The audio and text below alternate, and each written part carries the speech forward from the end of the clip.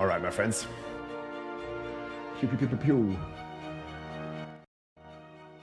How we doing? Best song of D3. That's right.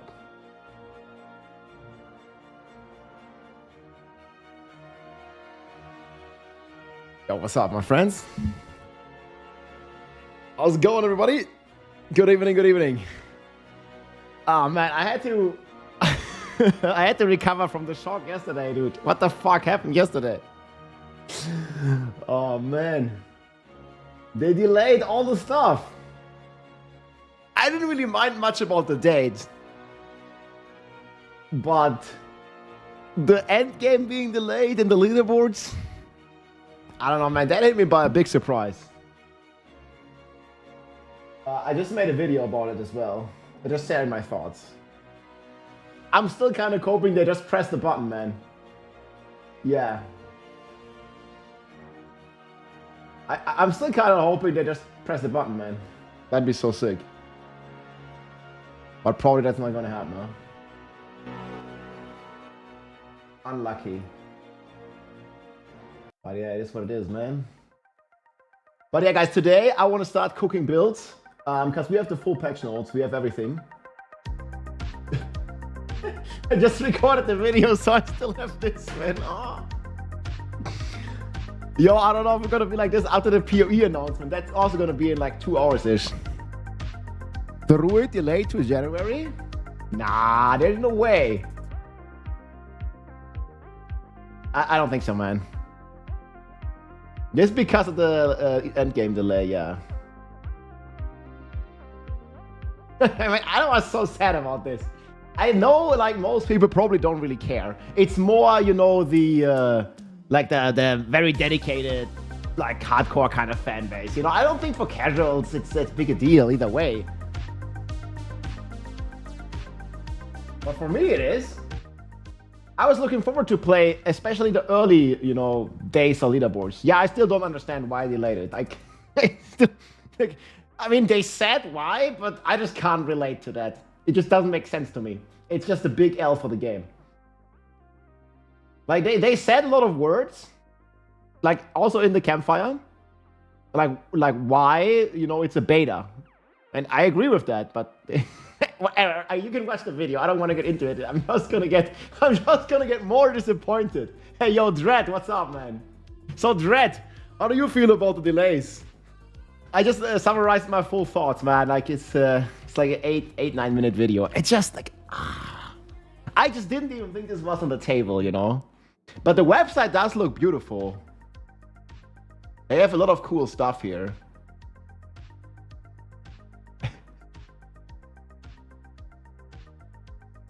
Oh, man.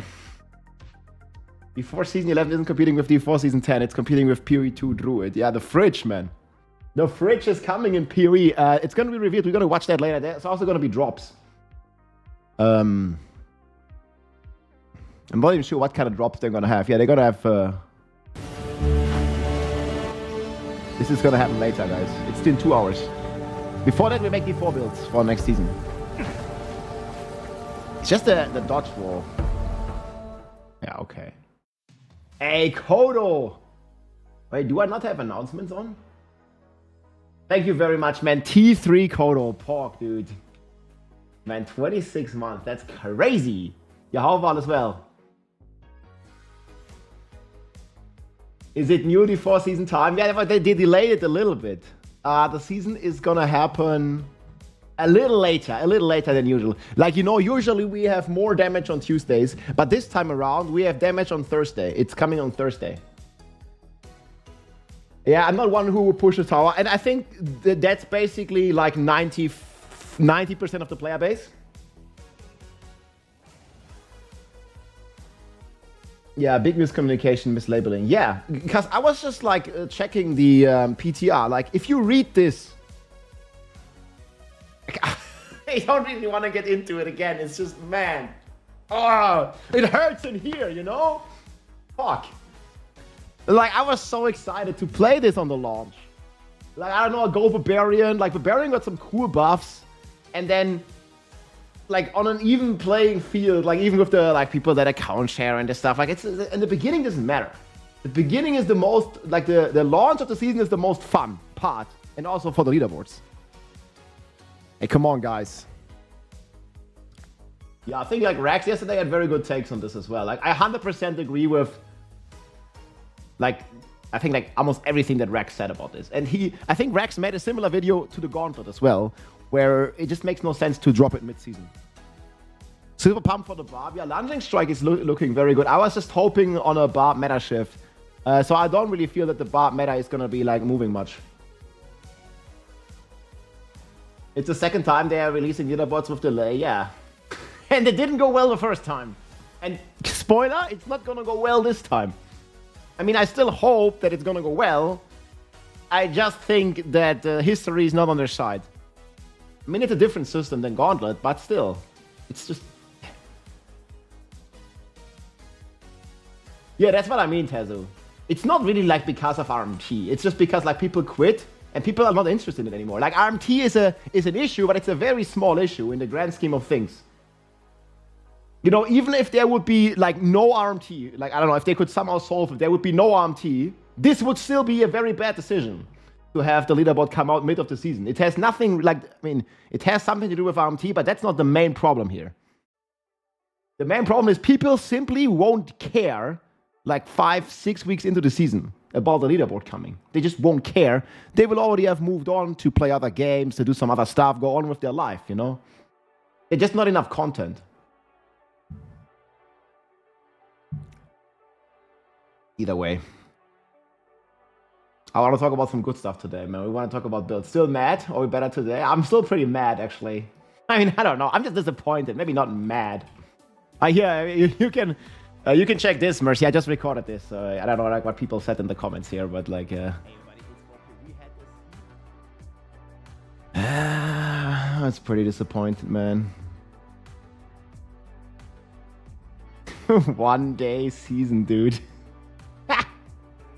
I don't think it's that bad. I'm just like, oof. Yeah, people are having a lot of cope on everything, dude. Well, I guess I'm also coping that there still might be a chance that they just need to press the button to launch the leaderboard, man. Come on.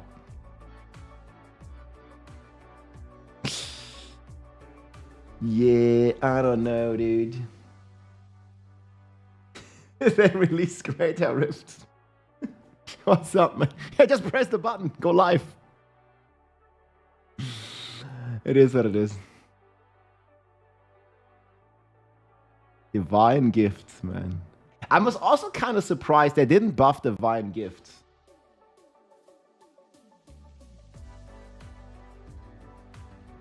Excited for PoE today? What is your expectation for the end game today for PoE? Like, we're gonna have Twitch drops later, guys. We're gonna make a timer. The fridge is coming to Path of Exile, guys. Oh, yeah. You get access to all the new classes with code HOLY, guys. Of course. Actually, I should check. Like, we're gonna be all... The death stream gonna be sick? Oh, man. Are they giving us pits, at least? Yeah, the pit is in. I mean, the pit's in for, like, a long time now. Okay, guys, I think the biggest question we have to answer is the Druid gonna be fat or is it gonna be skinny in PoE? Is it gonna be a fridge 2.0? Rue is a cat, that's for sure. It's gonna be fat as well. It's gonna be fun, dude. It's all just muscles, dude. Muscles and fur. It's not fat. They won't compare it with the cheese, dude. Where was that Reddit topic? Man, so many people have been linking me these. Oh, yeah, here. I think there's a lot of copium right now. Is the new weapon model a flay? I mean, initially, I thought this was just a necro offhand. I mean, there's a skull, but I don't know why it has the thing on it.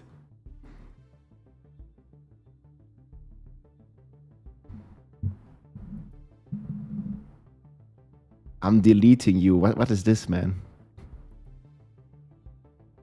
The best thing I've ever seen. Not fat? Wait, is this already a druid? Well, where is it from? I'll check this in a second. I need to see there's not a naked lady in there or something. Yeah, I mean the name, but you can only do one one fridge guy. I'm gonna call my guy like something like Rob the Fridge.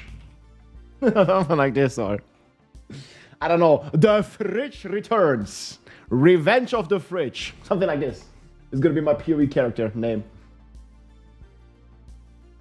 Rob the Fridge.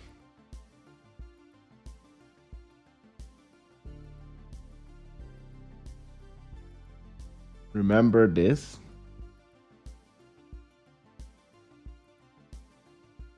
The D4. Oh, this was from Wowhead, right? Oh my god, man. The speculation, dude. 2.5.x Paladin encrypted. Oh, this is D2 stuff. Who knows, guys? It might just be a witch doctor. Rich Akodo, yeah. They gotta be some good names. Okay, so what's your guys' expectation for the Game Awards? You know, I didn't even believe that yesterday I could leave with the, like, realized expectation that we're not getting the tower and the endgame already, man. Like, what the fuck? I didn't even think that was on the table, dude. First mention of paladins found.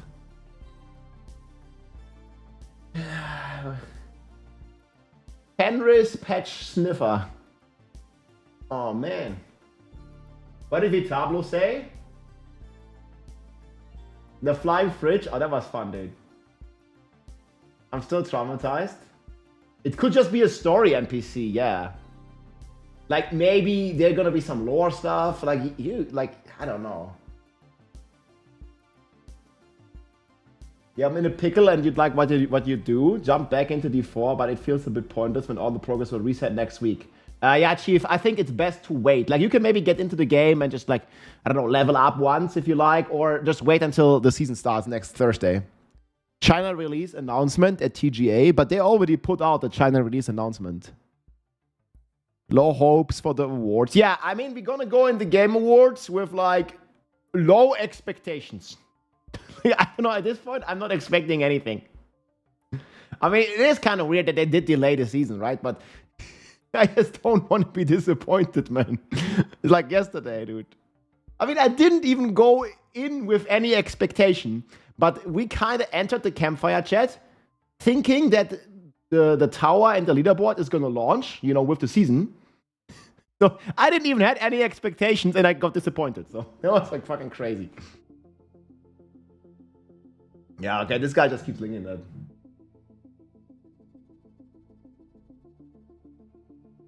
The level strat with Duriel. I think they did nerf Duriel leveling though.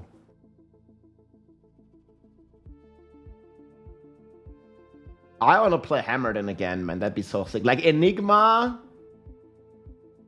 Hammerden with Spirit and with Spirit Rune Word and Hodo, out of the Oak. Hodo, Shaco, Enigma, and Spirit.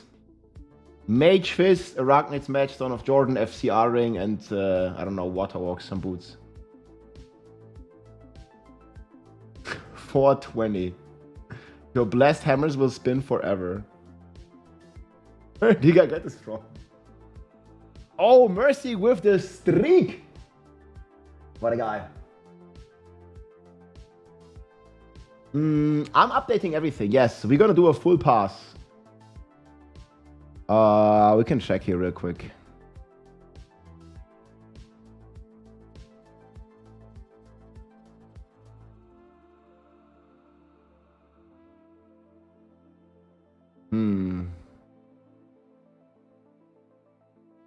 I think it probably still is the best. They did do double change to the maggots, right? I think this is still a very good leveling strategy. They kind of did 2 changes. Let me check on the patch notes, actually. Man, now there's way too much stuff I have here. Okay, let me just close a bunch of stuff. Yeah.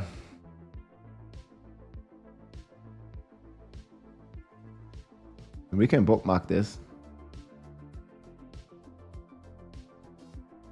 Maybe it's just a debate, you know? But if I put a timer, then people say, where's the timer? Like, I'm telling you, man. Like, you can't win with this. You put a timer, and then people still not gonna see shit. So what is it? 2 hours and 7 minutes.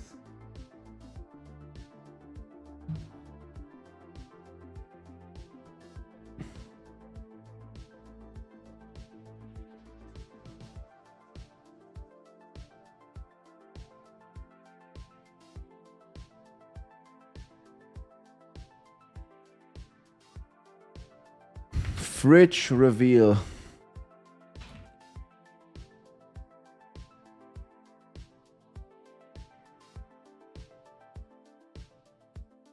I don't know where we're going with this.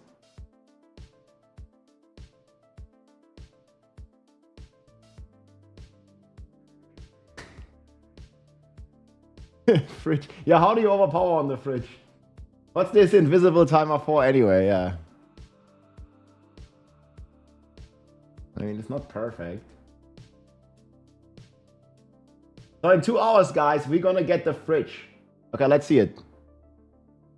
Wait, I mean, dude, like, people just sent me some. Like, can you upload? I think it's fine.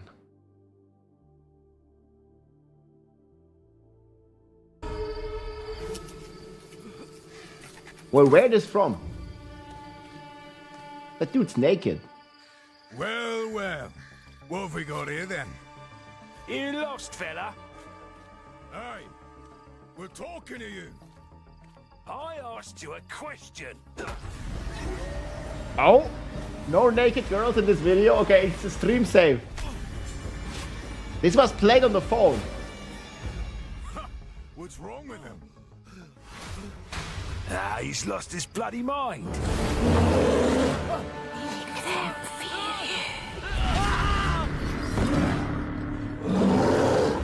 Oh my god!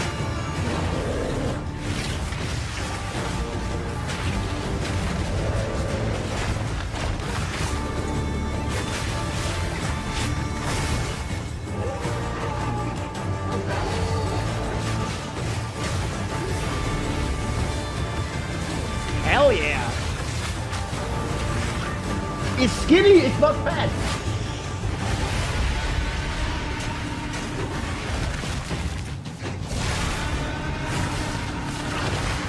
Wait! It's a dragon? What? Wait, where's this from? How did you even get this?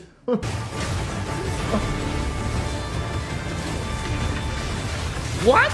Is this AI?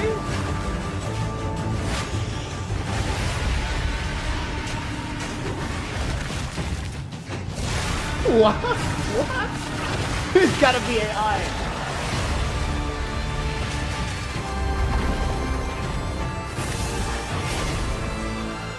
China #1.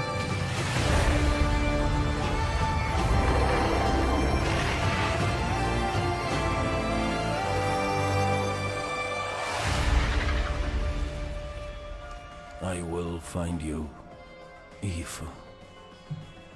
The fuck? Holy shit, dude! Huh. I was like, wait, that guy's naked, man. Is this safe to watch? Well. What have we got here then? You lost, fella. Yeah, wait, so what the fuck? I don't think it's AI, actually. It doesn't look like AI. But no way the druid can transform into a dragon?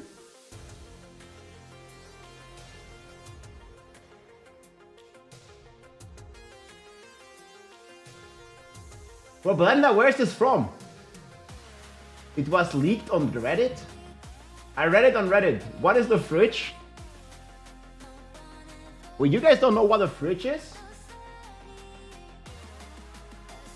Diablo 4 Druid fridge.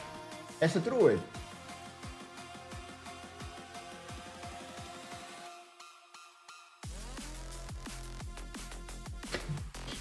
I'm seeing if I can find it. If I can find that shit.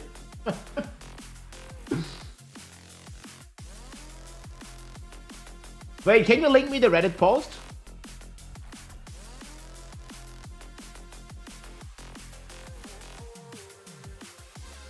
Bro, there's no way you can transform into a dragon.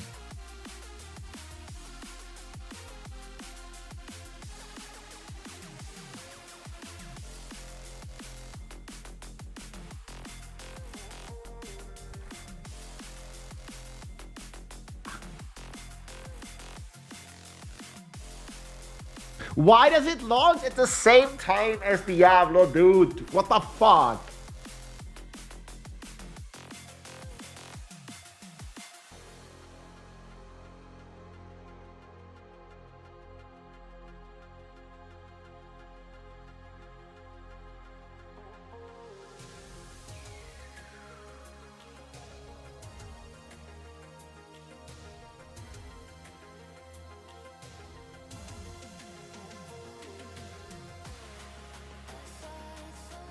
Damn, man.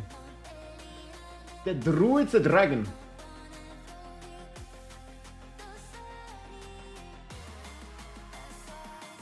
That's crazy. Did they post anything about this? I mean, this day and age, you never know if it's AI or not.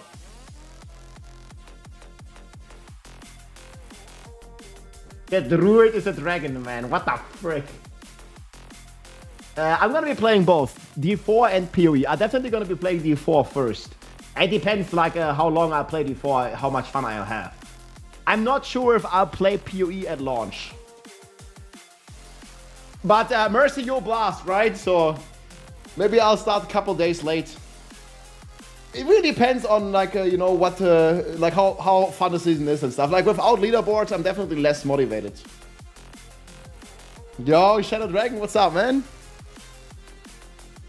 Dude.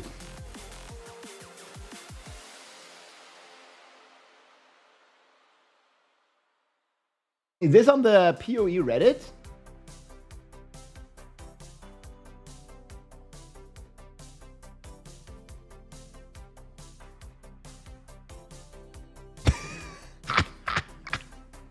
A meme a day until they make a toggle off for the Delirium Fog. I 100% support this message.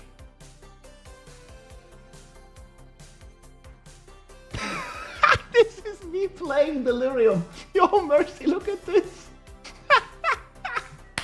What is this guy doing?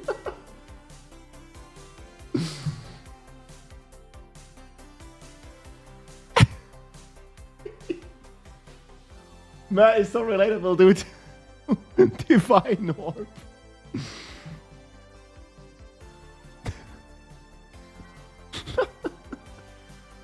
Delirium Fog, man, what the fuck? Oh, wait. Leaks mega trend.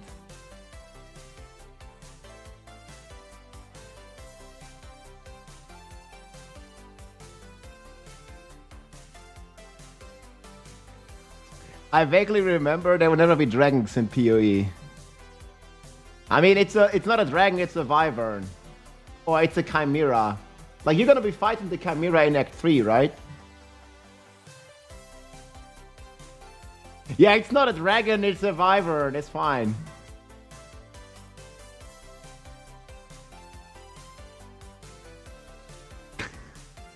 We're gonna meme this 54 again, dude. Ouch.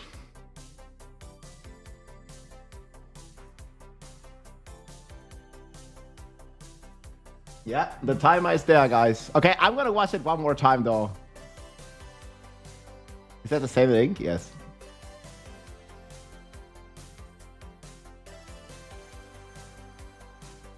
Guys, we read it on Reddit. I want to see him transform. Okay, guys. Oh, he has 11,000 views.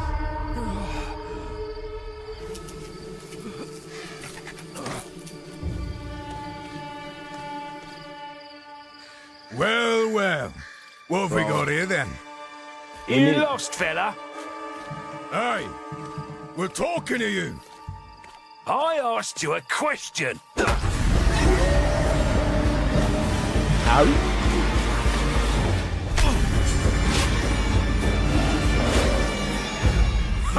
What's wrong with him? Ah, he's lost his bloody mind. I don't think it's AI.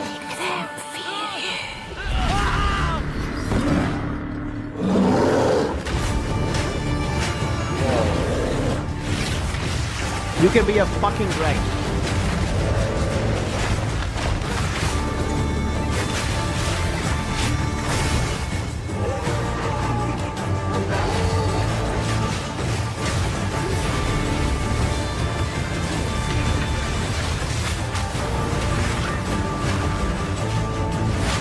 There, yeah. What?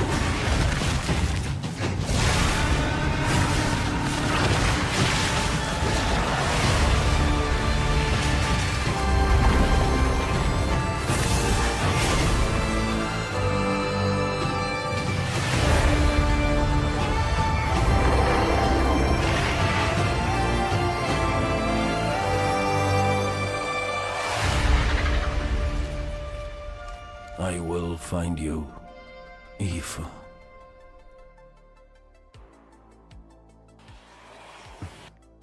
Wait, is it already live on the website? Wait, look, pathofexile2.tw. Pathofexile2.tw. Does this website exist? Yeah, that actually looks real. I'm not sure. I mean, it might still be AI, but that looks real to me. A dragon druid.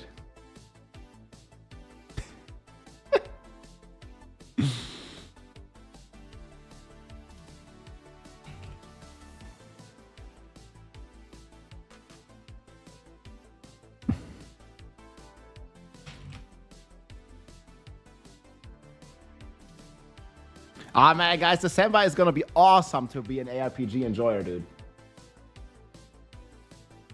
It's a free game, yeah, but it's not right now. I mean, like, you can't play the Druid unless you pay money, guys. Probably you have to wait, like, I don't know, another year or something. But yeah, it's going to be a free game at some point in the future.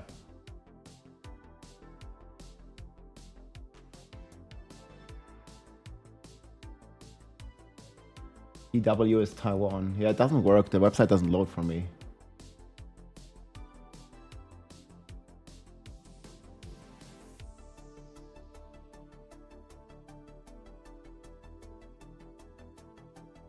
Did they delay the season? Yes, they did.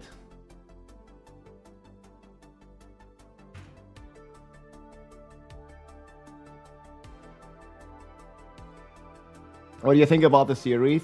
Yeah, a problem is there's no concrete, like, information. It's all copiums. It's gonna stay early access until we get PoE3. Okay, dude.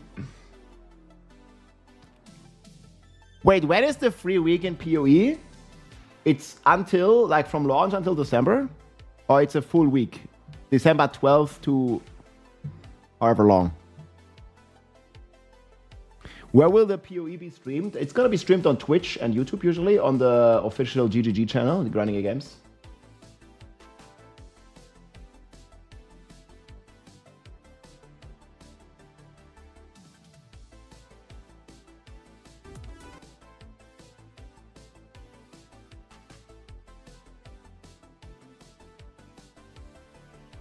Something along the lines.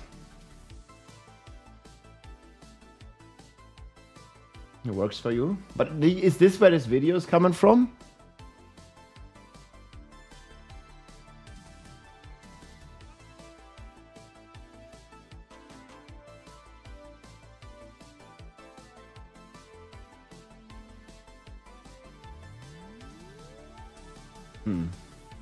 Can't find it, okay. Okay, yeah, we can talk about some builds. Like, so guys, this is gonna be revealed in 2 hours. We'll watch it. It looks to be a dragon druid.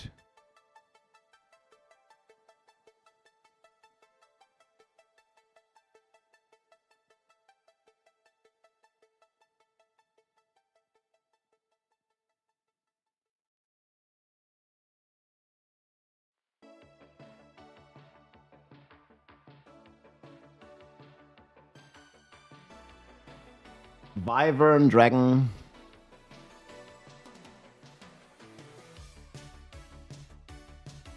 It's on Reddit here. That's crazy.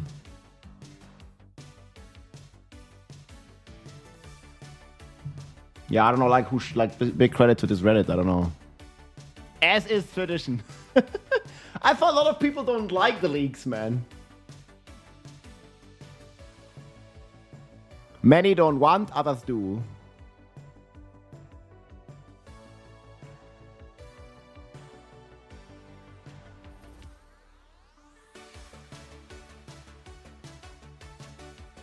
Wait, it was discussed in an official interview?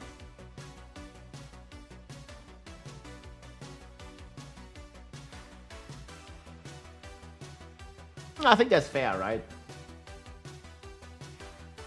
I feel, yeah, like, as long as not the full thing is leaked, like tiny bits here and there, it builds up the hypes, I agree. But you know, if everything is spoiled, it's boring. You know, this is like a snippet, like I was in like 90-second video. Like, who knows, you know? Might still be AI. I mean, the AI is pretty crazy these days. Doesn't look like AI to me, but you know, it fits the style. I don't know, what dragon sounds OP.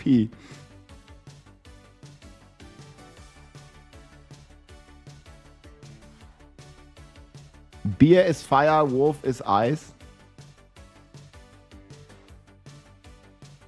Hey Rob, can you tell me if Barbarian is better on the PTR starting in Season 11? I think they buffed a lot of builds on the Barb, for sure.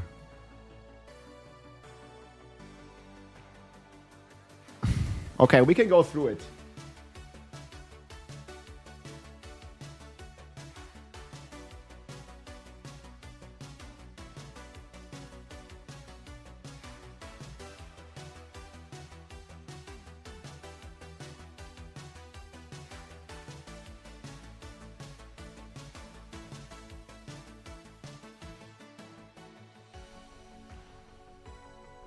I don't even think we need this anymore.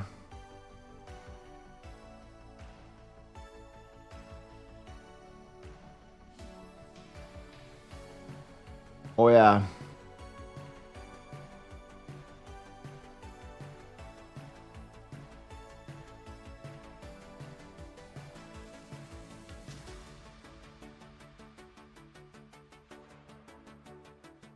I mean, the tower is not even releasing, so...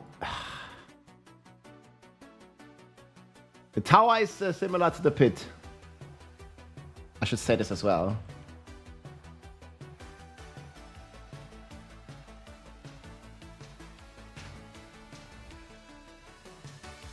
This was mentioned in my interview.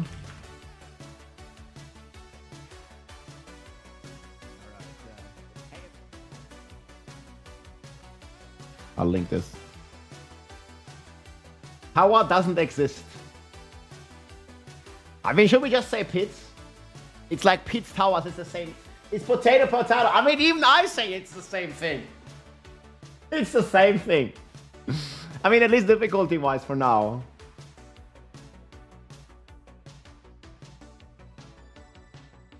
Yeah, that's right, the booty. And I think also then... I mean, it might not be the wisest course. Because, you know, if you're leveling Spiritborn, you already know what you're doing. And you already know it's Giga Strong.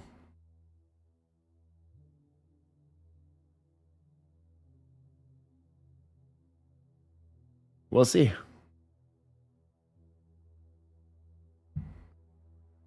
I think Barb, yeah. Barb or Spiritborn? It's always like that, dude.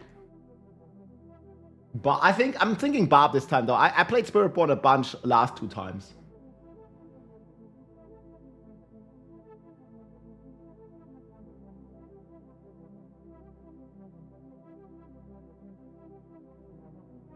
That would be such a fail, the booty. Like, they don't introduce the tower, but you actually have to do the tower to unlock some of the season stuff. That would be the biggest fail ever. Sorg is fucked. What Spiritborn build would be good that doesn't require perfect gear? I think, first of all, basically no build requires perfect gear. So, I think on the Sorg side of things, I talked with Mikuna yesterday as well. Asadora crack Sorg is on crack. Like, this is, like, potentially the best build in the game. It was so OP on this build here. It was so OP on the PTR. Was it still low? This from Zaramos, I think.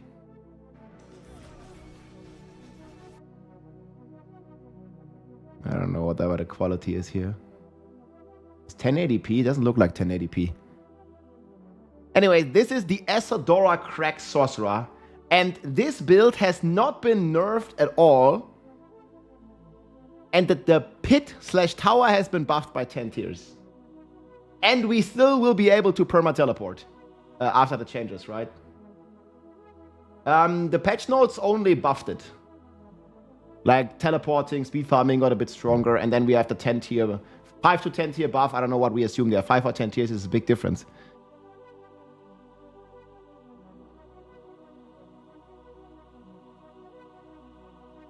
Yeah, the crack song is nuts. I don't know what he ended up doing here, but fuck is the quality so bad on G Drive? Edit with Google videos. Or yeah, this just crazy build. Look at the single target, man. He kills the boss in 2 minutes. I don't even know how the single target is so crazy on this build.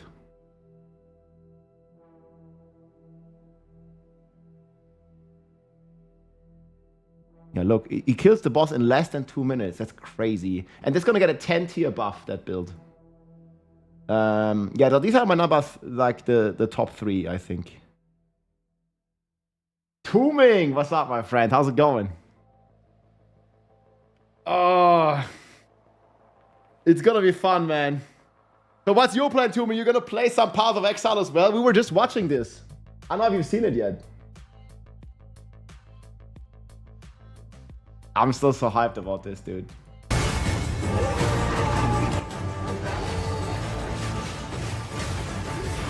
Dude, why can't we be a dragon? I need to make a clip. Bro, what the fuck?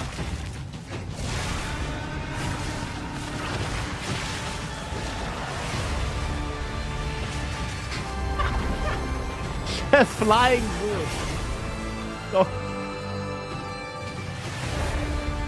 So it's like we had the flying fridge. It's illegal to look that good. I don't know. I will find you, evil. Evil. Yeah, see, it doesn't. The Taiwan website doesn't work for me. It looks crazy good. A woodchopper. Surprise Game Award announcement. I mean, it certainly is weird that they delayed the season, like, to basically be right after the Game Awards, right?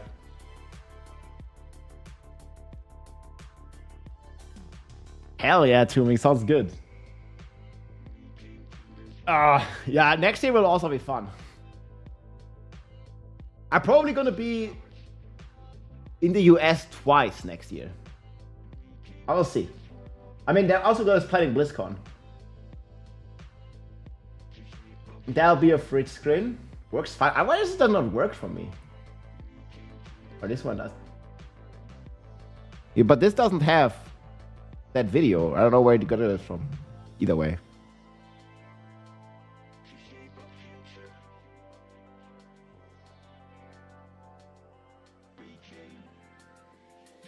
It's a dragon fridge.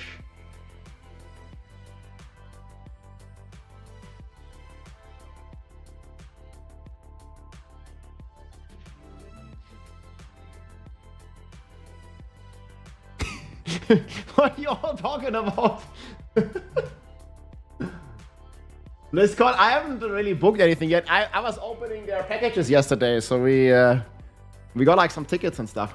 I need to be careful. Like there's like all these like codes on there. I have 2 tickets. But I was like thinking of combining it with. I'm so stupid. I think it was still hiding. Part of the nation coming? I don't know, man. You almost. I think it was only like 3 letters that were hiding, dude. Like it's like it's so easy, man. Oh. Key got leaked. The key got leaked.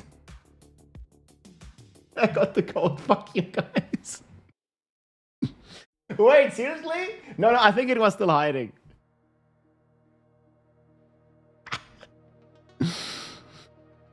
I mean, those BlizzCon tickets are for what? Man, they're like $200 or something. That's crazy.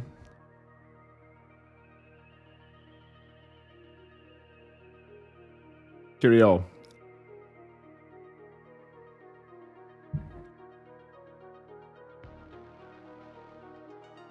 We got Shadow BlizzCon ticket drops. That's right. It's about time. Oh, that'd be fun, man. Man, they're gonna meme this with D4 again. I can't. Yeah, people just expecting wolf and bear. Like, who's expecting dragon? AI dragon?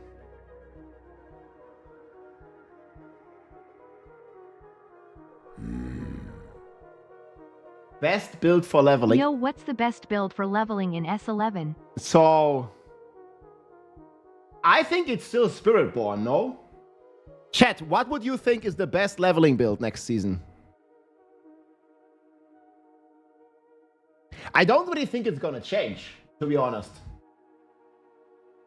I mean, maybe the Bob is a bit stronger. I'm gonna put the Bob above the Druid, man. Fuck the Druid. Because F the Druids.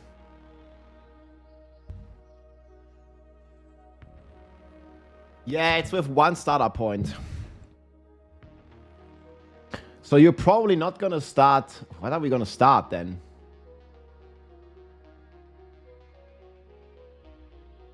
You're still probably gonna start with Crushing. Let me do it actually. I mean, we have the final patch notes. I can make all the planners. Dance of Knife, Rogue. They didn't buff it. They did buff the Barb a lot. Actually, I think the Barb gonna be pretty good, dude. Yeah, Whirlwind Lunge felt good last time as well. Let me make this one here, though. Evade, Spiritborn, Season 11. I think, in the end, it's gonna be very similar, right?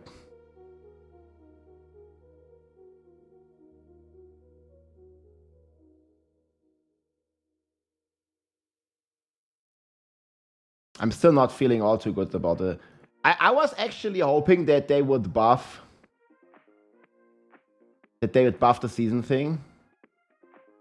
They kind of didn't. Movement speed is definitely better early on.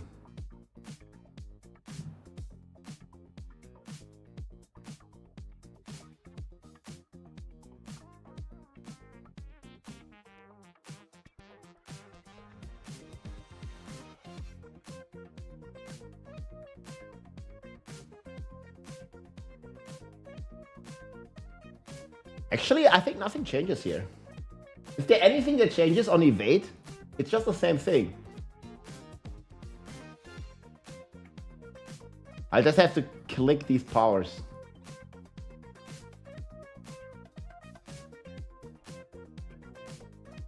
I think it's solid. I probably don't want to recommend Stinger anymore.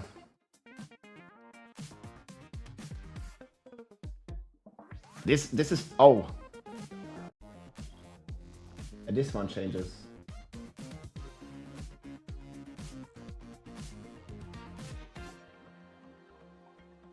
Wait, they did buff something else. Wait, so we don't need potent.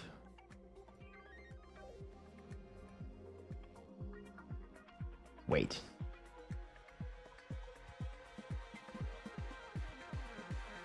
Does it only give Jaguar skill cooldown reduction, or does it give generic cooldown reduction? Do we know this? This build was insane on the PTR. Rob, you only love Diablo 4 because Germans have a shit fetish. Okay, what the fuck? Oh man. We want the druid to transform into a house cat instead of a dragon. I wanted to transform into a fridge, dude.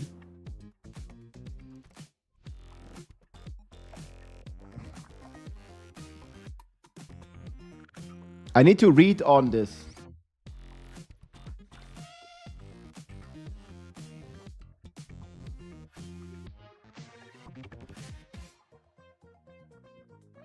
Patch notes.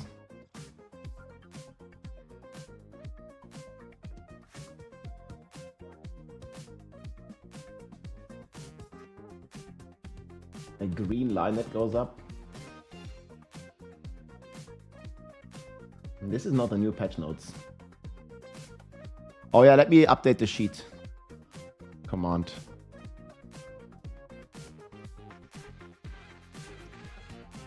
We'll do exclamation mark sheet.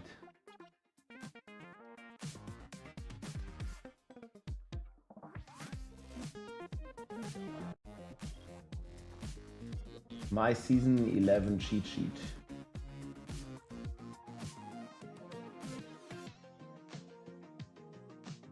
Okay.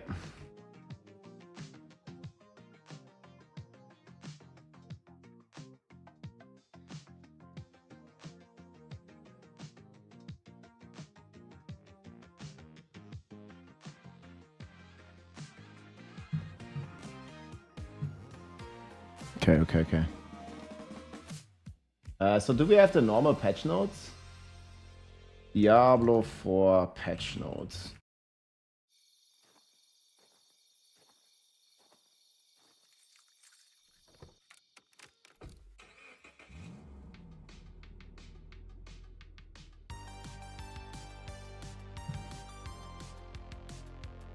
Man, I want to play.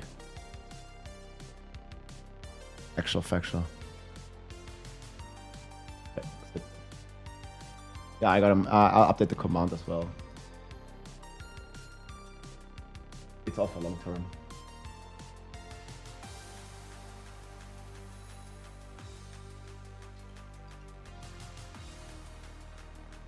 Okay, we need Spiritborn. We need Potent.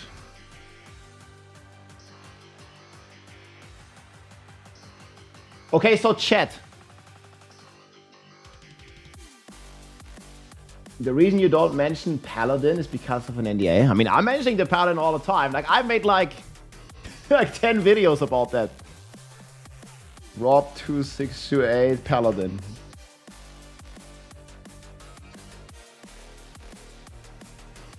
Yeah, because I never mentioned the Paladin. I mean, I want the fucking Paladin. Like, look at all this, man. Paladin. I think I made like 3-4 videos about the Paladin. Yeah, blink. Just blink. Oh my god, dude.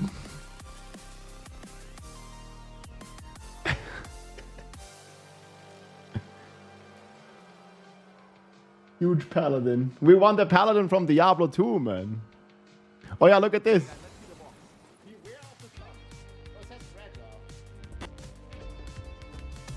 I got the Hoda hammer.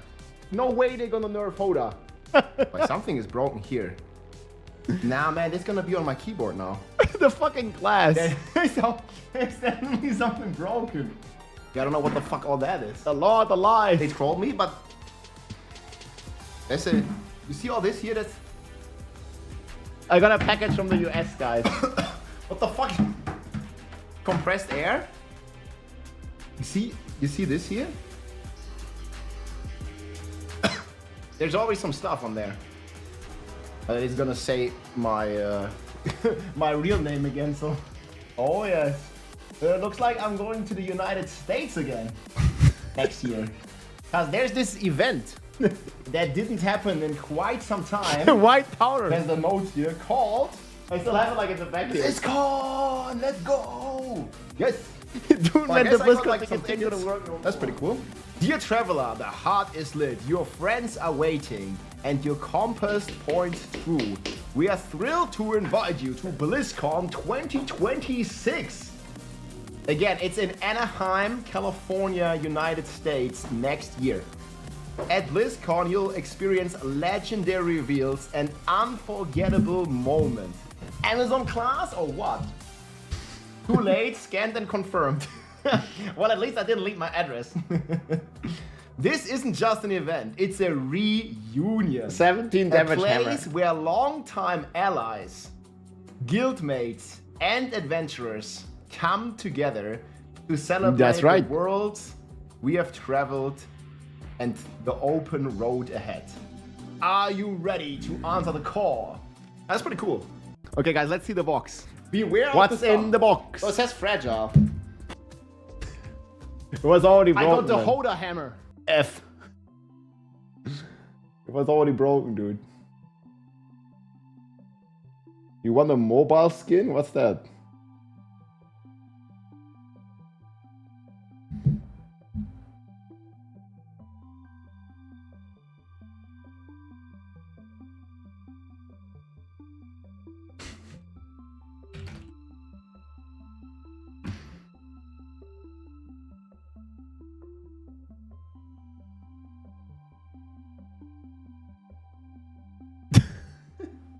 F. Guys, who got the ticket code, man? Fuck. I should have hidden them better. F.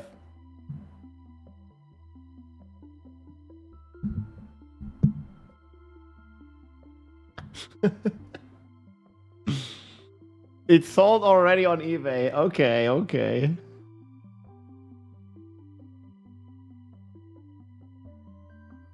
Okay, guys, let's see the box. Beware of the thumb. Oh, it says fragile. I got the holder hammer. Anthrax No way they're attack. gonna nerf holder. Why, something is broken here. Nah, man, it's gonna be on my keyboard now. There's definitely something broken. Yeah, I don't know what the fuck all that is. They told me, but I can't even put any That's- mode there, man. What the fuck? He sold it already on eBay. Oh, so sad. You want Diablo 5? You get D4 on mobile. Come on, dude.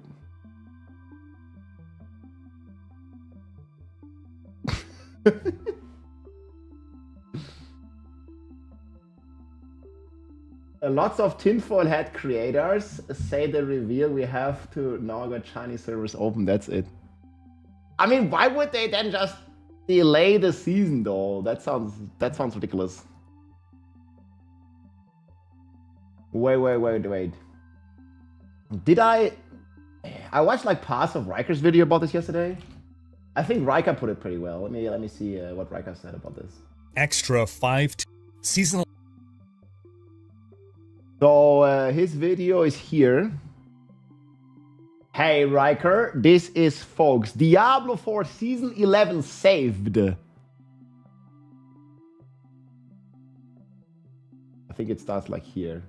All right, we're going to start with the Game Awards stuff. We have known for weeks and possibly months that the Diablo 4 dev team has been saying, watch the Game Awards. They said it The in Game my Awards take interview place again. from 7:30 p.m. Eastern to 11 p.m. Eastern.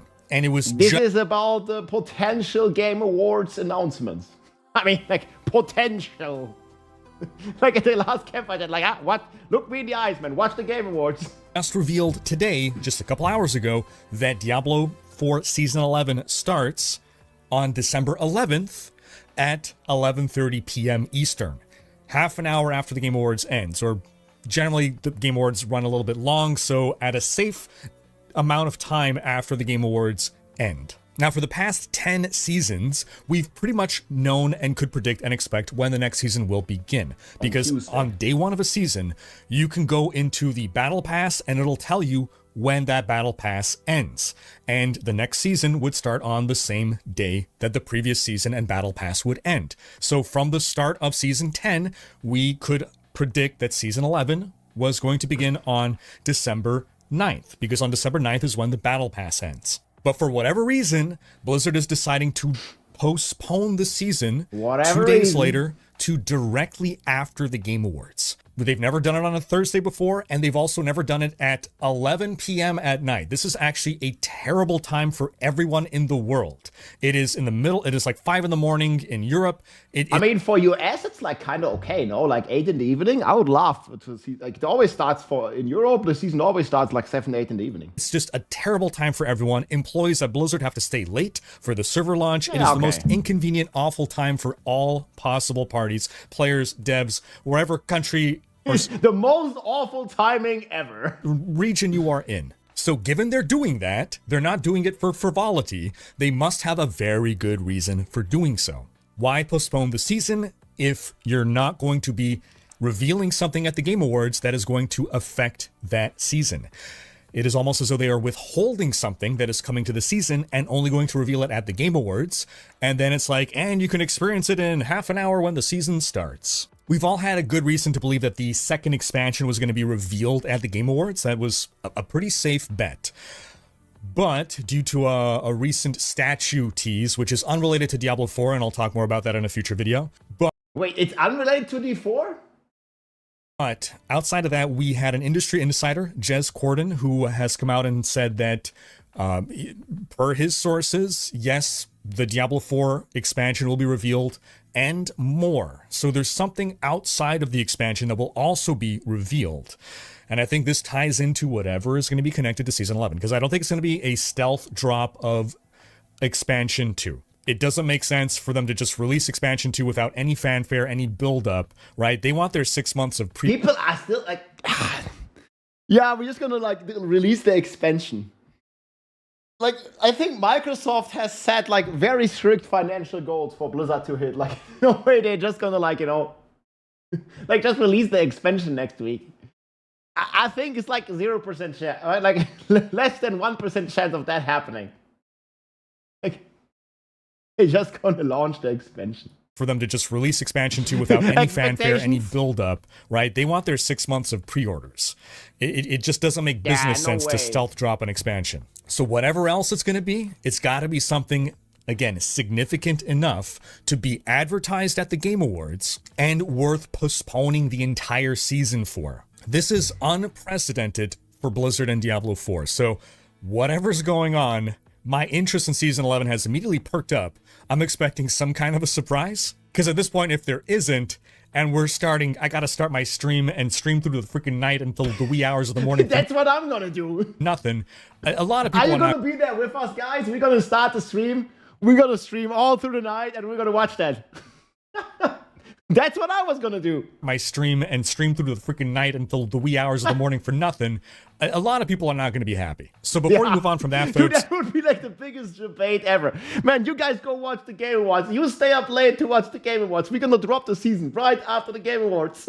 Just debate. If you want to drop your predictions in chat as to what it's going to be, and your prediction could be a nothing burger, and we're all going to be pissed. That could be your prediction. Go put your prediction in the comments below. Upvote what you think is going to happen, and then in a week from now, you can come back and say, hey, I was right, hey, I was wrong. Well, you're not going to come back and say you were wrong, but... Because now we'll move into the discussion of the campfire chat and the... Yeah. Do you think Blizzard just wants to debate us? I mean, people will just be so angry. Like, ain't no way. I mean, they better drop something. If they drop nothing and then PoE launches, it's actually over. Moving it so close.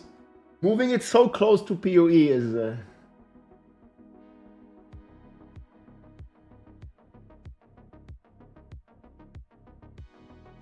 I was angry yesterday too. Yeah. I mean, I was just disappointed. I summarized my thoughts on the... Because I don't want to get into it again. It's just a spiral of negativity. How you want to say it. I hate being negative, man. I was an optimistic person in general. But still, yesterday I was not optimistic.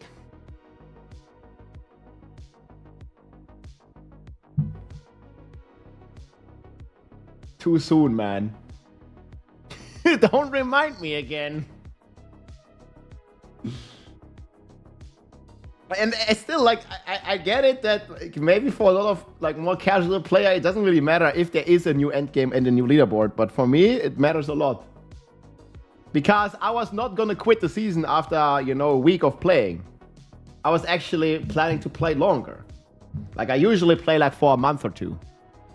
So usually I play like until the PTR hits. So I would usually play for like a month and a half, and then play the PTR.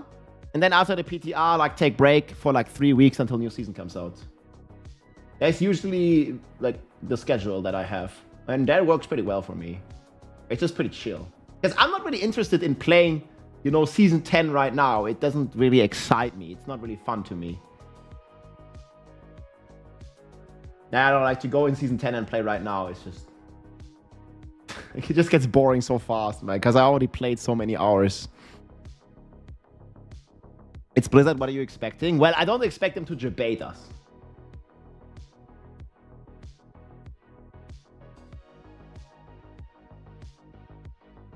Yeah, as a casual, you have no chance now. Like, you know, as a casual, you can still get on the leaderboards, like, on the first days. But after, like, a month of people stacking gears and mythics and sanctifications, you have no chance when the leaderboard actually launches, you have no chance.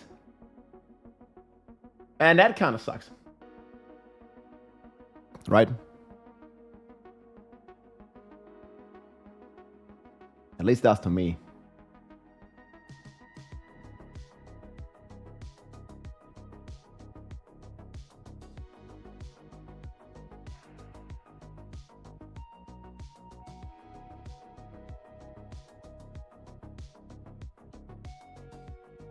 Yeah. That announced that season 11 is the last one and the game is cancelled. The vibe of the campfire was off. You think we will get hard boss fights in D4 at some point? Do we really think that people want hard boss fights?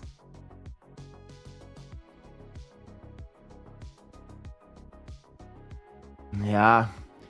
People just get annoyed if there's like a mechanic to do usually. In Diablo 4, they get annoyed by that. I don't know. Like, if there's a one-shot mechanic, people are gonna hate on it. You guys remember Lilith? Like, Uber Lilith? Like, our blessed mother? Like, she actually used to be giga strong.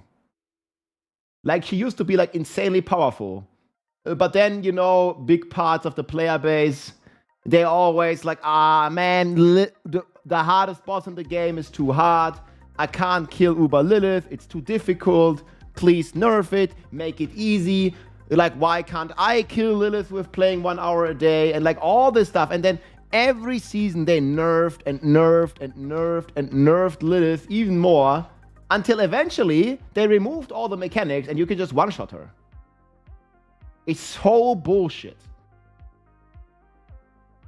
But this has been mainly due to the community. Like, loud part of the community had just been like, yeah, no, it's too hard. Like, they want everything handed to them for free.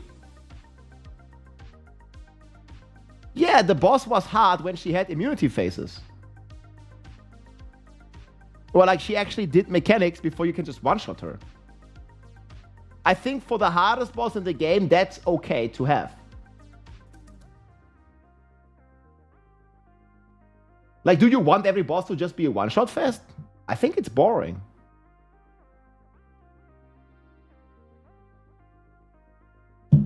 But anyways, that's what Lilith has become, right? Like, you just one-shot her. Is it? Not really any crazy challenge.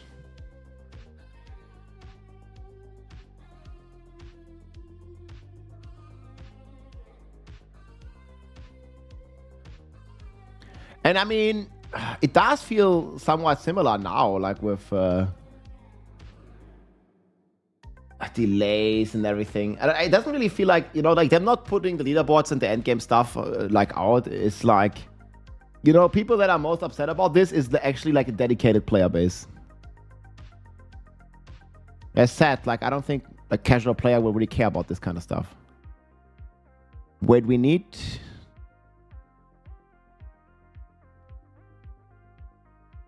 Wait.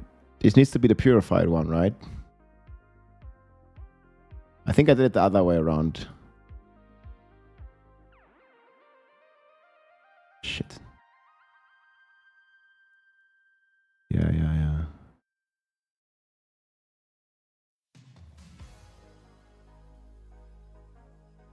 Maggots in Helltide drop experience globes.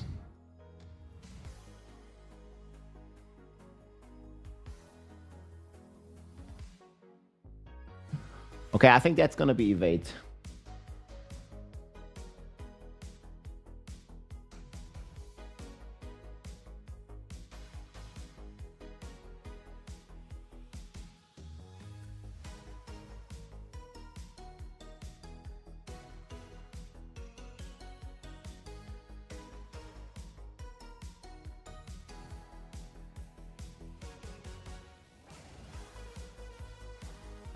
Do I have new Golem Necro Planner?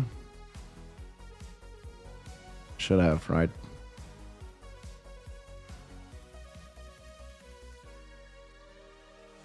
Yeah, Golem Necro kind of crazy.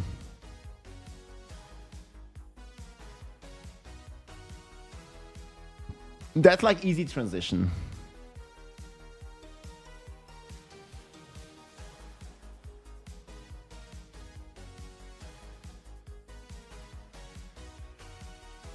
Will you make a Spiritborn or a Barb? I don't know yet. It's one of those two.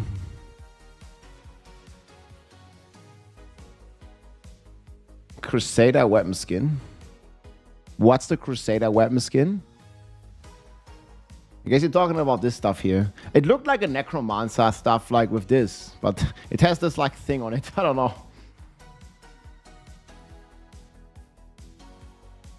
I mean, maybe it's a mount trophy.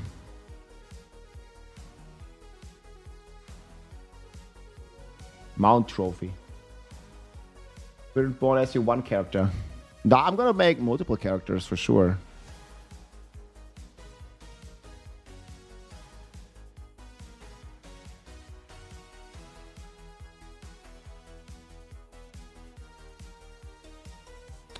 I really love season 0, 1, 2 difficulty for Lilith. Took me probably days to kill her. Yeah, and that was, and then it actually means something to beat Lilith. When she's hard, when she just one-shot them, when you just one-shot her, like it's stupid. A speed tier list. Like for XP farming?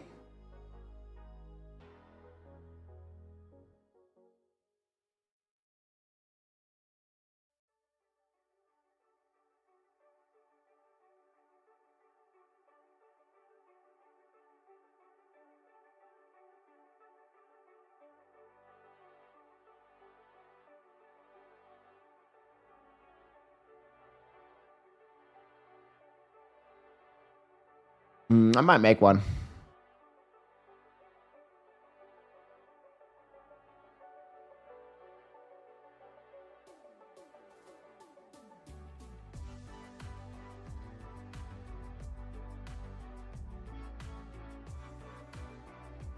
Yeah, I mean, it goes like almost hand in hand, right? I mean, if you mean speed farming like T4 content, because if you don't mean speed farming T4, it's almost the same list anyways, because all these builds are going to be good. Maybe the Necro is not going to be as fast as the Stork in speed farming, but Necro has crazy damage.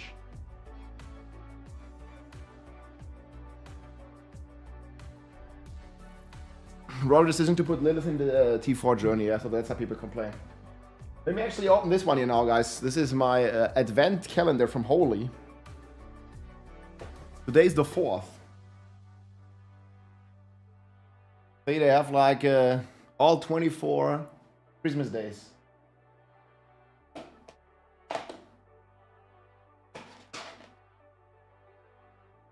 Hell yeah, man. We're getting strawberry kiwi. That looks pretty good. Yeah, I'm probably going to be playing Spiritborn or Barb. I haven't fully decided yet. So guys, Holy has a bunch of different flavors. You get energy drinks, iced teas, hydration, and milkshakes. This is one of the hydration drinks.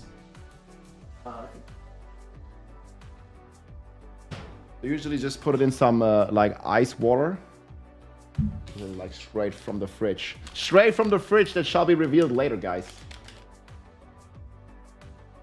It's a calendar for 24 days, yeah. I guess like basically some powder in there. This is a kiwi banana. Sorry, strawberry kiwi, not banana. Banana would also fit well. That would cope. You simply mix it with some water. Yeah, Ultra Sand, thanks for the prime, man. Much appreciated the support. Okay. And then you give it a good shake. Some more shake.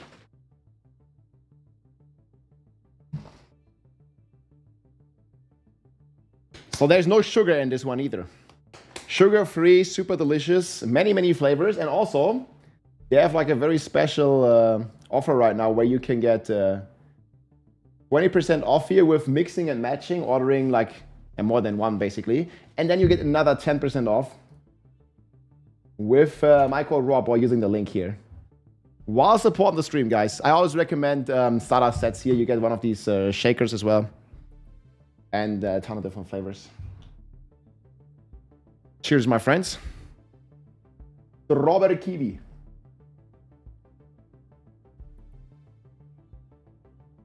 Yeah, that hits the spot. Look at the dancing strawberry.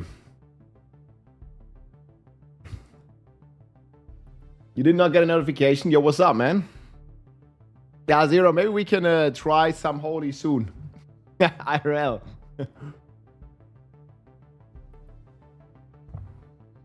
It's gonna be fun. Hey Rob, how are you? Do you feel the same builds are solid now? Yeah, I was like kind of looking at the stuff right now.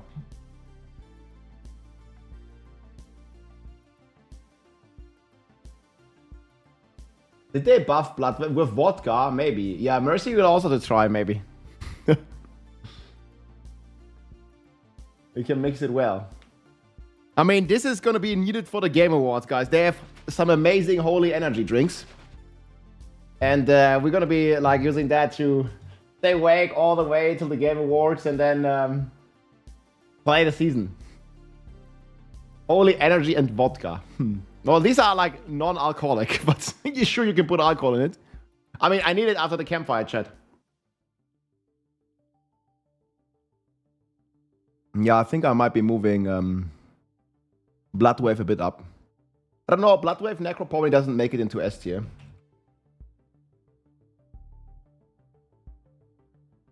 Okay, this makes sense. Bob. I'm pretty confident on most of these, actually. Hold up, Bob.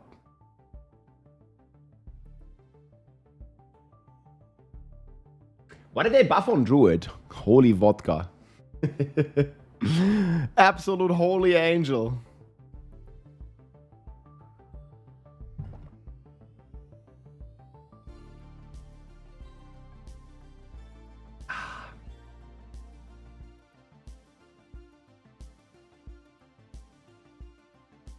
Very interested in this. That's right.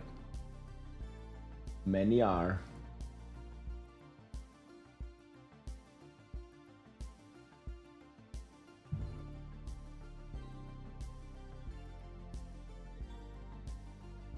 We'll see what we're gonna get.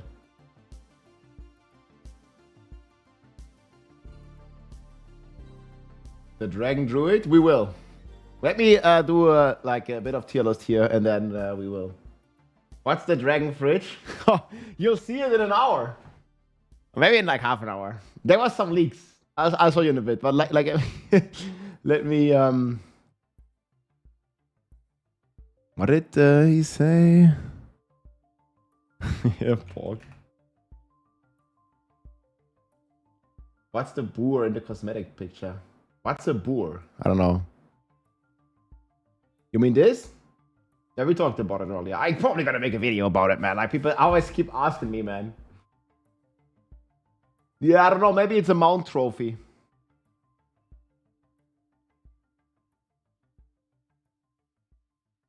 New Necro Offhand, guys. No problem, dude. It's new Necro often. I think Golem Necro, you should play minions into Golem Necro. Like, it's insane. Let me actually make that.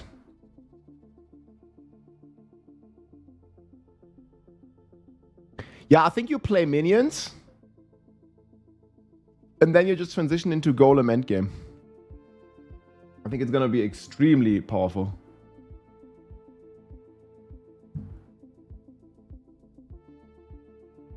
The weapon for Monk?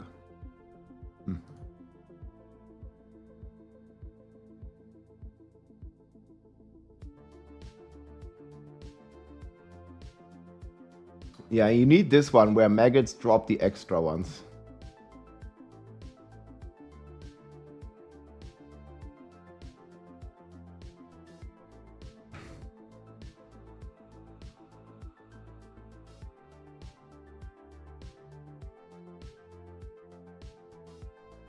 I don't think it's a Ring of Mendel build. It's not playing Ring of Mendel. Do I have the showcase not embedded here? There's a showcase here. I'm gonna link you this. We need a starter version. We kind of need non-Uber version, right?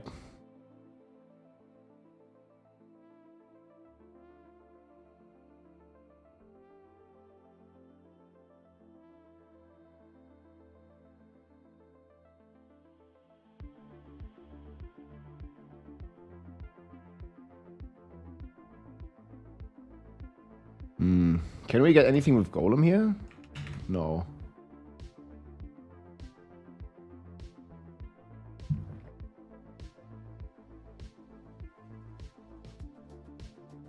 We can get tendril size. No.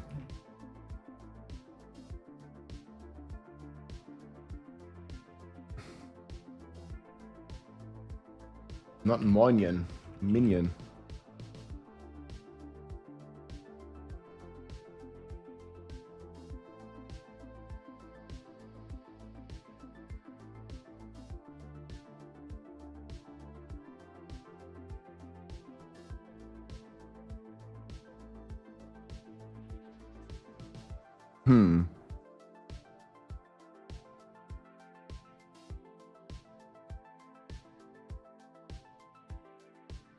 How's physical res bugged?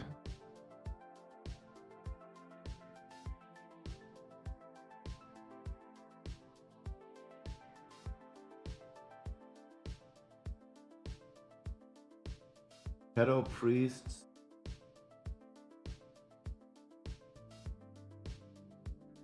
Is there anything good defensive wise here?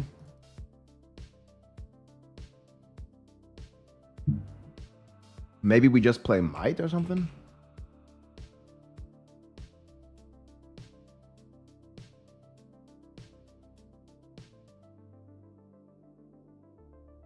Because size matters. Co-ops, tendrils, size. I don't know, something defensive. Well, I guess you only really play... You only really play when you have this weapon, right?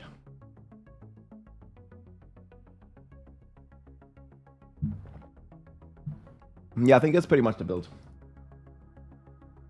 This is gonna be top 3 build next season. The new weapon is crazy, dude. Oh, yeah, let's do a Esadera Crack Sork as well.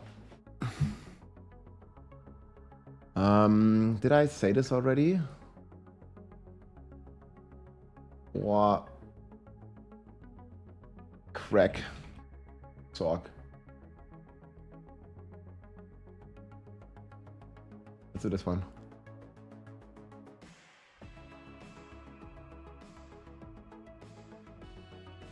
I want to change the link. I don't think you can level... Can you level Esadora?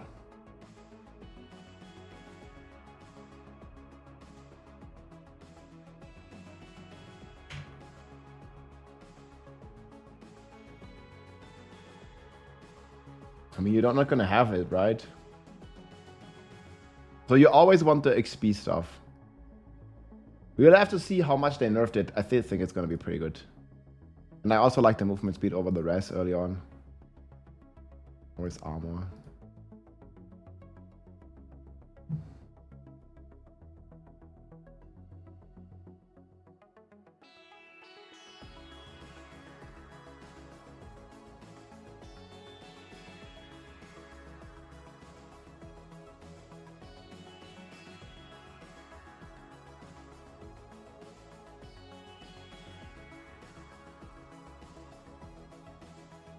We need a farming build for this. Did I make the planner?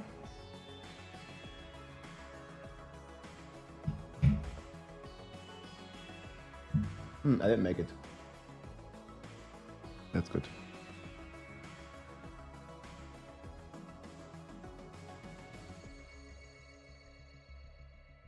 Let's see if I made Hydra as well.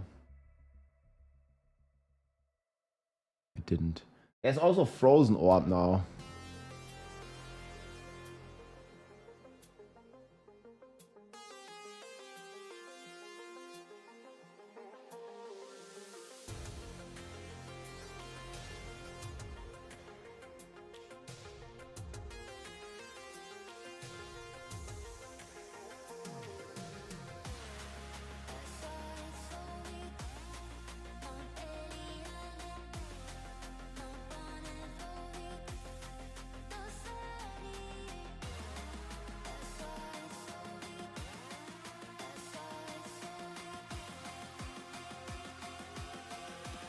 $5:30, Jungs.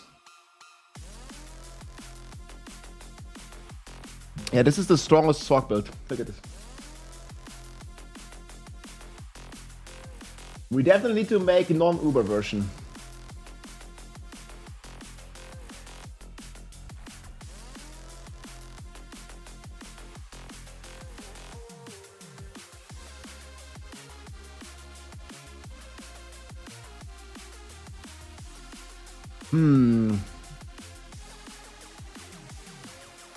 Yeah, I don't really think anything changes here, no?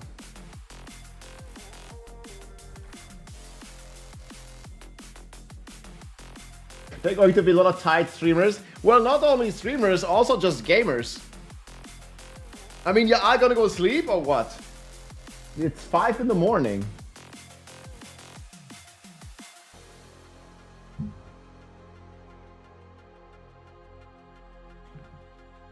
Yeah, probably the reveal is gonna be like 3 in the... Yeah, I mean, I'm gonna make 30-hour stream.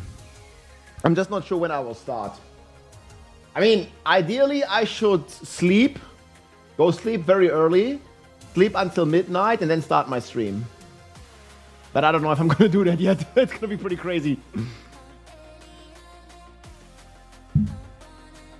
But still, I might do it. We'll see. Why are you streaming PoE content? I'll be streaming PoE later when the reveal is in 50 minutes. 60 minutes.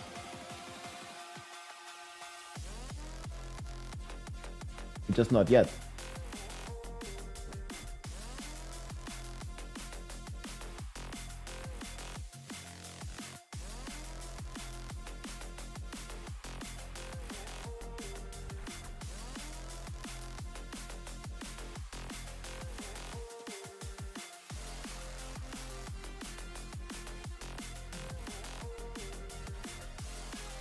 We shall see. Who is this guy? Oh, whoop. We got a haircut, man. Let's go. Tower 111. I didn't do it, no, but somebody will. I'm not gonna play Sorg. And I didn't play Sorg on the... Well, I did play Sorg, but not much. So I didn't do 111. But Zara, Moss, and some people did 103, and it's getting a buff to like 5 to 10 pits. So it's gonna do like 111 by my calculation. Like 110, 111, something like that. It's getting like huge buffs.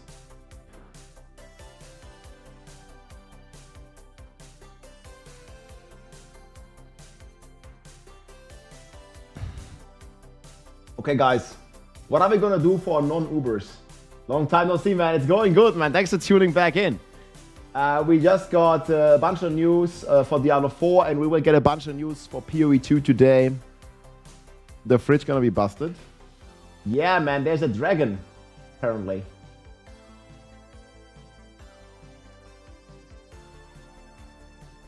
What are people on Twitter saying? I don't know. Like, people on Twitter probably don't know.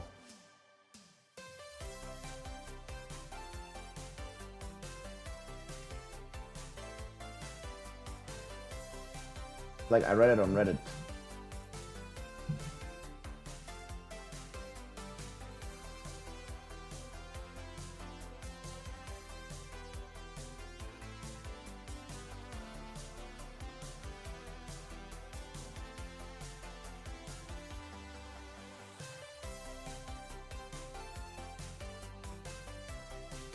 Pretty crazy. Yeah, so we're gonna be playing probably Raymond.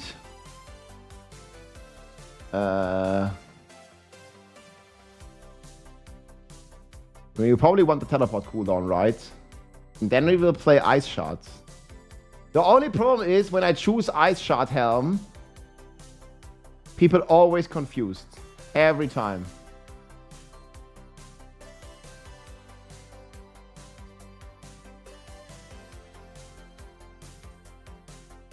Explain it.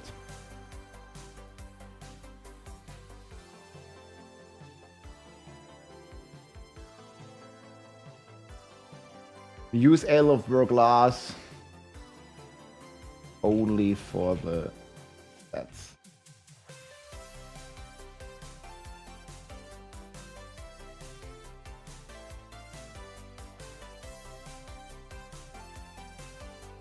Why use the helm if you don't use Ice Shard? It's always the question.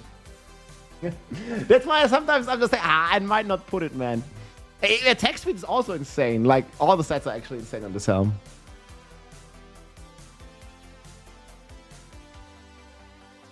Oh yeah, I go ask Mikuna.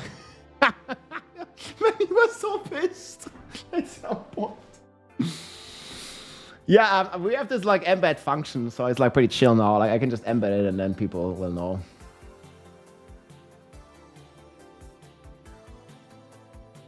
This looks to be the best stock build of season 11.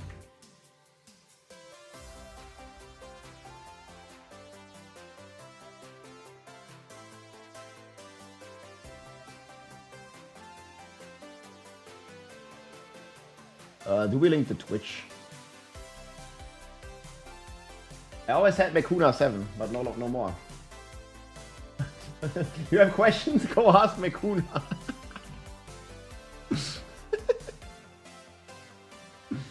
Holy Anaconda energy. Well, we did have one just now, but it was not the Anaconda because I got... Look what I got here, wait. Pick it up, man. I got this one. Look at this. Like a full advent calendar. Oops. But this one hits the spot. Akia Anaconda, dude. Maybe I'm gonna drink another one. I like the Anaconda better. Actually, it's pretty close. I mean, the strawberry dolphin is crazy. I don't know, they're both so good. Yeah, some holy clear confusion, man. Well, if you want to check it out, guys, super delicious. No sugar. And keeps you awake for long Can't blasting wait for fridge sessions. reveal, man. Dude, the fridge is gonna be massive. Look, I got one right here. You see the fridge? That's a class, man, right over there. That's a giga class. God damn it, man. The fridge reveal. The true gamer fridge. Yeah, I can just, you know, I can just roll like this, and even without using my headset, I can open the fridge. It's perfect. That's gamer fridge. It's like, I just roll there. I don't even have to get up to go to the fridge. I mean, I don't know if it's full gamer fridge. Look what my fridge has in it. Wait. Well, there's some yogurt, and then this is in my fridge. That's pretty much it. It's only fruits and yogurt right now. I haven't stocked up for the season yet. Well, this is good, man. From the Berry Brothers. Blueberries and raspberries. Not full gamer food yet. Need to do another roll of shopping at some point. And then maybe we do some more. White Berry. Blaubeere und Himbeere.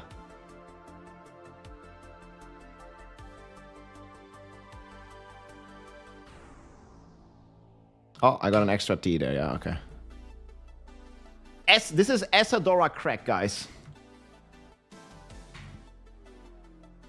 The crack socks.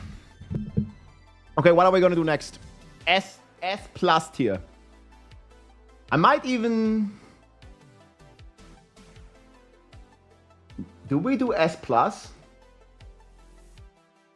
Do we do S and S plus? Like last time? I don't know. I don't think these. I don't know. I mean, these three are insanely good.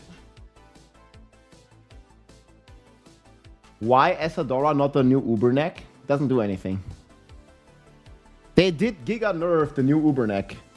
I don't think the top builds will play the new Uber. Yo, Rob, wanted to say thank you for your videos. I talked about the difference between Gauntlet and Tower and how they were similar. No one else has it at all. So thank you very much. Thanks, man, for the kind words. Yeah. I also try to, like, you know, basically communicate all this to the developers. Because I know a lot of you guys dropped a lot of information regarding this too. Yeah, 40 more minutes. That actually sounds pretty good. So you'll probably be right there for the Druid reveal, for the fridge. Sorry, fridge 2.0, man. It's gonna be fun, dude.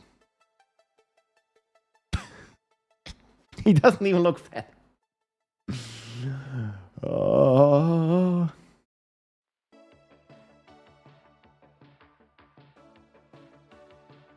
One shall see. Frick yeah.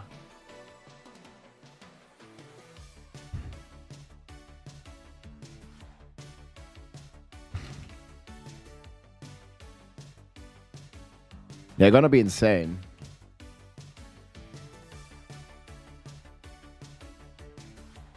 Wait, season 21 D3? What is that? What time of the day is the PoE reveal? 50 minutes from now. So the time of the day is basically very soon, in the next hour.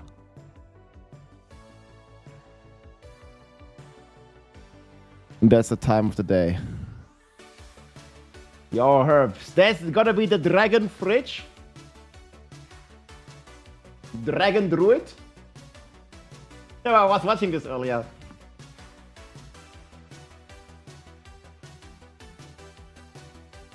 Dragon Druid? It's a Wyvern, not a Druid. Shit, did I lose the image? No. And it's gone, dude. Oh, there it is. How is it not a dragon? It's a DD, Dragon Druid. That fits way better.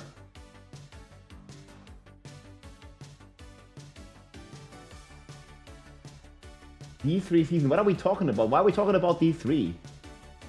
What thing?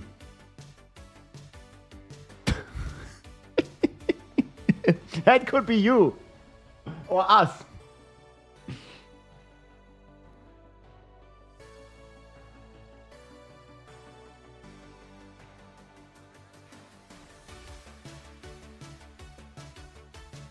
Exclamation mark season. Okay, what should this command even entail? Yeah, this is a command as old as time. What do you want?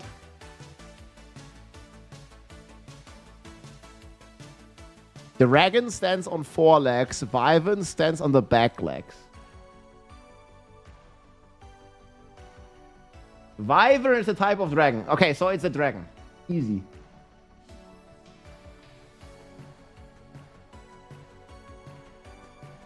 I mean, we already had like what's it like? We already had the Chimera in PoE, right? I want a command that can recreate other commands.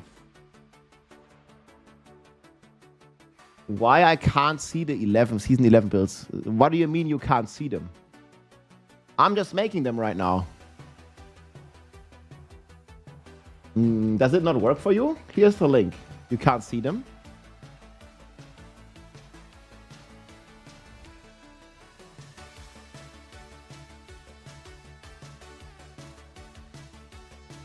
This one here.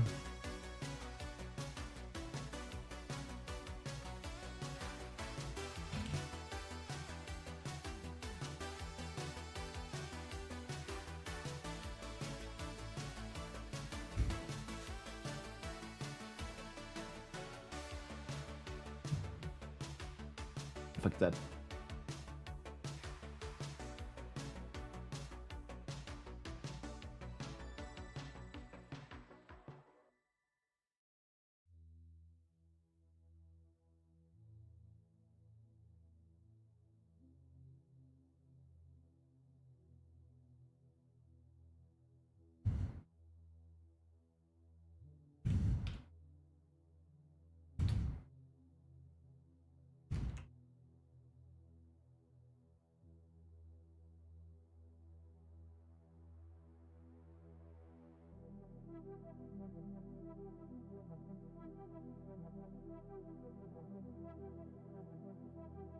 What does WIP mean?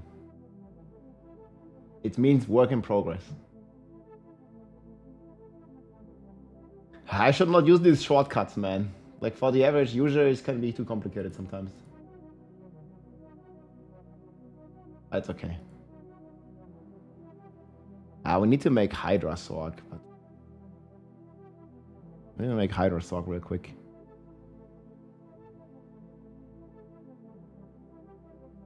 God damn it, what? How many links I have for this?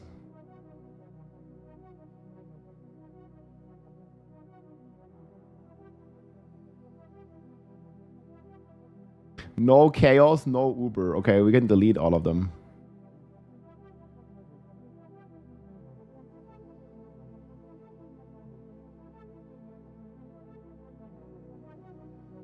Yeah. We will. Okay.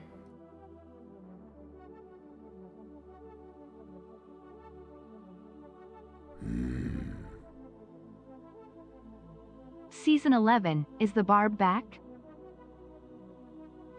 Is the barb back? I think the barb is looking pretty solid, yes. I'm not sure if it's fully back. We can play a dragon in PoE. I don't know, man. We'll see in an hour. 1 million channel points, hot top stream. Okay. Thank you, Ghosty, for the support.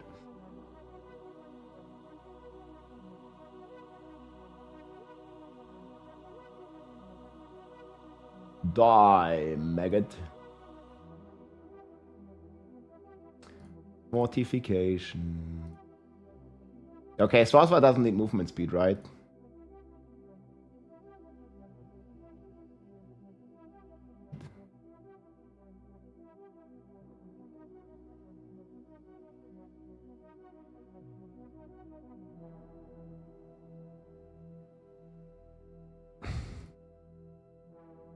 Do we go back to two-hander?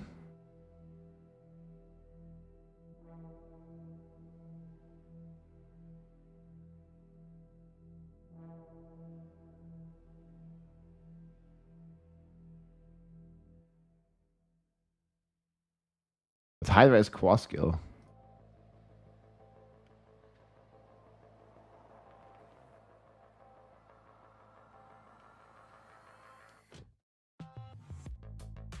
It's too good.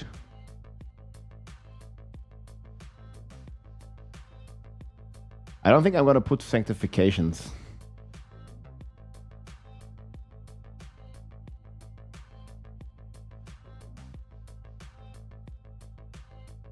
Wait, can we not get max resources?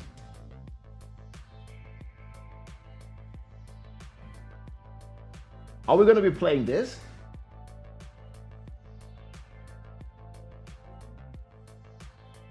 Yeah, I'm not really using the currency much at the moment. I don't really think it makes a lot of sense to have this currency stuff, like crazy focus. Most people don't really care. Why do both games have to release so close to each other? Yeah, I don't know, man.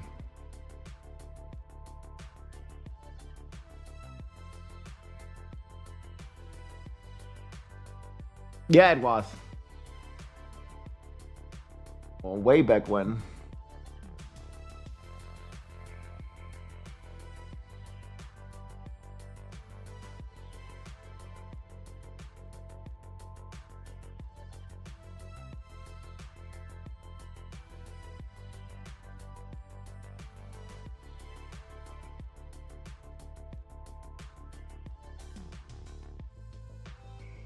Hydra Sorceress.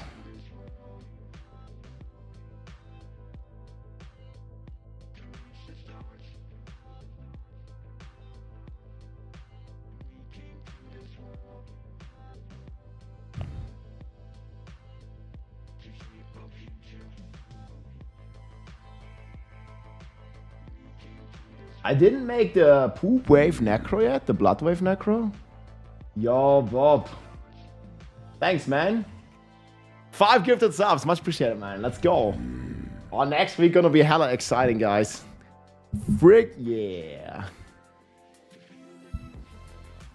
The fart spirit one. Did we actually make a clip about that? That was so funny, dude. Heartseeker Rogue, yeah. Rogue is probably the class not the least about. I will make a planner for the Rogue, but it's not gonna be today. They got number 1, man. China gonna be number 1 soon, TM. Who knows? So anything I missed in S tier?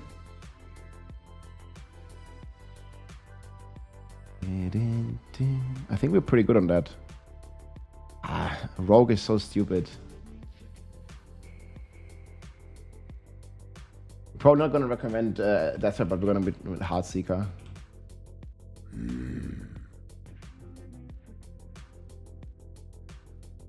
We did get some pretty good buffs.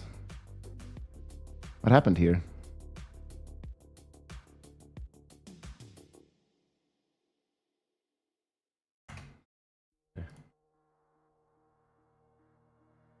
Deadeye? Deadeye Rogue. Man, you think they're gonna nerf Deadeye like crazy, like lightning? Well, just in general, like nerf Tailwind, nerf all the lightning stuff. That's kind of my expectation right now.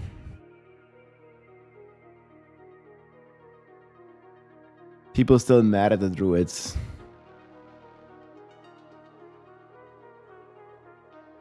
Yeah, the Druid boot's kind of shitty. I mean, we'll see today. I gotta go bathroom for a second. So what else makes it into A tier, guys? There gotta be some rogue builds in A tier. What's the best rogue build after Heartseeker? I don't know. I'll be back a sec.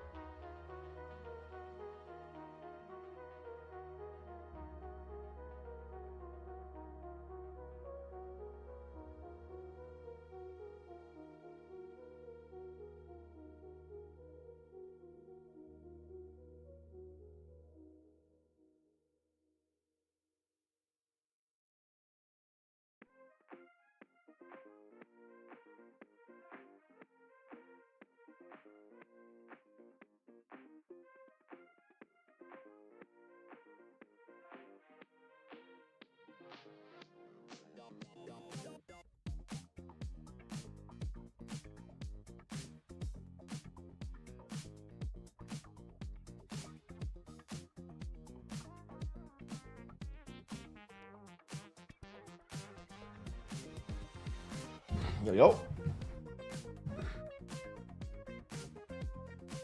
Exclamation mark playlist for the music stuff.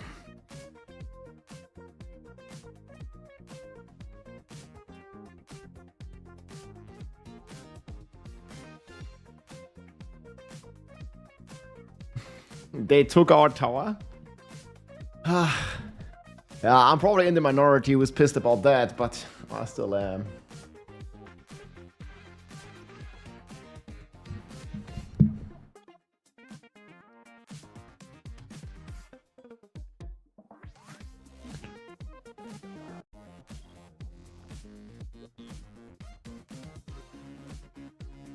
The M's?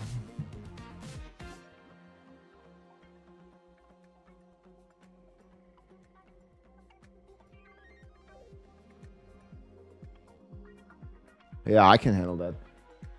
That sucks. I don't even know why people go out of their way to do something like that. Ich freue mich auf die neue Season. Grüße dich mal besser. Ey, danke an die Skyline. Nice name, dude. Let's go.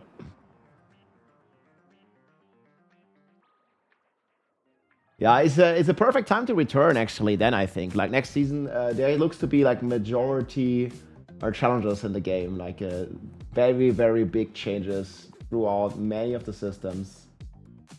I've never seen you so disappointed, Rob. Yeah, I know, man. Like, that was fucking crazy. Like, yesterday, because I didn't expect it to completely catch me off guard.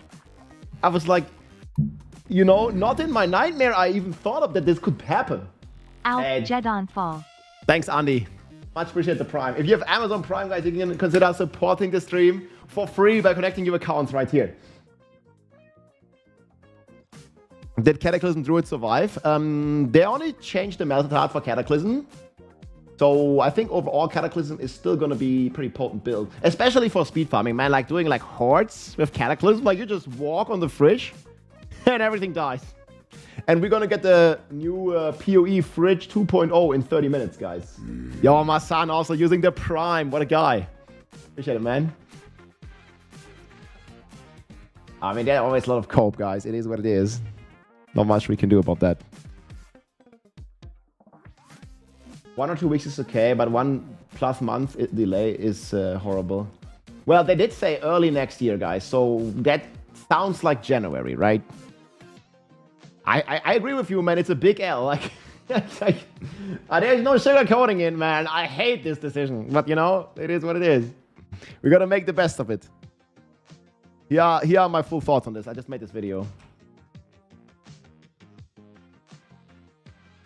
Yeah, the date decision is also like, yeah, that sucks too. Mao, also with the Prime. Thanks, man.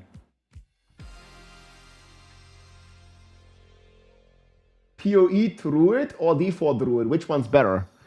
Well, it looks like the PoE Druid can actually transform into a dragon. I think Death Trap will still land S tier with cooldown rolls, but we'll see. Yeah. We want to watch it one more time or what? Druid Dragon in PoE2.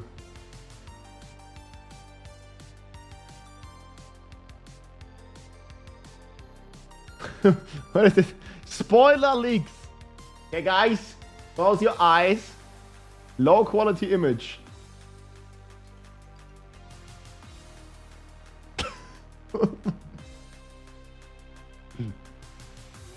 What is this shit? The Druid transforms into a parrot.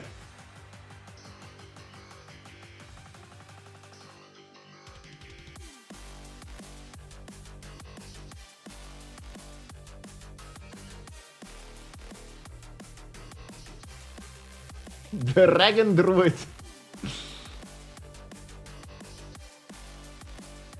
Fourth form is a naked guy.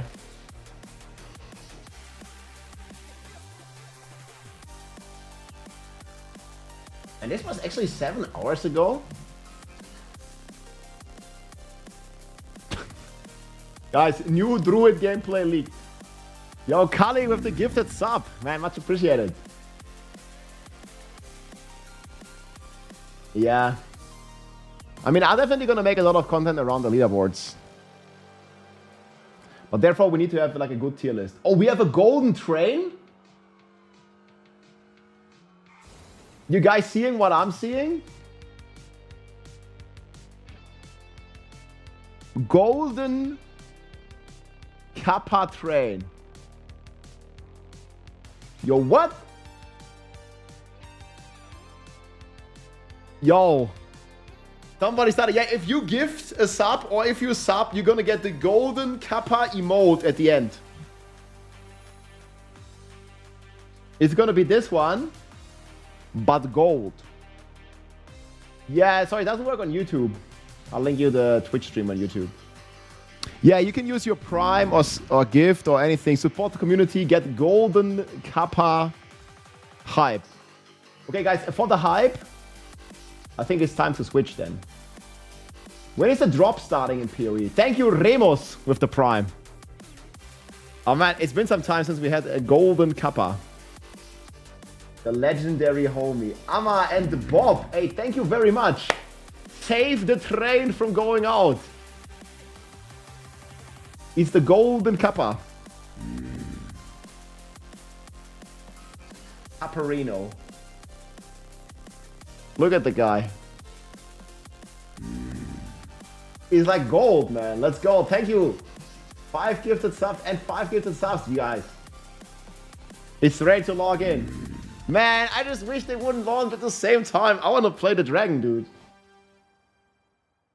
There's some hidden stuff they released to Season 11 based on the Game Awards stuff. Hidden stuff based on the Game Awards stuff. I mean, we'll have to watch to find out, I guess.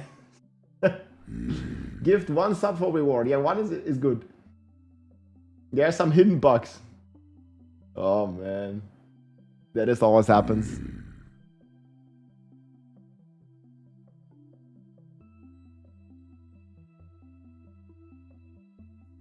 Okay, guys, we're gonna switch to Path of Exile, yes? And then we're gonna go back to... Still at this, thanks for all the support. Man, I'm still looking at this, dude, like, what? Okay, guys, we're gonna watch one trailer, and then we go back to Path of Exile. Hype Train, Golden Kappa.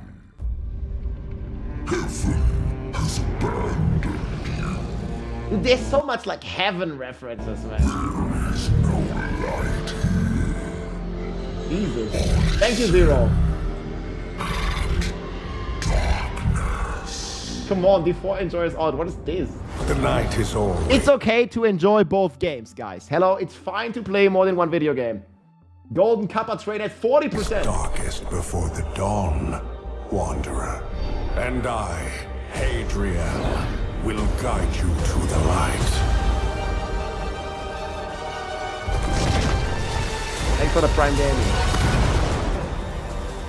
For perhaps the first time, Asmodan speaks the truth. 2 more minutes. Heaven has abandoned you. Very nice, killer. But I Use your primes now. If you can. have not. Get extra Kappa. Thank you, Hunter.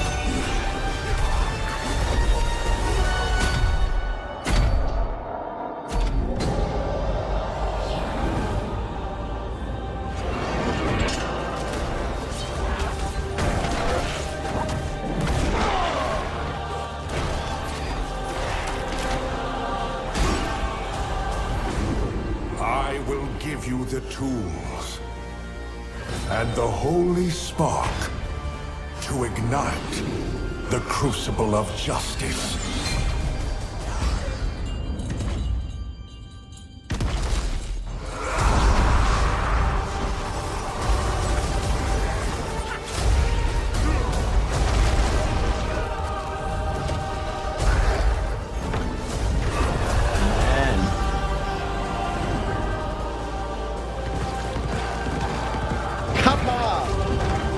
Thanks, guys. Season of Bricks. Boomer and Zero. Much appreciated, guys. Let's go. The Golden Kappa train shall continue. Look, man, the Golden Kappa train, the Golden Armor. Oh, Vega got a sub. Yo, Vega, what's up? We're gonna watch the bridge now. Darkness gathers. But fear not, Wanderer. A new day is coming. And you will be the dawn. Oh, that guy looks crazy. Man. Need more trailers, guys. Hey, Roblox, thank you for the support, man. Much appreciated. 50% on the Golden Kappa train, guys. Thanks for your support. You're getting support to the stream, the sub benefits, and the Golden Kappa emote. Just like these guys in their golden armors. Okay, guys, we're gonna have drops here in Path of Exile. We're getting the full announcement, and we have... Okay, wait, let me close some stuff here. I gotta close all this. This one's good.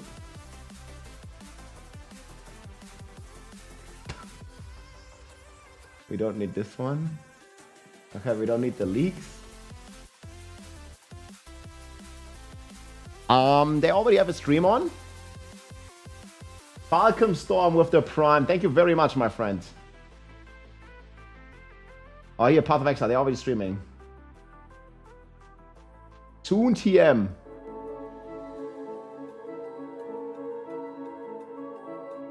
Can we watch the trailer one more time? But their timing is so late. No content in PoE. Okay, though there has been some leaks, guys. Toxic positivity. Thank you, Falcon. 2 minutes on the Golden Kappa train. Thank you very much, guys. Level 6 already. Okay, let's see. So there has been... Wait, let me see the drops when they start.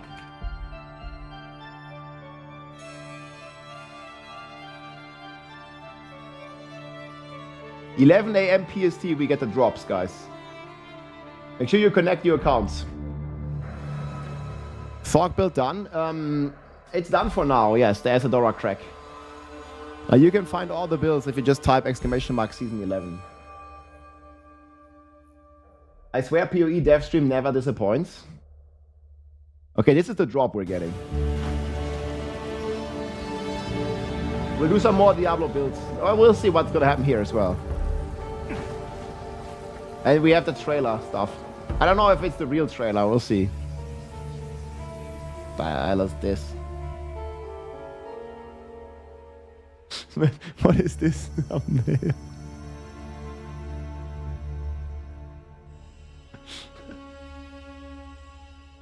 Yeah, I got excited to do 17 damage. Okay, boys, last chance for the Kappa train. 1 minute. Thank you for your support, Prime Gaming. 20 minutes for the Druids. It's gonna be live footage of the fridge right there. Fridge 2.0.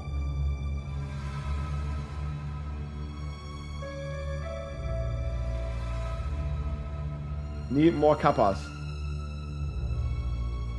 Okay, let's watch the... So there's been like a big...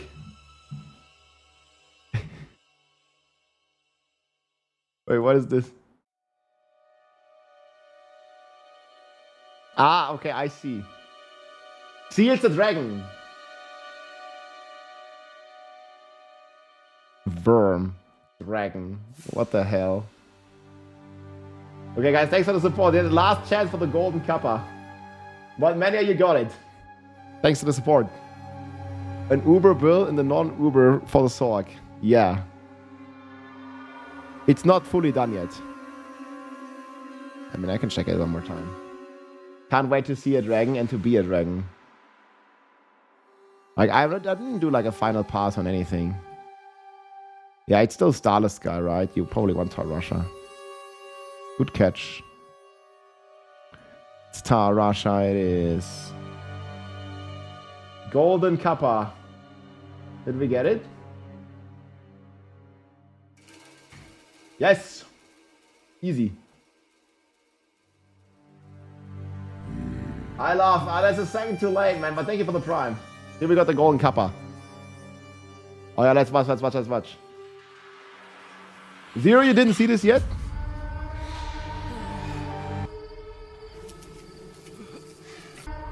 Here we go. Chew, chew. I don't know if it's real, but might be. Well, well. What have we got here then? You lost, fella? Hey! Hey. I'm talking to you! I asked you a question.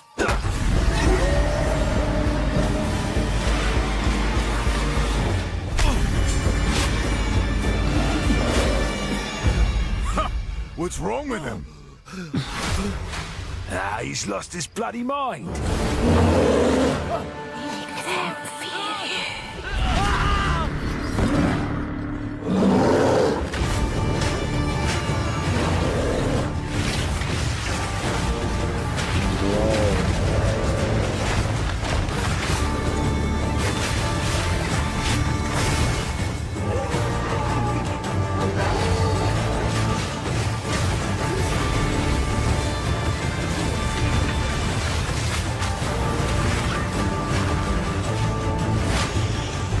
Bro, what?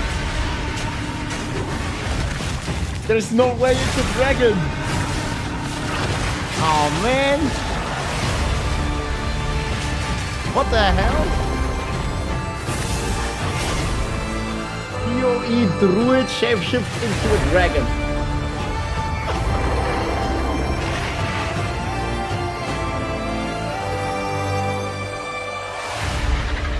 Baby dragon. Okay, okay. I will find you, Eve. Launch next week. Oh man. That's crazy, dude. We need the dragon. Thanks for the Prime Smart Drive.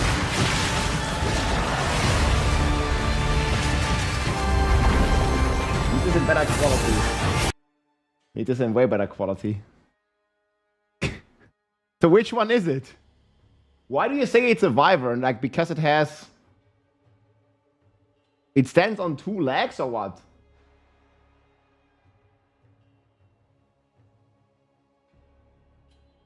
Daenerys Targaryen.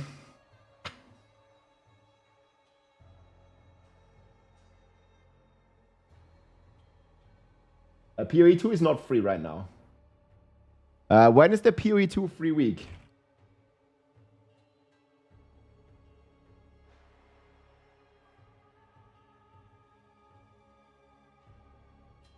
It's not the weekend though.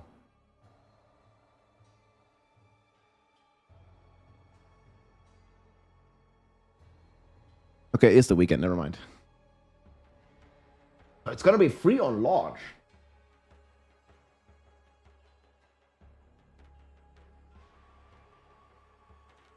Yeah, that's crazy. And we also have drops today.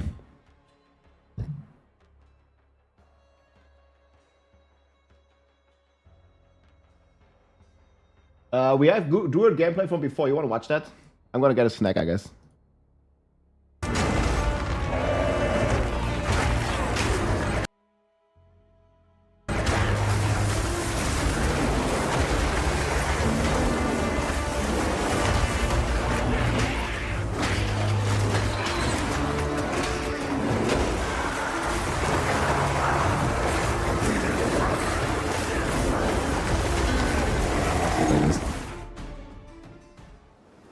Hi, I'm Jonathan Rogers, one of the game directors on Path of Exile 2.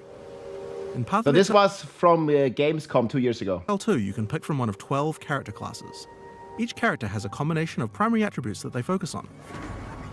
Today, we'd like to show off a character who specializes in strength and intelligence, the Druid. Man, he looks normal, guys. He is not obese. In human form, the Druid is a He's just spellcaster normal. who channels the fury of nature on the battlefield, a Like walking average. natural disaster. But Like get in up Diablo close and you'll Immortal. find out why the Druid also focuses on strength. He's ripped in the You can transform yourself into one of several wild beasts. Today, we want to show off the bear form. Bro. Absolute unit. He's not really Transformation in skinny. PoE2 happens automatically when you He's use just a normal. bear He's not attack. skinny, he's not fat. Use Bear Maul and your character will transform into a bear, into a meaty swing. Use a spell and your character transforms back into a human and casts it. Hitting enemies with the Bear's Maul attack will build up rage, which increases your attack damage, so your bear gets stronger with every attack. You can see the glowing runes that indicate rage on your back. Have a lot of weak enemies to take out? This is where you probably want to break out your Rampage. Let out a roar and stampede over all enemies in your path, slamming the ground with your paws. The initial roar generates rage, and then the rage is consumed as you charge along. You can use Rampage by itself to Looks travel so a short cool. distance, or do some mauling first to build up some rage and travel a significant distance.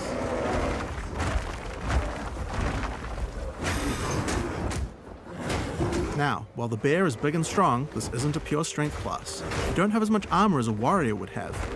In order to protect itself from larger packs, you might want to consider a skill like Furious Slam. This skill is all about stunning rather than damage, so it's quite useful if you're mobbed by smaller monsters and just need to get out of there. Of course, like any PoE2 character, you can always use a dodge roll to get out of danger. Since the bear is the slowest of the druid's forms, making sure the dodge feels reliable and can get you out of any situation is paramount. When you dodge an animal form, your character instantly transforms back with no time penalty, so that you can get out of the way. You can even interrupt a mistimed transformation halfway through. Of course, doing this will mean you pay the slight time cost of having to transform back again, but it's certainly a lot better than dying. That's right. Something interesting about the skill is that it's faster to use if you're already standing up. If you're on all fours when you use Furious Slam, then the bear has to stand up first before slamming back down. But use Maul first and the bear will stand up as you swing, which has no time penalty. Then follow up with Furious Slam and your bear will quickly slam down. Much more efficient. Bro, I love how his back is also glowing, like while he's Follow up blasting. with Furious Slam and your bear will quickly slam down. Much more efficient. Remix of the Prime. Thank you, man. Appreciate it. Yeah, the ground, like, also, it keeps being changed, right?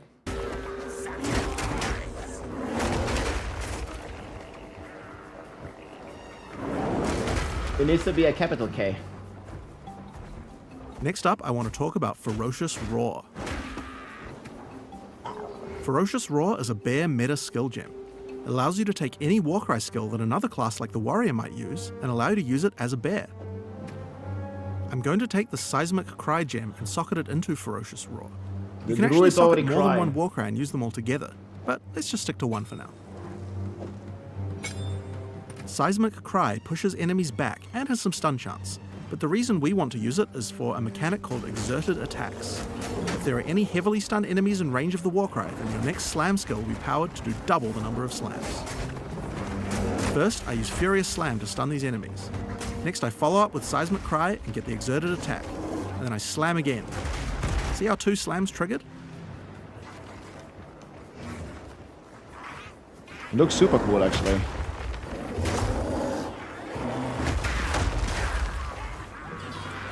So, that's all well and good, but how about we try that again using Rampage? First, get a bit of rage.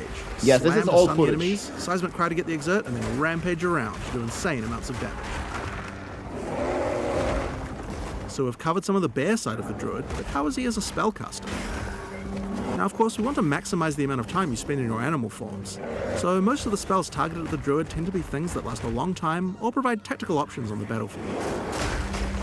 The first and probably simplest of these is Lightning Storm. Cast it on the ground and you get an area where monsters are continuously struck by bolts of lightning.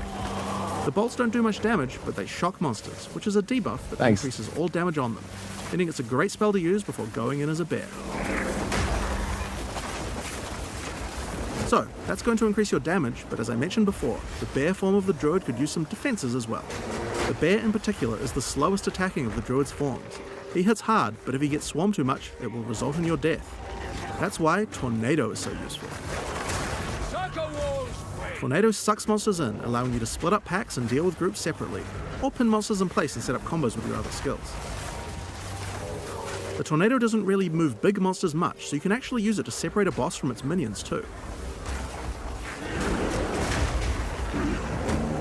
The Druid also has the ability to summon animal companions. This is another really useful defense because wolves can take aggro from you, keeping monsters away. In addition, the wolves howl as they Be are back in a summoned, sec. putting a temporary debuff on 10 enemies minutes. that makes them more vulnerable to critical strikes, and giving you a reason to resummon them in combat. The last Druid spell we're going to talk about today is Volcano. You can cast it quickly like this and it will spawn just a few projectiles. Or you can hold down the button to channel it for longer, which will make it fire a whole bunch of projectiles when it spawns, doing a lot more damage. The volcano sticks around firing its little projectiles for a long time, so it's another good skill to cast before turning into a bear. Now, the reason you're going to want to turn into a bear after using Volcano is that any slam near the volcano results in it spewing out even more projectiles.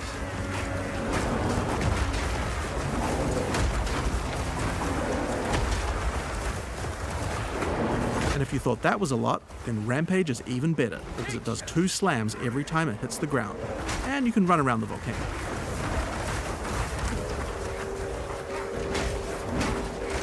Getting a snack with the video. Upward? Echo?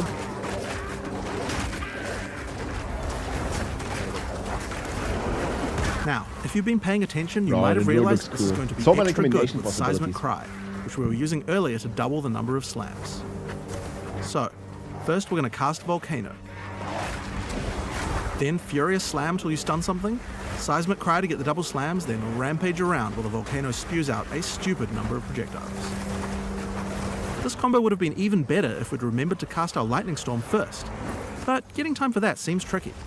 It would also have been nice if the monsters were affected by the crit debuff that my wolves do when I first summon them. This is where some meta gems to automate some elements can come in handy. Here's a gem called Cast While Channeling. If we add Lightning Storm to this skill, we can cast it automatically while we channel a volcano as we set up our combo. Cast While Channeling is an ongoing effect, so enabling the skill will cost us Spirit, which is a new resource in PoE2 used specifically for these kinds of skills. If you look at the top left of the screen as we channel, we can see the energy building up to cast the Lightning Storm.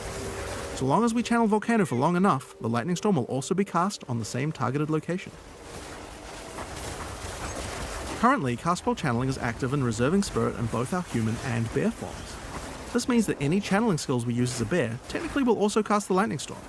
We can actually do this with Rampage right now, but it's not the best because we would prefer to stack the Lightning Storm on top of our Volcano, rather than just casting it randomly as we're rampaging around.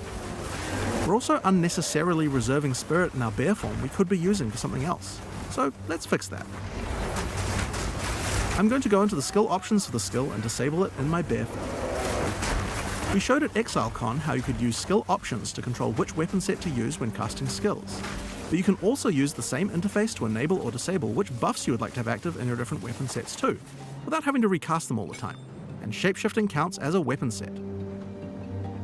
Now when I change to a bear, the effect and the spirit reservation goes away, and when I change back to a human again, it's back automatically.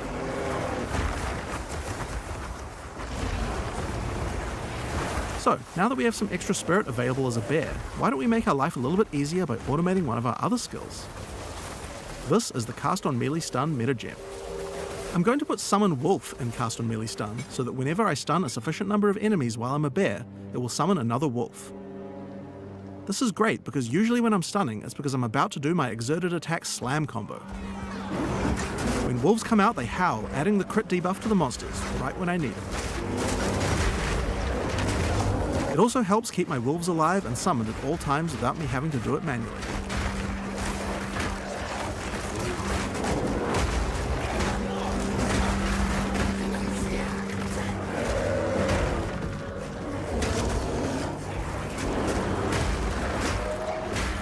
So, last but not least, let's talk about the skill tree. At ExileCon we showed how you could dual spec your character so that different weapons can use different passives.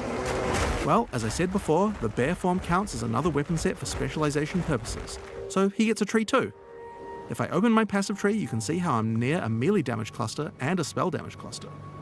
By holding shift, I can allocate these passives in my human form, and these ones as a bear. Now, when I change between human and bear form, my passives reallocate automatically. So, here we are at the Blind Beast. The goblins have enslaved a huge behemoth and gouged out its eyes. Boss fight. Now they're sending it in to fight you while they watch. You want to eat real quick? What have they done to this creature?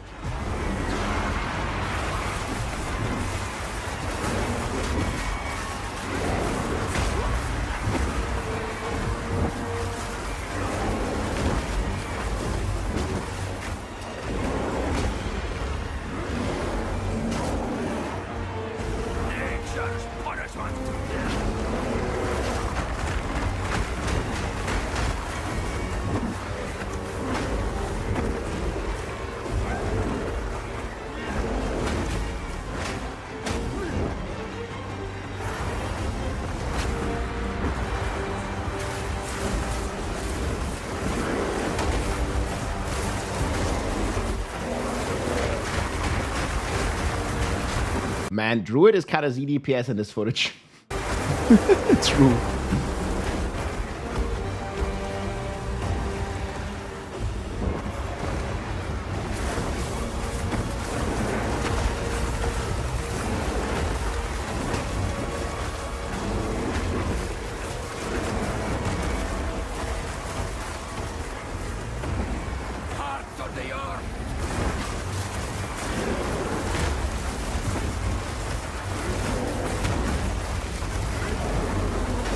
Was da Rolls-Royce, what's up? Crash Gear? Ja, maybe.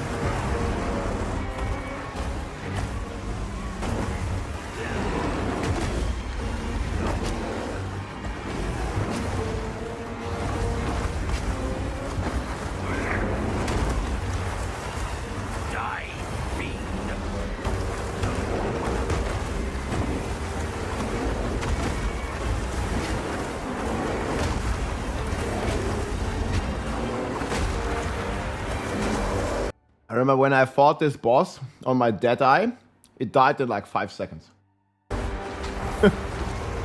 last league.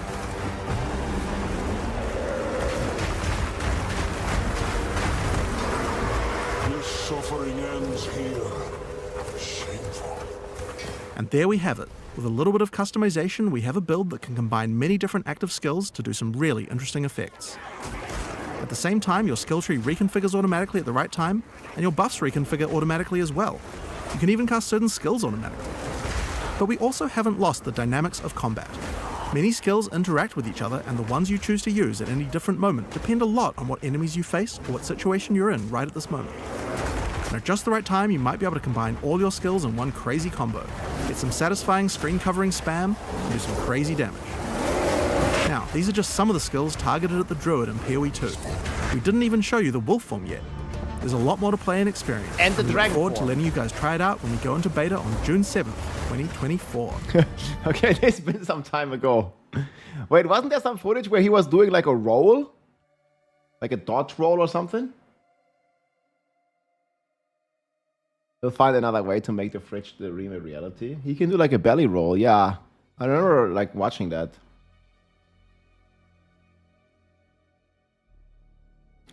Five minutes. Let's open the. They have Path of Exile YouTube.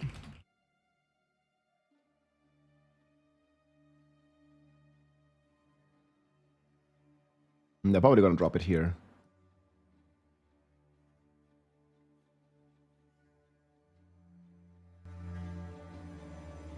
All right, 5 minutes, boys. I'm home right away, Bob. Let's go. We're gonna eat a mandarin. And then we shall also be good for Blast. The Huntress was also ZDPS? I don't remember that.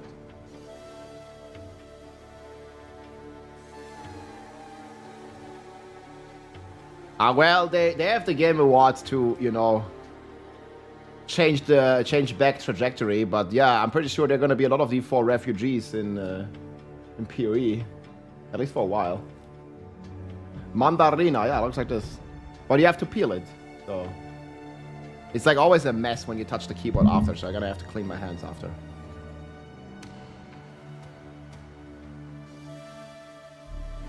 Yes. Get some good vitamins. Yeah, I mean, if there's something like a shadow drop, that might change the trajectory, right? But like, it depends on how significant it is. It also depends on what they do with possible expansion, and I mean, we'll just have to wait and see, I guess. Like, there's just so much copium. I'm still coping that they're still gonna announce the leaderboards. I just send it.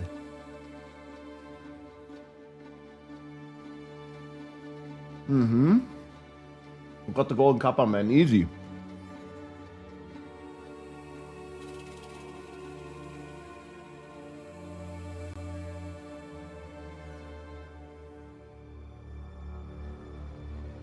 I don't know what the difference is. Is this a clementine or a mandarin? I wouldn't even know. I have no idea, but it's good.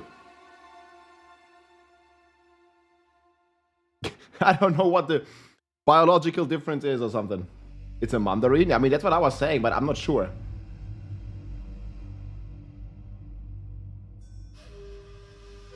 $5 a.m. You think they're gonna be 10,000 hour queues on 5 a.m.?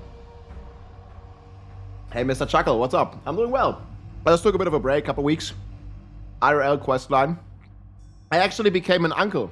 My little sister, she got a daughter last week.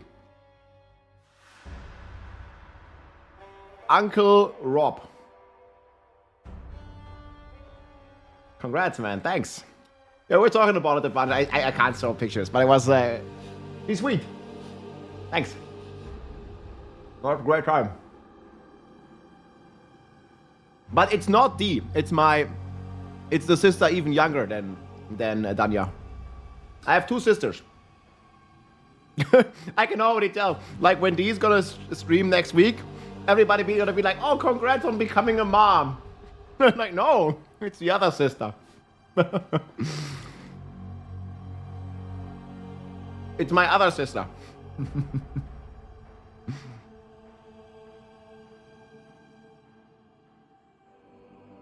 I will make sure to congratulate her. Yeah, she's becoming an aunt.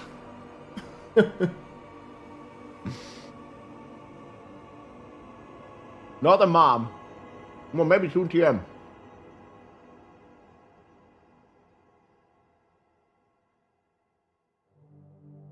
I had 15k for D4. I didn't watch. Is it Aunt? No, what is it? It's Onkel und Tante auf Deutsch. I'm not sure. What's it called? The female version of an uncle. Aunt. How is it pronounced? Aunt? Okay. Nicht keine Ameise.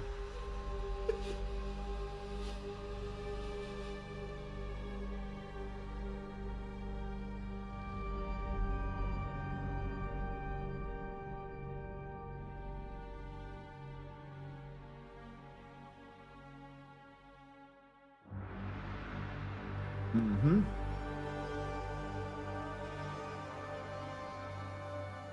Yeah, it's sure gonna be exciting.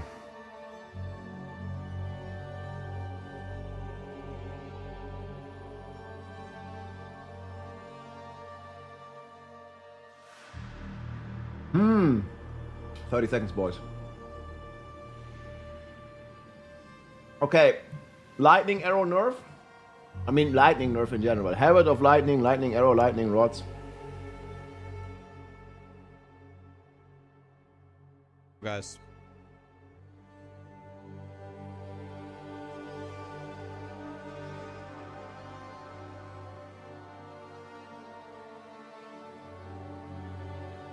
Yeah, maybe tell. Okay, guys, 10 seconds. Let's go, let's go. Hi, I'm Jonathan Rogers, Game Director on Path of Exile 2, and welcome Hello. to GGG Live. Today we're going to show you an exclusive reveal for what's coming next for Path of Exile 2. Twitch drops are enabled on today's live stream, so you'll be able to claim your Verdant Wilds dodge roll effect by following the instructions below. Drops are on, guys. Now today, it's finally time to show off a new class that we know everyone in the community's been waiting for. So let's roll the trailer for Path of Exile 2, The Last of the Druids. Here we go, guys. New class revealed. Is it gonna be the dragon?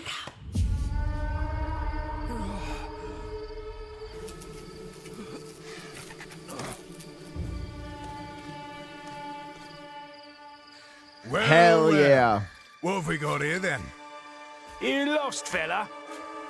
Hey, we're talking to you. You ready? I asked you a question. Holy shit. It's been true. What's wrong with him? Ah, he's lost his bloody mind. Here we go.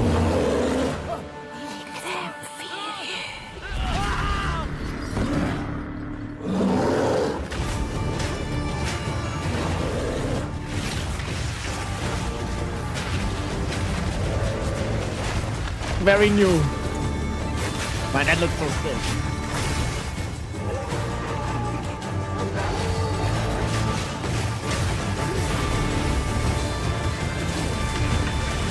Wait for it. It's real! It's a dragon! You can shapeshift into a dragon! What? Oh, let's fucking go. Log in. The last of the dragon, Druid.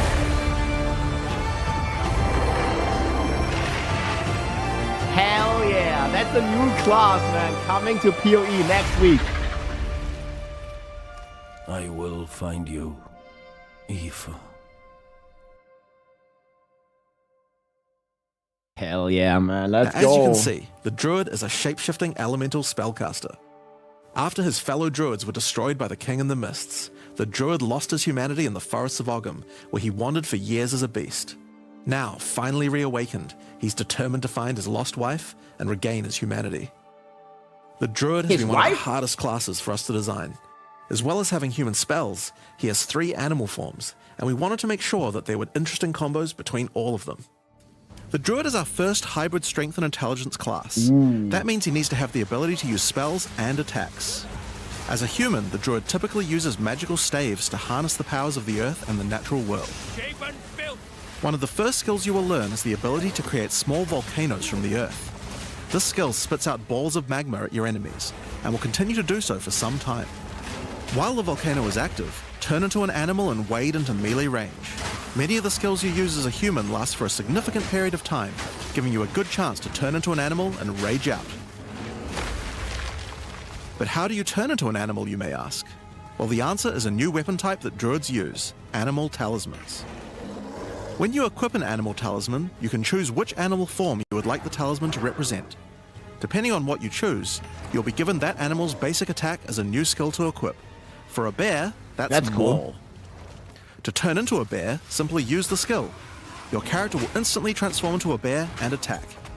If you want to change back to a human, just cast a spell. Where'd the You'll dragon go? instantly swap back and cast it.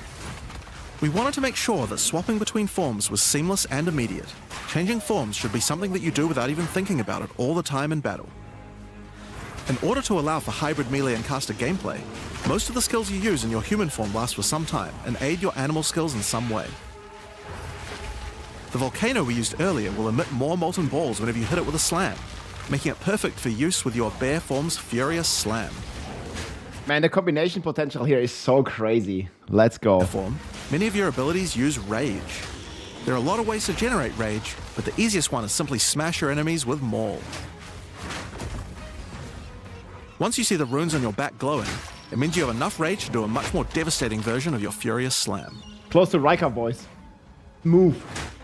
Your bear form can also go on a rampage, stomping the ground as you demolish your foes. The more rage you have, the longer the rampage lasts, and doing it over a volcano makes it even better. The combo potential. As you consume rage, your bear form will generate endurance charges, and these can be used with skills like Ferocious Roar.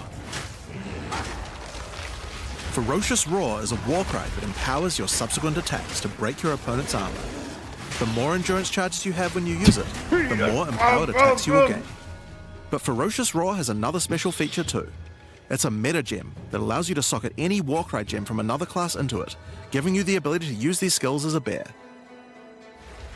Use the Warrior's Infernal Cry skill to make your enemies explode.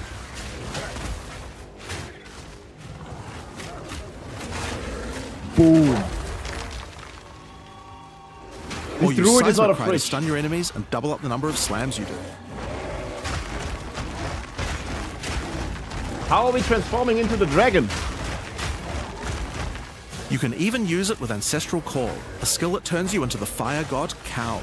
Yeah. Ever wondered what the Karui god of war would look like if he was a bear? Well, wait no longer. You smash it. Finally, build up enough rage and you can use one of the bear's ultimate abilities, Walking Calamity. This skill summons a storm of fire around you for some time, while generating even more rage to power your other abilities. A true bear-pocalypse. Now the bear is known for being a slower and more The lumbering animal, bear-copolypse. with slower attacks and heavy slams.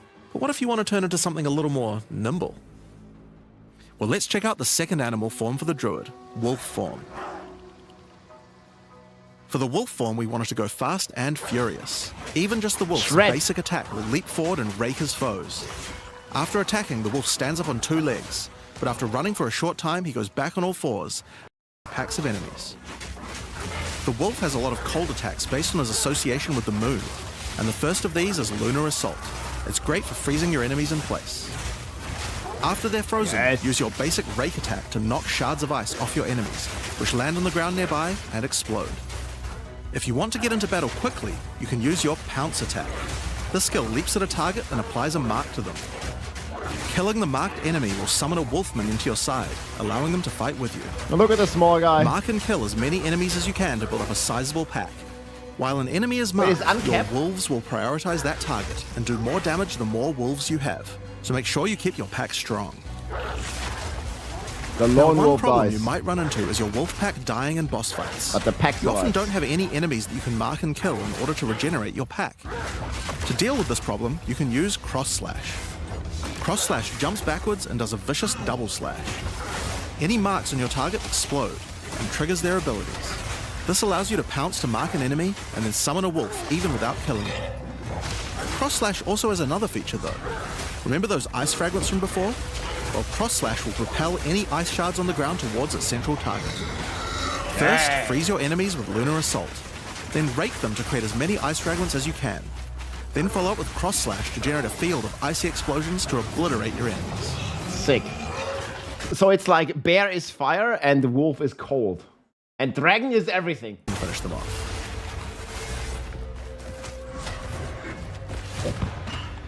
Just like with the bear's raw skill earlier that allows you to use skills from other classes, Pounce is also a metagem that you can socket mark skills from other classes into. So for example, you might want to try adding Freezing Mark from the Monk to Pounce. After pouncing at an enemy, Cross Slash to explode the mark and gain extra cold damage for a time. This guy gonna one-shot you. Wolf has many other ways to go all in on cold though. Using the Arctic Howl Warcry will allow you to add cold damage and chilled ground to any slam, while buffing your pack of wolves as well. You can also use it to freeze enemies that are close to being frozen, making it much faster to use your other combos. Finally, the wolf also has the ability to call down the power of the moon to transform into an Arctic werewolf with Lunar Blessing. The power of In the this moon. form, you move and attack more quickly and deal extra cold damage. Consuming Rage will extend the duration of your Arctic wolf form, so you could try a hybrid bear and wolf build if you want to utilize the skill to its full effect. That looks so cool.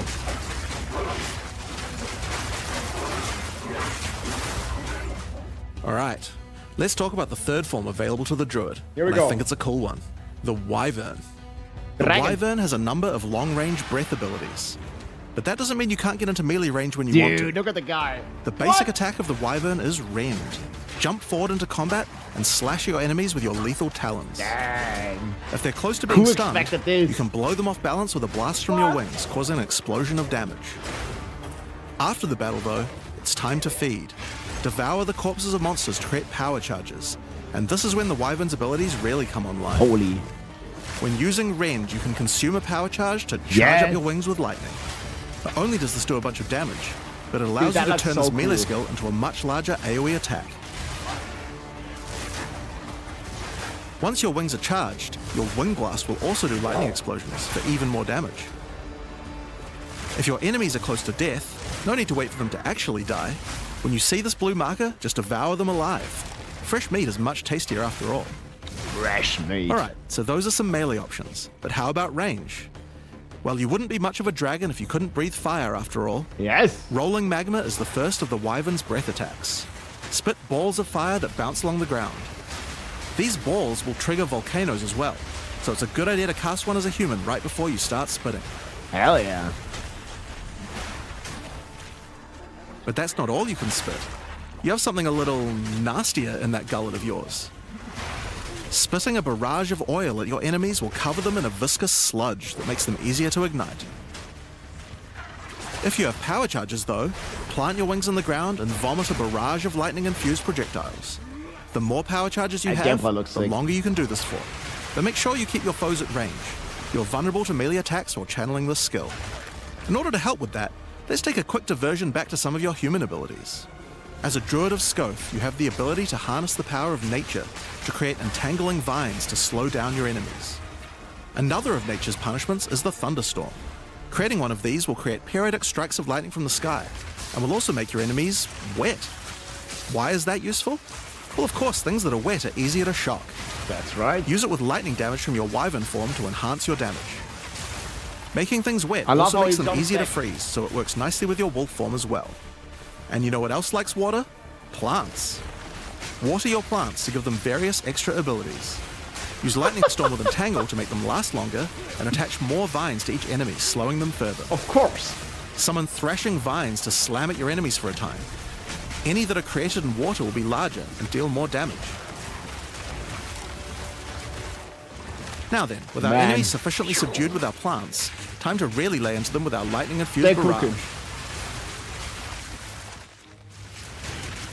Now, this last wyvern ability is just ridiculous, but we felt like we had to do it. Use Flame Breath to take to the skies and rain down a stream of fire on your enemies. Fly. You have wings, so Yes. you have to take full advantage of them after all. Yo, So you can fly around and burn in it. Yo, it even burns all the grass. Look at this. It changes the environment.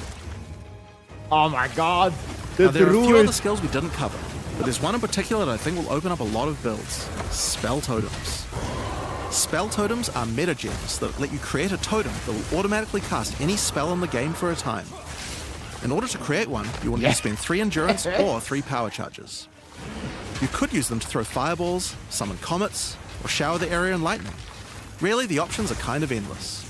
Your bear form can easily generate endurance charges by consuming rage, and your wyvern form can easily create power charges by eating corpses. So it's pretty easy for the druid to get the charges needed. Yes, But they're also man. available from quite a few other places as well. I'm sure we'll be seeing a lot of different spellcaster classes thinking about how best to Hell take yeah, advantage man. of Looking these. forward to play this. What? Now, of course, along with a new class Log comes a bunch in. of new support gems. We've Support added over gem, 30 new endgame, supports everything. throughout the game, but I'll show you a few of the cooler ones here. Fan the Flames can be added to any wind skill to spread fire from one ignited enemy to the other enemies behind them. It's great for the Wyvern's Wing Blast. But you can also use it on many other classes with wind skills, like the Twisters on the Huntress, or the Monk's Staggering Palm Projectiles. Accelerated Growth causes extra explosive plants to erupt from the ground whenever you grow plants with rain. And Advancing Storm changes storm skills like your Thunderstorm or Tornado to move across the battlefield. It's great for watering plants en masse, or to turn tornadoes into a real disaster by sucking up multiple ground effects as they travel along. Dang. And the dude. Sorceress might like to use it with Firestorm as well. Upgrade for all classes.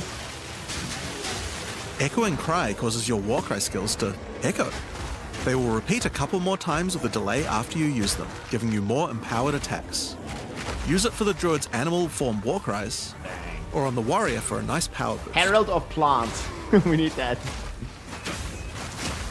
Grounding Shocks causes monsters you shock to turn into living Tesla coils, arcing lightning to nearby enemies.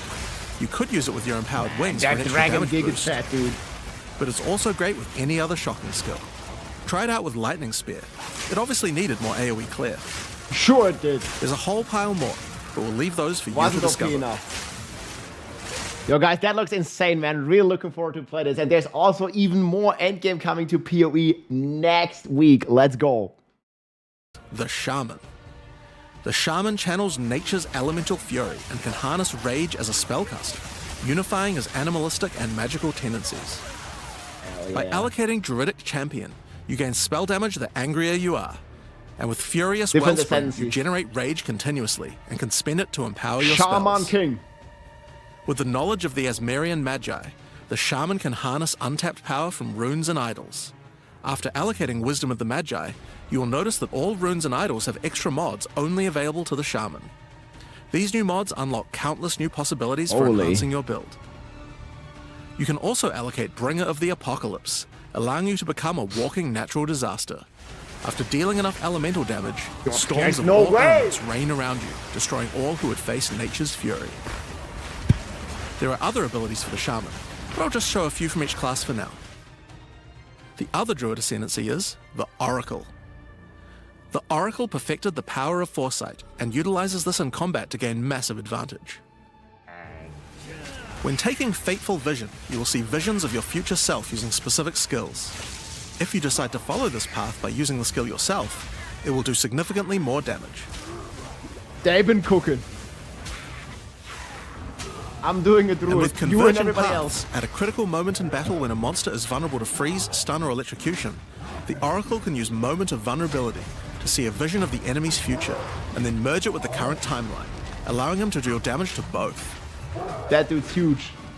And one of my favorites, when you first become an Oracle, you'll notice over 130 new extra passives appear in the Druid section of the tree. What? By allocating the Unseen Path, you use your power of foresight to learn from alternate futures and gain skills that would What? otherwise be unavailable to you. For example, self-sacrificing allows you to be able to summon more way. minions by reducing the spirit costs, with the trade-off of making your reservation skills cost more spirit. Or Corruption Endures, which allows Oracles to have a skill tree small wasn't chance big to enough. avoid death. Passive tree Both not the big Druid enough. Ascendancies offer interesting and unique ways to gain modifiers that no other classes can get. Well, look at that So we're dragon. expecting a huge variety of build possibilities from these. Now there are unique talismans for the Druid to use as well. We won't spoil all of them, but this one was particularly cool.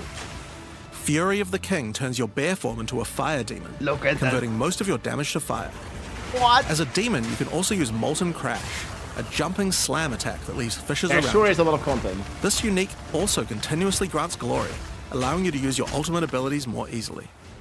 Now, of course, the Druid isn't the only thing we're adding to 040. Man. We still have a bunch more to show. With every new release, This looks absolutely crazy, guys. It's launching next week. Druid. It's not the Fridge 2.0, guys. This Druid is crazy. Let's go. The palace of Queen Atziri. It is a Leak ruin, mechanic. but in the dark, machines still churn.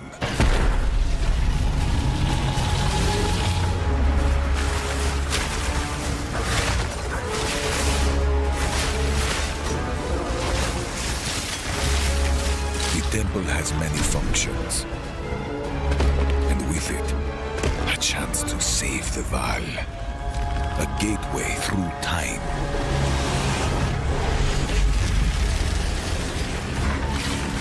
Travel into the past, again and again. Alter the temple, uncover its secrets. You will be rewarded for your sacrifice. And somewhere in the deepest chamber, my queen awaits. The Queen. I beg of you, hear me. Let's the see her. beast cannot give you what you desire. You may have studied it, Doriani, but you do not know it like I do. It adores me. They know their target audience. Come now, give unto me your desire. At Hardcore players last, gonna die. fulfill my soul. Right here. A little bit distracted. Fate of the Val, guys. Log in next week. Holy moly. Hi, I'm Mark Roberts, Game Director on Path of Exile. In the Fate of the Val League, you will find remnants of the ancient Val civilization scattered throughout Rayclast. They seem to attract nearby creatures and affect them strangely. After killing them, the remnant appears to gain some amount of power, but not enough to fully activate it. It seems you will need to find 5 more of these arcane devices, and sacrifice the monsters you find there to fully activate one. But things don't always go to plan. These devices are old, and sometimes infected by corruption. Twisted versions of ancient Val may emerge, and sometimes even stronger foes. On fully activating one of the devices, you finally discover its true purpose. A portal opens and takes you deep underground to a lost temple, once the home of Atziri, Queen of the Val. What treasures could still be inside? I think you're gonna want to find out. In front of the entrance is a console of some kind, and on activating it, you can see a map of the temple. Atziri's personal chambers are on the far side, but how could anyone get there? There are disconnected rooms, and the layout doesn't seem to make sense. And that's when you realize the purpose of the ancient devices scattered through Rayclast. The temple is powered by sacrifice, and this energy can be used to modify the very structure of the temple itself. Each time you run the temple, you will be given 6 rooms that you can place, allowing you to craft your own dungeon to explore. Place paths to link up the dungeon, and place rooms beside them full of precious loot. After you are happy with your choices, open the temple and discover the results of your efforts. Each room contains different challenges along with its rewards. On entering a room, the doors will slam shut behind you and you will need to face the encounter within. But choose wisely. It's important where you place the rooms to get maximum returns.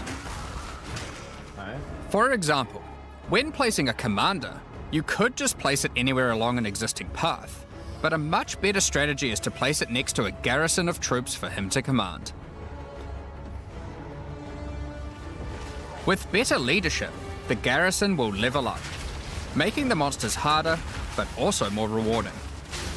Different rooms have different requirements for leveling up. The boss looks good though. For example, if you want to fully level up a smithy, you will need to supply it with golems. I feel like this looks very complicated as well. And hook up a generator to the power network to supply it with power. After doing so, the golems will be powered up, making them much more dangerous. You don't need to memorize what interacts with what. When selecting a room, you will be shown the locations that will make other rooms level up, and exactly what effect it will have on the temple.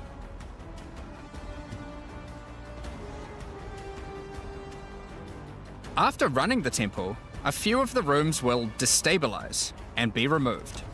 It will be up to you to rebuild the temple, adding 6 more rooms each time you come back. Okay, that's fine.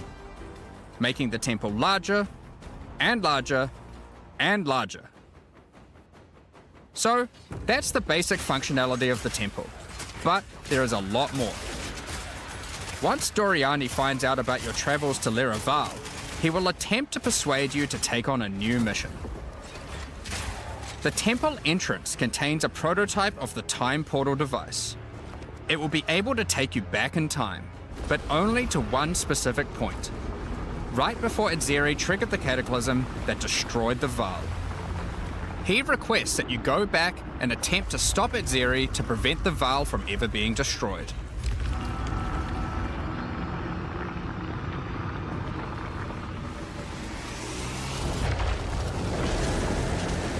Edzeri is on the far side of the temple, so you will need to expand the temple significantly to get to her. And even worse, her chambers can only be unlocked by a room that isn't currently accessible to you. In order to deal with that, you are going to need to visit the architect of the temple. To get to him, you will need to place path rooms. But while doing so, you will probably want to exploit some of the Vaal technology only available in the past. Once you can travel into the past, a whole new set of rooms are available to you, and they have some pretty insane rewards. At level 1, the corruption chamber can be used to corrupt a single item. But placing it next to a thaumaturge to run the place, and a sacrificial chamber to provide soul energy, you'll be able to level it up. And it's worth it. Because once you get the room to level 3, there are some very nice rewards to be had. In a level 3 corruption chamber, you will find this mysterious device. It has a slot to place an item, and it only accepts items that are already corrupted. What? What will happen to them? Yeah, double corrupt. Well, normally once an item is corrupted, you can't modify it any further. But this device allows you to corrupt your item a second time, adding another enchantment. What? This has the capability to craft some very powerful items indeed. Corrupted but twice. Be warned, the Vaal are all about taking risks in the pursuit of power. There is a 50% chance that the item will be destroyed. Giga sanctification. Gigafication. Poof, it's gone. And it's gone. Each room has its own interesting mechanics and rewards when it levels up. Many of them contain bosses to fight, Mercy gonna special come right all. and in many cases, new crafting opportunities. For example, a level 3 alchemy lab has a nasty Vaal construct to fight, but if you can defeat it, you can find new corrupted soul cores. like Guatalizzi's Thesis, which on boots allows you to sacrifice your life to run faster. Or Sitaqualotl's Thesis, which on gloves will revive one of your minions whenever an offering expires. Get a sacrificial chamber to level 3, and you will need to face a highborn priest of sacrifice. It's 50% chance to break, guys. To be able to further corrupt a Val unique, modifying it in unpredictable ways. One of the mods of this unique will be removed and replaced with another random mod.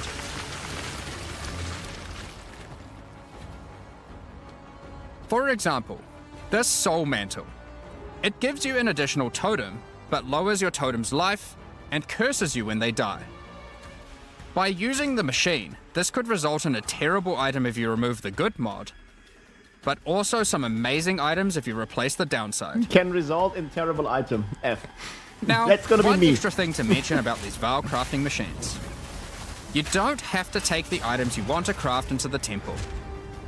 If you don't have the item you want to craft with you at the time, then clicking this button will allow you to create a currency item instead, allowing you to do the craft later or trade it if you want. That's cool. Now, there are all sorts of interesting rooms you can find in the temple, but the last one I want to show you today is the Flesh Surgeon. A Val Flesh Surgeon can be leveled up by placing him next to a high-level synth flesh lab.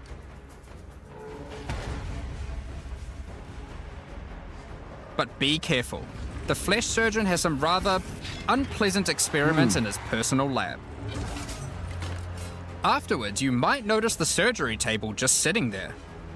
The Val are great at crafting items. Why not do some crafting on yourself? What? After laying down, you'll be asked which limb you'd like to replace. Left arm, perhaps your right leg. Ouch. Each limb can get a different set of random bonuses, so choose wisely. After getting up from the table, try out your new limb. It seems to work fine, and even perform better than your normal one. Now, there is just one thing with replacing body parts. Just like that. If you die and are resurrected, your body will return to its natural state. You might need to return to the Val Surgeons if you want another robot arm, and maybe get a better one next time. It's okay, Some Mercy. rooms, like the Commander, I can give carry you a in new before type you of mean reward. PoE. Medallions that can be used to manipulate the temple in other ways.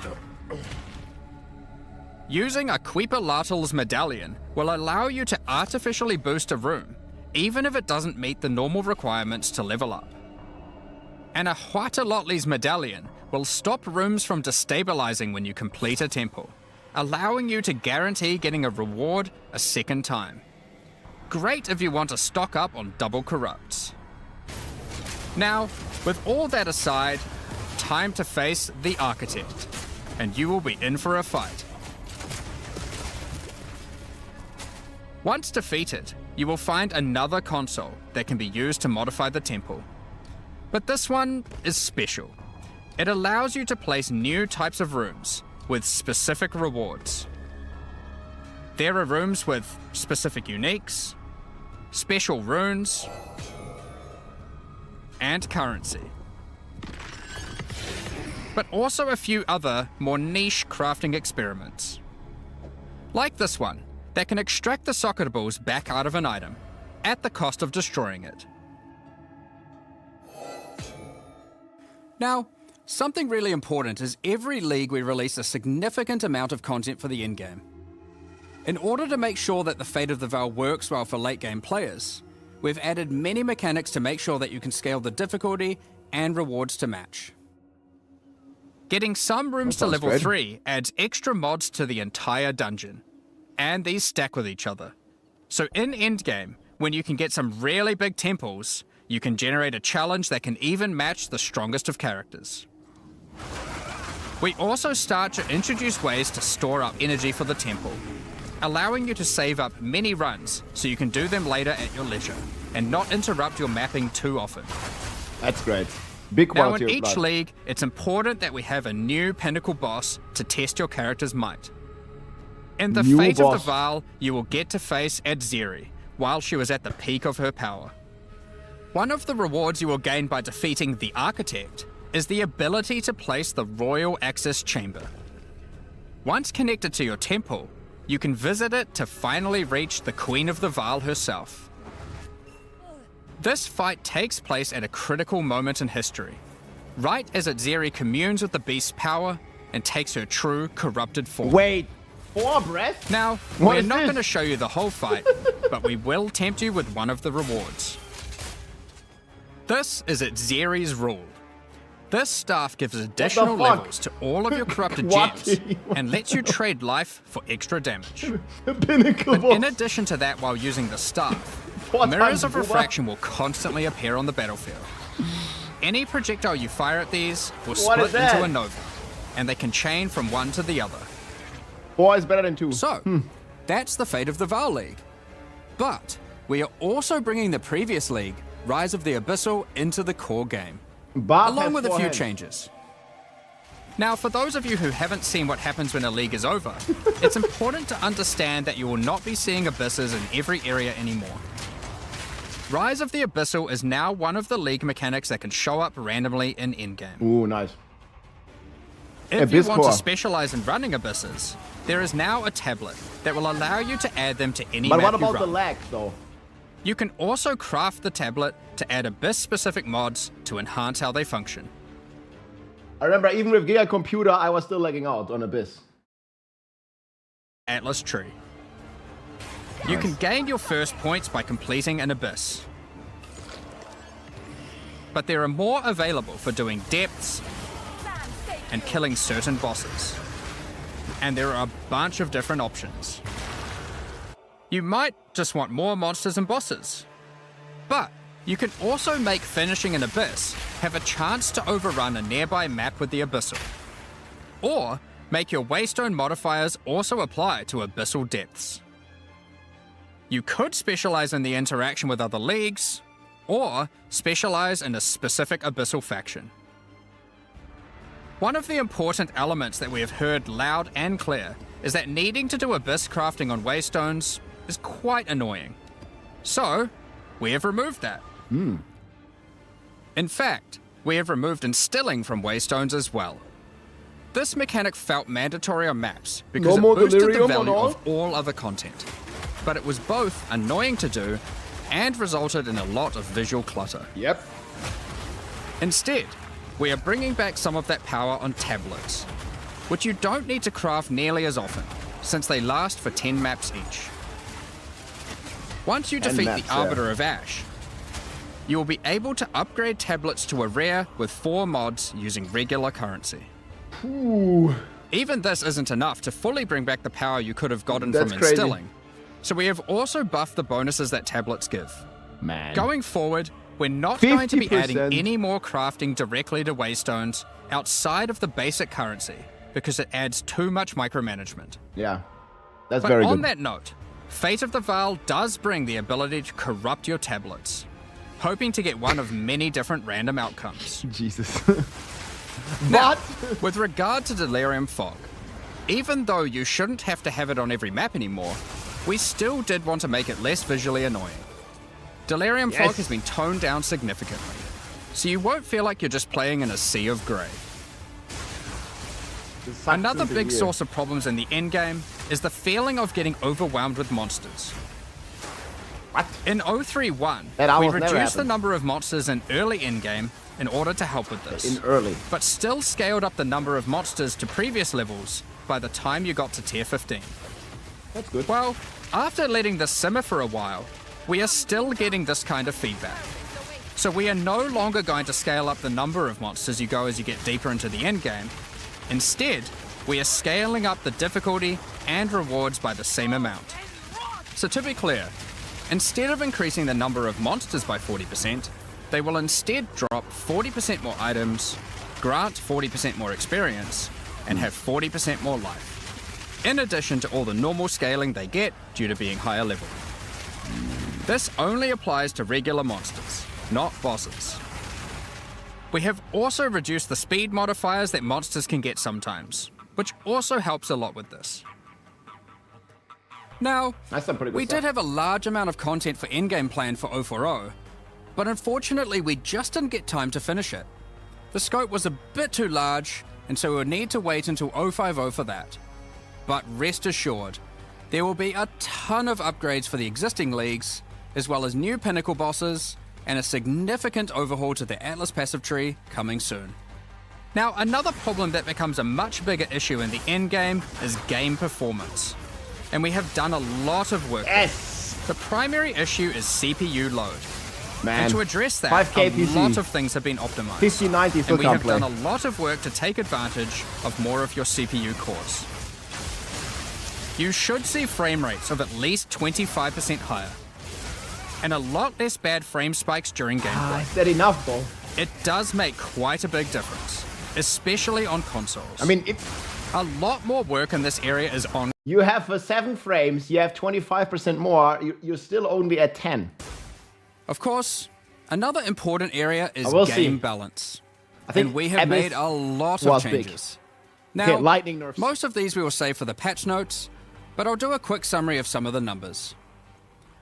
As well as adding 11 new unique items, we have rebalanced dozens of others that are not currently used very often. Nice. We've also done a pass over lineage supports. 21 of them have been rebalanced, as well as adding 9 more. Holy shit. Alongside the 2 new Druid ascendancies, we have made balance changes to almost all the others, with some of them getting a grander rebalance, such as the Smith of Katava.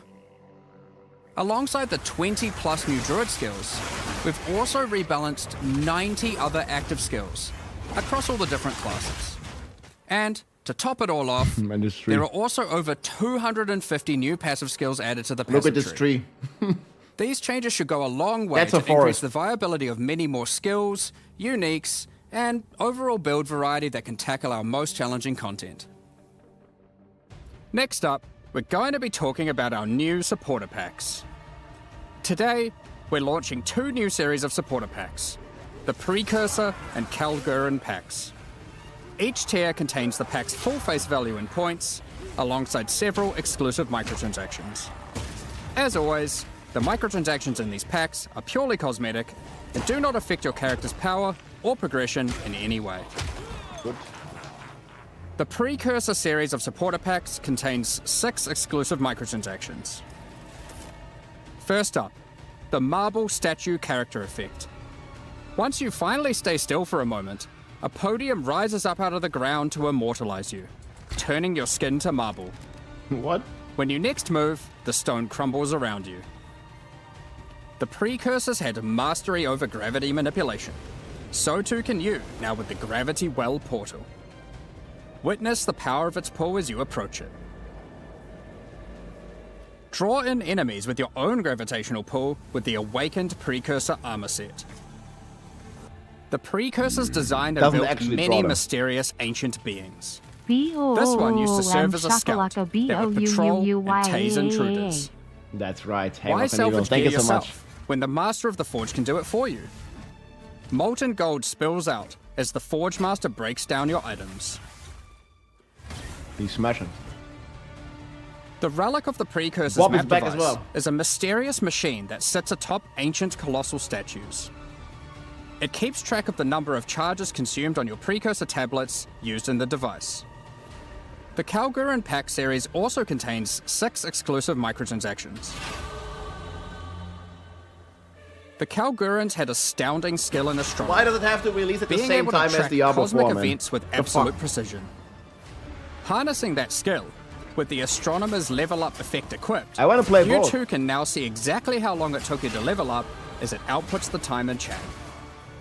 The time taken to reach your last 3 levels is also displayed on the item, so you can link it when you have a time you're proud of. That's pretty cool for speedrun. Crush unique enemies by unleashing the wrath of the lost Kalgurin fleet, led formerly by Captain Heartland himself. Yeah.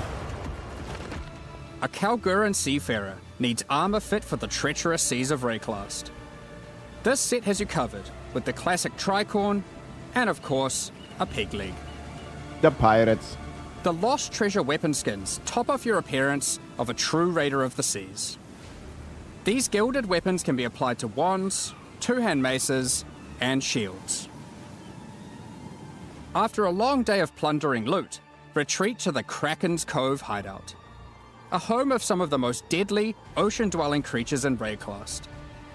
Many ships have met their demise here. What better to accompany you in Kraken's Cove than a kraken itself? Replace your stash with a dormant kraken, waiting for its prey. As you approach, it will awaken and terrify both you and any guests in your hideout. Alongside this, an extra stash skin item will be granted to you, and when placed, will automatically open to any stash tab set with the currency affinity, to help having to navigate through your tabs. Additionally, any microtransactions from the supporter packs will be made available for use in Path of Exile 1. Thank you very much for all your ongoing support. We're just about to start the Q&A with Ziggy D.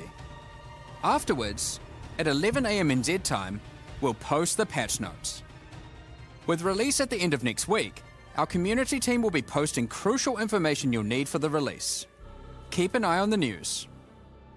Thanks for joining us today and checking out our latest developments. We're looking forward to playing alongside our fellow shapeshifting exiles, all while uncovering Lost Val secrets by doing some dungeon crafting. We'll begin the Q&A shortly, so please get your questions ready. So how many % of the player base is gonna be playing Druid? Yes? Oh my god, dude, that's crazy. That was crazy. Welcome back, Exiles, to the Q&A portion. More than I am your 50%. host, Ziggy D, and today we're going to be 99? the design of the Druid and the fate of the Val League while we gather some community questions. Want to see We'll Q&A? dive into Endgame, Man, balance, it's a and dragon. other game design topics. I am, of course, joined by game directors Jonathan Rogers and Mark Roberts. How you guys going today? Oh, very good. I mean, you know, it's been a great one to work on this one. Like, I've really enjoyed it. So yeah, it's definitely great to see you again. And it feels like it's only been like no time at all since the last time you were here with the PoE1 release. It feels like only several weeks, and that's pretty accurate. yeah. We get to see you twice as often now, so that's fun. Yeah, I'm around every 2 months or so now, roughly. It's great. I love it. Let's keep going.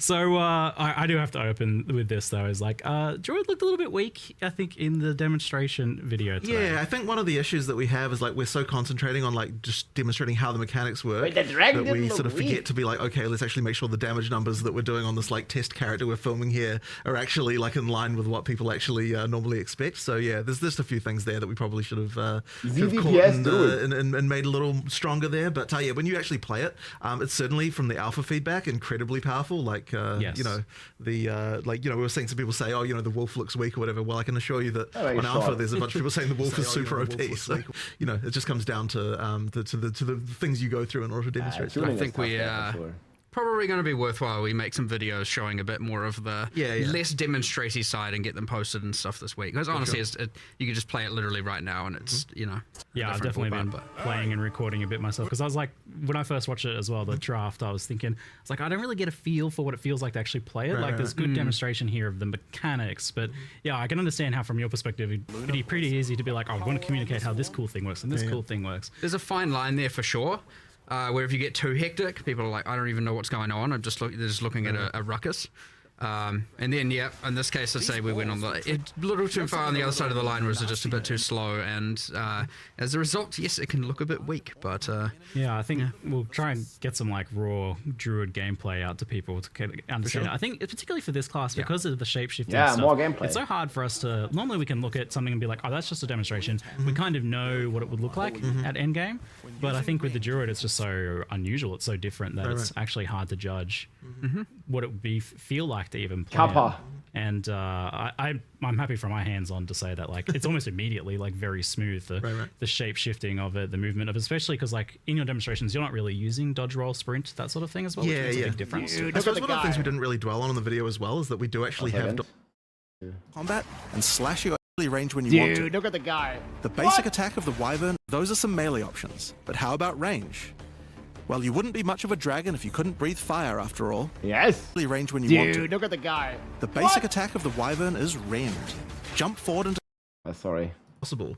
But then when we actually put it on alpha, there was the kind of visceral reaction of I want to still be a bear, Alpha. like, you know, while I'm hopping around. So we ended up having to like work out like how can we make this possible? How can we make it so that you can actually do the dodge rolling as an animal? And that sort of ended up being pretty good, I would say.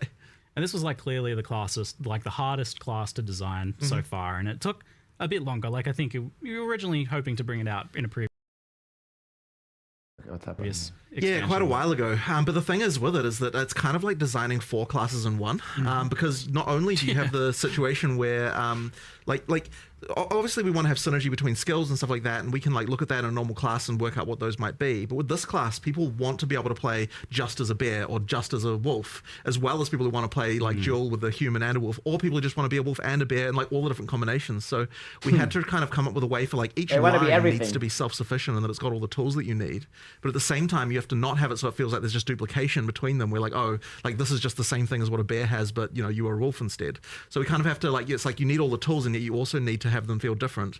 And that just made it really, really tricky to get all of the things right with it.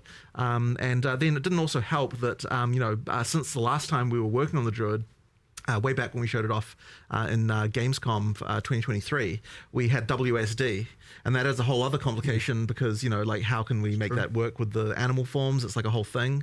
You know, like I'll tell you the Wyvern, for example, like we had a hell of a time making it so that you could do the ranged attacks because you need to be able to walk while you're doing it. The Wyvern's sitting there with its arms like planted on the ground, you know, like being able to walk while also spitting it. Yeah, it's like we went through so many iterations of that. So yeah, it was just a very tricky class overall, like just crazy. I remember seeing some very goofy looking like Wyvern like months and months ago. Yeah, you were like trying to, this is not working. Right. Like, well, I also remember like for a long time the wolf was just like a dancing dog. It was just like it looked really silly. And like man, the wolf as well. I mean, it was really hard to get right, and because one of the things we really wanted to avoid was I didn't want that too much of that whole like man in a wolf suit vibe.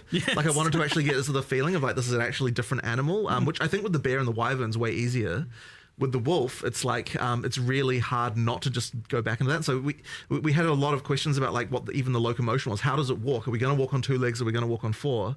We ended up splitting the difference. You can do both, right? Like you get that when you're attacking and you can be upright walking on 2 legs. When you're walking, you you run on 4, and you actually do get a speed boost while you're on 4 legs. Like as a wolf, just so after like 1 second of walking, you go down on 4 legs. You start moving a bit faster.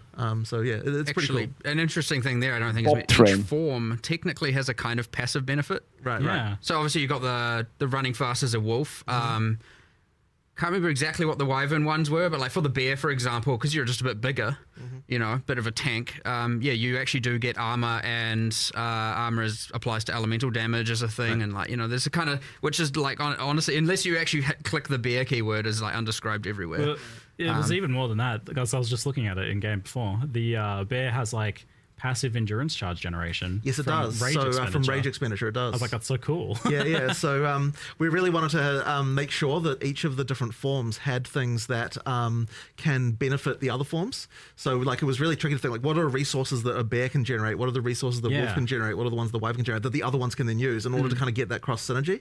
So that's kind of like one of the reasons why we had to kind of come up with all that stuff. And that, part of the trickiness. And that caught me by surprise as well, because like technically it's mentioned, but I never really fully understood the idea that you can swap between the forms, like human to animal and back. Yeah, I figured that's what's going on here. But you can like leap in as a wolf and then immediately transform to a bear mid slam. You absolutely can. So the thing with this is that you want to present a fantasy to someone as far as like what the UI is pushing you towards and all that sort of stuff. Like there are going to be a lot of people who are like, I want to be a bear, and they just pick bear stuff and they go all bear, right? But at the same time, we're unconstrained in the sense that you can pick all the other stuff, you can use it at the same time. So one talisman, like effectively when you pick on a talisman from like wolf, bear or wyvern, what that's giving you is the default attack, right? That's what you're actually picking, and that's all it is, right? And that often will guide you like what skills you're picking and so on, but you can just use with that same talisman as many different animal skills as you would like. That just means that you've got that sort of free flowing, like, you know, trying out different stuff, sort of combo gameplay that we like to try and get. So obviously there will just be a lot of people who just pick one thing, right? Like I absolutely expect that. There's a lot of experimentation to do there if you want to do it. Yeah, so you've tried to hit like making it so like people who just want like a simple straightforwards, like I just want to run out as bear and slam the ground, like that's certainly very possible there. But also you with this whole class you had the problem of how do we make like a spellcaster and a melee attacker that's shapeshifter as well. I mean, this class has got a bit of everything.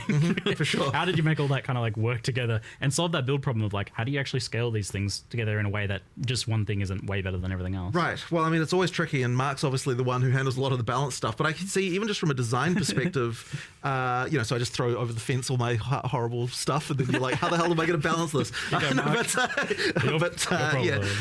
Effectively, like, so even with the spellcaster side, so one of the things we initially wanted with the spellcasting is a lot of it's like over time type effects that, so for example, with the volcano being the really obvious one, right? Like you can create this thing, and then you can turn into an animal and do other stuff at the same time. So we needed on the human side a lot of things that last for a long time. But the problem you then run into when you actually go to balance the thing is like, okay, well, if you've just got like 5 damage over time style spells, why not just cast all of them and then you don't have to ever do anything else, right? Like, so it's like that kind of stuff makes it really hard. So then you have to start thinking, okay, we want to make it so that you cast a long-term thing as a human, but then being an animal is going to augment that so that it improves it. So for example, with the tornado, Crimes, thank you very much for the prime. Got, a similar mechanic to the little twisters that the hunters have, where ground effects can empower it with extra elemental stuff.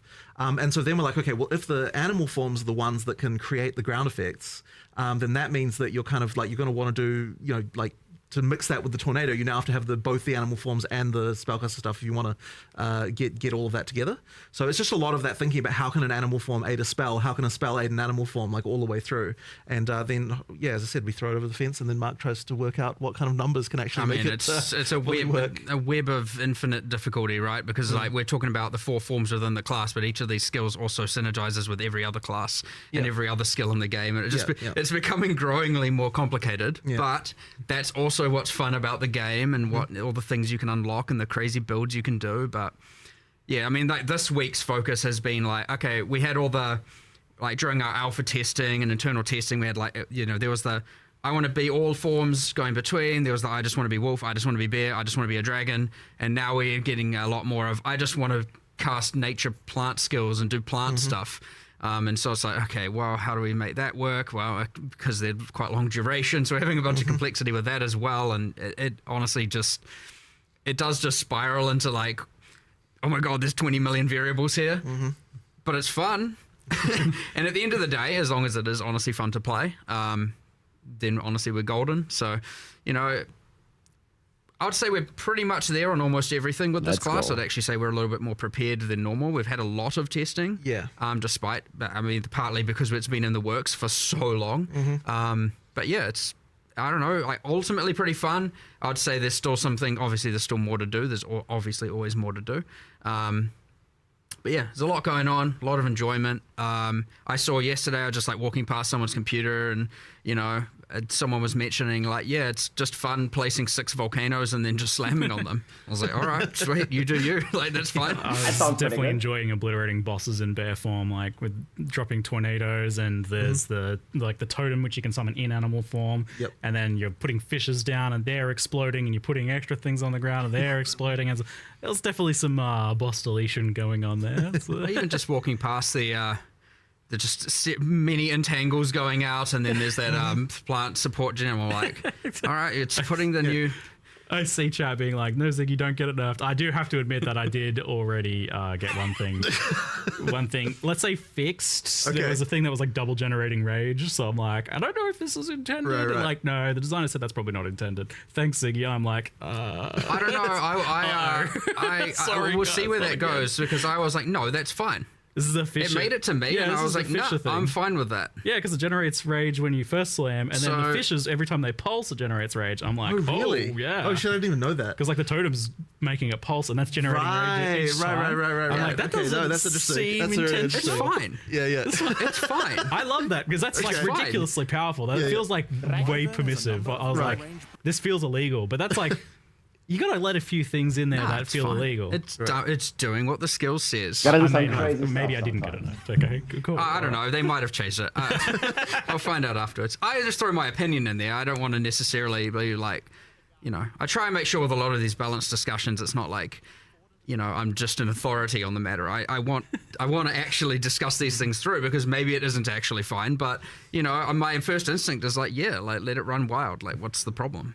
So yeah, you got to. We'll see what happens, but Whatever. They don't know what the problem is, so don't worry. Oh, now they do. Thanks, you've ruined it. Now people will know if it changed, and now they'll see the thing not generating rage, and they'll see that line of text. Now that's the Ziggy line of text. I'm developing a reputation now. It's just helping finding bugs. It's okay.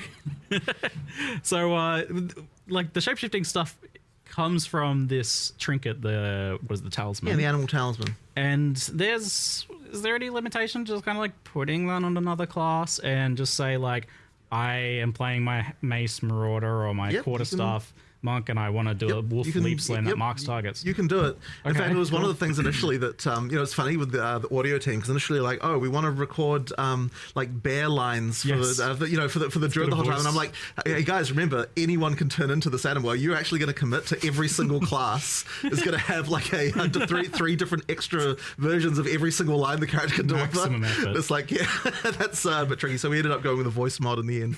But that was one of those. It's like their thoughts. I think it shifts to. It almost sounds like, to me, that's what it sounds like. They're like, they're thinking it or something like that. I don't know. But it would have been completely impossible to record every single line an additional 3 times for every character class. Voice actors, everybody come back and you need to roar like a bear. Exactly. Effectively,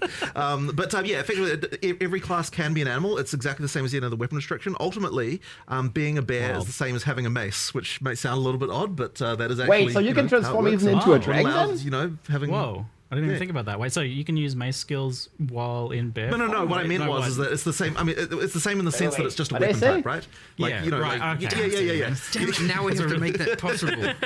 Well, I mean, you can turn into Calm as a bear. That's unique item territory for the future. It often we're gonna play the idea of like, why are things like so weapon locked? People are just gonna play Deadeye again. That you guys want to kind of do that as much as possible initially, and then in the future you can blur the lines a little bit. Maybe in the future you're like, maybe this skill has a way of crossing over. We can do, but the thing is, a lot of the identity of a weapon type really comes a lot from what it can do, and so that's the main reason why we do it that way. But but the thing is as well, with the weapon swapping, you can still use skills from different elements. Different weapons and things like that. Well, the thing is, like, it's funny that you mentioned that with the bear, because, like, definitely some of the bears, I noticed parallels between some of its skills and some of the mace stuff, and I could see absolutely combining like this bear skill that places fishes with the other stuff on the mace that triggers the fishes. Like, there's like very obvious like cross synergy build. Well, I mean, they're adjacent classes, right? I mean, you've got like strength versus strength int. Like, we want to be able to make sure that some of those key elements do like cross over, just so that to open up the way to have synergy between the different classes more easily. So as you get more classes and more skills, you obviously get an overlap of the kind of mechanics and keywords and stuff, iterating, and thus they will always cross synergize. And where there still will be new things a class offers, yes, there's always going to be a bunch of stuff that they use that will then interact with all the other skills. So. Yeah, and now you added plants and plants that grow from rain, and there's a plant keyword that has overgrown as a keyword. Like... It's interesting actually, those ones, because they're on completely opposite sides of the tree. You've got Dex versus Strength int, and that's been a little bit hard to kind of like get the where the mechanic should go on one side versus the other. So where we ended up going is that the nature side of things for plants on the Strength int is like you've got the poison on the Dex side versus the kind of like just pure nature like physical damage spells on the strength inside, but that's been fun though, because now it's actually been really fun designing the supports, because the more classes we have, the more we can start to think, okay, like here's a support that's for something obscure. How can we make it so this can apply to some other kind of thing on the opposite side of the tree, where like now you've got some interesting interaction. So there could be some kind of like thing where growing plants as a ranger could be sort of something. I mean, like I can't say I've tested the potential there myself, but like we made all of that work. All the plants can, like plant stuff all has mechanics around like watering the ranger's plants is like a thing. They all have ways that works. I mean, that definitely opens up interesting party options in the future as well. Like, I do like the idea of being like a rainy druid watering. It's a thing. It's easily a thing. It's not even hard to do as well. Right. It's kind of just like, thanks, druid, you buffed poison rangers. Yeah. Like, that's kind of just what happened. Yeah. Good. Yes. And the rain buffing lightning skills as well, by increasing shock chance. And stuff. It's pretty wild how much stuff you've just jammed into one class here. How did you Druid can do it all. Settle on a identity for the wyvern in particular? I feel like people know what a bear is, people know what the wolf is, and even a lot of the like druid stuff is pre-established. I think for me, wyvern is just a dragon. Like nature, and you got like lifting up the earth, that sort of stuff. Well, we really wanted to have a third form that was a little bit out there in terms of different from what you'd seen in another game. I mean, obviously, like every game that's got transformations has the bear and the wolf, right? That's just like the staple. But and actually, for that, funnily enough, for that reason, we couldn't not do it. There was actually a period there where we weren't going to have a wolf because we were a little bit unhappy, with us. And it's just like, well, exactly, right? That was the reaction. That was the reaction of like all the furries come out of the woodwork and like, you gotta have a wolf. How dare you? Yeah, how dare exactly, right? So we're like, okay, we'll have a, yeah, exactly. Don't anger them. So that was a real concern. So we decided to go. We needed the two familiar, and then we needed one that was a little bit more out there. And really, when we're looking at the bear and the wolf, it was kind of like we want the slower, harder hitting. We want the faster and like speedy kind of version, obviously being the wolf. We also wanted something that had some range elements, and then a sort of more spellcastery vibe a little bit more. And so we sort of thought about it a little bit like, what animal is ranged? Like, it's not really, there's like kind of not a lot out there that can really sort of do that. And so, eventually we settled on the wyvern. I mean, someone, of course, at one point was like, how about a dragon? And we're like, what the heck? What are you talking about? But then eventually we thought about it. It's like, actually, you know what? Wyvern, dragon, that sounds like the same to me. Suggested to me, I told you not to do it because like there's no way you could make it look good and not look stupid. But it eventually it was hard though. We did get there. It actually looks pretty cool. Yeah. But it's kind of a spell blade almost. Like it's got a bit of range stuff, but it's got a bit of like spell kind of melee things going on. I mean, as it should be for strength int. Yeah, and you were asking what the passive buffs were. I was looking at it before. It's like it's got buffs to freeze, shock, and energy regeneration actually, as well, like energy recharge, I think. It's a shame you knew. The reason I was actually being vague is I knew what they were. I just wanted to change them. Okay, I mean that's fine. Do something. Sorry cool. for my slight disingenuousness. Cool. I kind of feel like they shouldn't. I didn't want them to be offensive benefits. Yeah, they're supposed to be defensive. It forces you into certain build types. Whereas, like, if they're utility or defensive, that way they will work across all board. That's my general philosophy. So I was like, I feel like I want to have a go at trying to design the energy shield thing. I don't mind. I wanted to have a go at designing stuff that's more utility or defensive only, and that way you don't feel like, I should have to play lightning or fire because it gets the passive benefits. That way, if you wanted to do a kind of weird out there thing, it doesn't feel so bad, but we'll see what I come up with. Do you have an idea, or are you still figuring it out? Nah, I got no clue. I don't know. You could play on the fact it's got like wings to something defensive for block, or something for hard carapace maybe, or I don't know, the fact it has wings, something to do with the wings, much dragon lore to pull from. I got like a book that my daughter really likes to read that's like full of dragon lore. I'll send you some ideas. All right, sweet, yeah. Dragon, they. So a wyvern is a dragon, but a dragon is not. No, wait. Shapeshift, pick it up. Shapeshift back. No, I'm obviously joking. Please, I'm not doing that. Cold flat, no, please don't. Mandatory. All wyverns are dragon, but not all dragons are wyverns. It's distinctly PoE. So the druid is this like strength int class, and with the Templar, we have the idea more of like you've got that armor energy shield stuff, but that's still the case here, as that's the strength int base. But I feel like the energy shield stuff is not as iconic to Druid.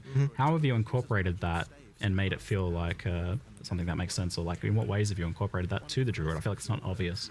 Yeah, look, it is a little bit off in terms of the feel there, but at the end of the day, we kind of don't really have many options as far as what we can do. I mean, like, that it is important for it to be that it has that, like armor and energy shield approach. There's a few sort of interesting, what do you call them, spirit reservation gems. I don't know I can never remember what the official name of that is. That sort of interact with that stuff in a dual way. So there's like that bark skin thing that effectively allows you to take advantage of energy shield to generate armor. Like, so when you lose energy shield, you get armor instead, and like it like creates little bits of bark on your skin. Cool. There's like things like that we've added. But it's a little bit of a thematically weird thing. I think probably the weirdest part about that is like, you're gonna have energy shield as a bear. It's a bit strange, like, getting hit as a bear and then there's a little energy shield pop. But I mean, it is what it is. Kind of has to be that way. Well, you don't have to.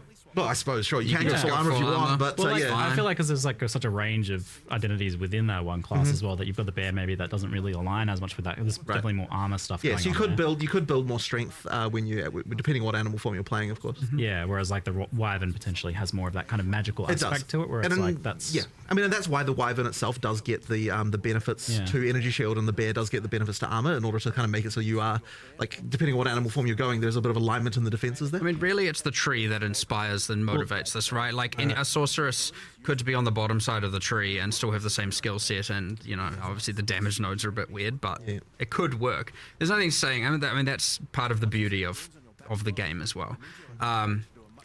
Yeah, I mean, I had that experience where I was like, because it wasn't as clear, I was almost inventing my own lore there a little bit, where I was specking the regen from the Druid, and then the Zealot's Oath right there. I'm like, oh, this actually, like, you're converting your natural kind of like life regen into energy shield. Like, this is kind of the Druid's thing. Like, yeah, I mean, that is a way for sure. Like, Keystones certainly are pretty powerful, and we have a bunch of, I think there's an extra. I can't remember what it's doing. There's one that says "Do not translate" on it, so it's in progress. But yeah, we were playing around with trying to have some armor, energy shield, more hybrid stuff going on with the keystones there. It was based on what's it called? PoE1's is it Divine Shield? Is that the name of the keystone? I can't remember. Too many names. But it's based on that, but not exactly the same. Like a derivative of that we're trying to get going. But yeah, it's just because I was like, we need more keystones that I feel more druidy, and I know there's a rage one there that is embracing the animal ferocity, where it like what does it do? It's like doubles your maximum rage, but makes you don't get inherent bonuses from rage. So it's like, if you really want to do the skills that are rage consumers, like rampage, and you just want to rampage for as much time as possible, you obviously go for that keystone. You lose the benefits of rage, but you get to rampage around for twice as long. Sure. So a few things like that we're trying to add that are thematic as well. And I think that's another one of the really cool parts about adding a class is the wyvern has a number of long-range breath abilities, but that 1/6 of our tree was just filled with just placeholder garbage. Like, actually, like, there's a giant link thing there. The tree is so there's no crazy links huge, in the though. game, really. It's like, what are we doing with that? It's like, and so I Yeah, was like, well, sorry, I that think looked I like had a this vine. Just one make that playing. a plant thing. And, Nice. and so now it's a plant 500 thing that talks hours, to let's go. overgrown Yeah, I'm plants. back with But we filled in that whole bit of the tree, and guess what? Now witches and sorceresses have Okay, more so wyvern is a dragon. Yes. energy But shield that's, stuff on that kind of direction around towards the druid, and warrior has more, and and I don't just mean energy shield, I mean everything, all the mechanics, right? All the int mechanics are kind of there, the strength mechanics, everything. So it is nice we finally have a class in every different part of this tree, so like we don't have this like weird open stuff anymore. Yeah, that area of the tree was a little strange. I mean, it's such a massive tree already, and you're adding more to it. And then, like, I have to wonder, like, you added this Oracle class. Like, I saw the Shaman one, I was like, yes, this is exactly what I expected. But then I saw the Oracle, and you guys had, like, 130 extra So passes. So far. Like, why do you do this to yourself? Like, that seems ridiculous. it's fun. Because it's cool. Because it's cool. That's really the is best the reason you could ask for, right? Yeah. I was like, Because it's I really fun, went through. bro. I mean, I know we showed 2 examples, but I was like, really want to make sure there's like cool off-spec stuff here. I want to make sure that if you want to be able to get more of a certain thing, this is a way to do it. I mean, at the end of the day, it still costs passive points to allocate, right? So it's more about, maybe you want some stuff that normally you'd have to go to the deck section for and get, maybe some projectile related I might stuff. do some And now you planners, can get it yeah. up there because it allows for some kind of weird off class, It and it was all would be themed rich. around, What is? if you got to live your life again, what would you change? Like, what different paths would you Whoa. take? And so it's this interesting, like, It's an existential crisis as a node. That fits PoE. initially, I always write my little blurbs about them to get them in the live stream, and I was like, it's got all the passives not yet added Yeah, I to the think that's game. I here. thought it was an interesting way of looking at it. Not If I that that's make actually them. how it is, but I thought it was We'll like a see. kind of, it's like lessons you learn, you get to now use in advance kind of. I thought it was just a cool thematic thing that linked to the class, and it's easy, by the way, as designers to see that kind of thing and go, we have a million things to do. Like, is that really, like, that's too much time, too much work, right? And I'm just like, Sad, isn't it? if we say that about everything, you get nothing cool. Yeah. And so it's that, and I mean, even the shamans, like runes revealing hidden powers, like, we're setting ourselves up for a large amount of cumulative time over a while, right? Any rune we add, anything like we have to add and consider the shaman stats, and that's another whole axis of things. We have to meta balance every league, and same with the Oracle passives. And every time we change the tree, and like when we eventually add the Templar, we're going to have to relocate all those nodes because that tree's going to get a giant. Now we've got 2.5 classes in one section, but it's worth it. It is actually worth it. You add so many builds, so many cool things. Yeah. Again. Is it me or is it the stream? And if you don't want to deal with it, just pick another class. No, it's not me. Fine. It's the stream. You don't have to. Or pick other nodes on the same class, you don't have to take that node. So I think this like very clearly communicates that you're also okay with this idea of there being just like hidden cool stuff to discover that you're not going to know ahead of time, because you can't like look at the class options on the character selection screen and know what the passives are going to be that are hidden behind the Oracle ascendancy, right? So it's like, yeah, that's cool, that's fine.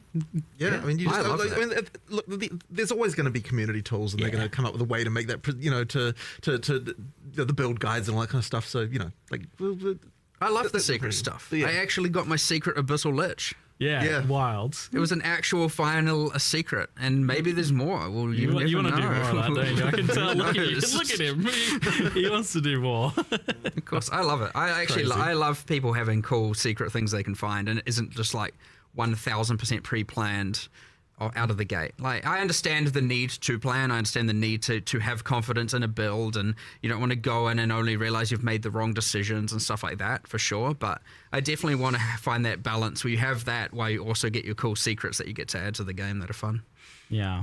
I think there's like a couple more chat questions on Druid, but we'll try and move on to the other stuff soon, because I know people want to talk about the other thing. I could talk about Druid all day. I think the design's super interesting here. But some of the questions were that I think people are a bit confused about like the talismans and the forms and how that stuff works. So the talismans are effectively just like another weapon. Yeah, exactly. And things like attack speed, movement speed on gear, and everything will affect you in your movement. Absolutely. Animal forms. It's not like, I think because a lot of other games do it where when you change form, like all of a sudden, oh, your weapon's not affecting you, or this thing's not.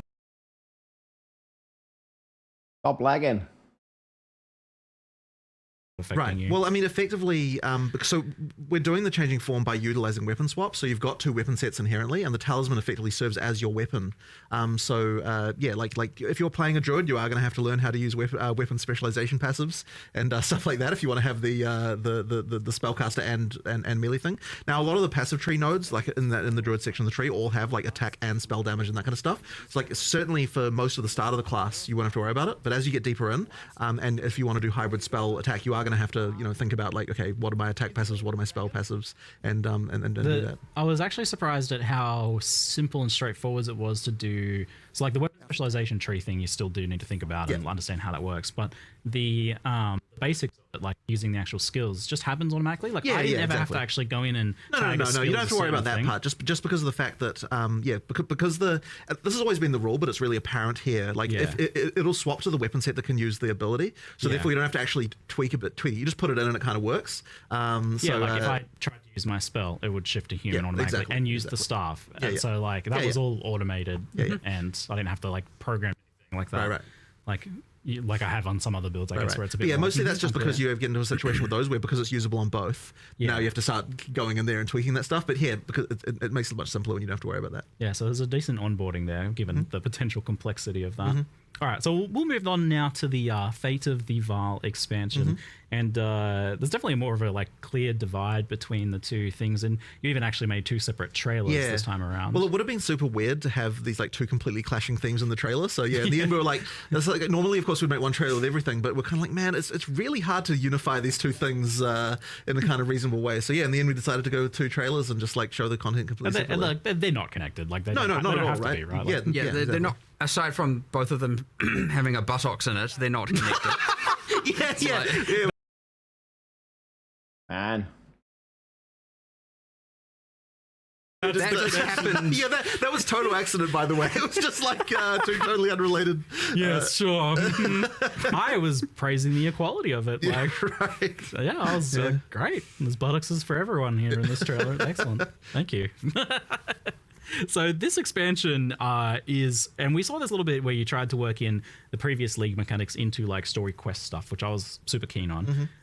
This expansion definitely feels much more deeply linked into the campaign and story, to the point where like Doriani's saying, go back in time and try and change these things that happened in the campaign. I was like, this feels like a major campaign story beat. Yeah, so I mean, there's a few things going on there. So, like initially, this league, unlike I think what we've done too much of in the past, the storyline develops quite a lot more, kind of like through the campaign with different events that happen and sort of link in a lot. And part of the reason originally for that is that one of the things we sort of don't like necessarily about what leagues do is like you've got this situation where you like walk out of town in like, you know, literally the first area. There's like some eldritch entity is immediately recruiting your services. You know what I mean? Like it's actually very like unfortunate. Put this rusty thing in your body. Exactly. It's not my internet. So we kind of wanted to try and make sure that there's a little bit more like it doesn't feel like the world is on your shoulders like right from the get go. Like there's actually like a little bit a growth of epicness throughout the league. So like if we'd have had it so it's like you're time traveling into the past, like the moment you walk out the gate, it's like okay, it's just not quite right. So we decided what we'll do is we'll make so that, you know, there is the temple. We've got a kind of like almost a baby version of the mechanic where you've got a lesser number of rooms, like it's kind of a bit simpler, like to start out with. And then once you pass the sort of key point in the storyline, then it like really opens up. You go into the past, you've got a little more story stuff going on. It did add quite a lot more work to kind of have to make two versions of a bunch of things and that kind of stuff. But I think it is worth it because it means that it feels like the league has a lot more going on. It just doesn't kind of break the audio's fine. You don't break immediately the feeling of the world, which has been a problem in the past. I have very strong opinions on this one. It's like dark horror, gothic, secondary 3 dimensions deep of, you know, like I'm in the past and or in some sort of demon realm now. I don't know what's going on here. And I mean, it's fine as you go, but this is actually one of the challenges I think we're going to have just designing leagues generally is that they're going to require a bit more work to make them feel right. I mean, even just something as simple as like the Val sacrifice circles that you get throughout the world.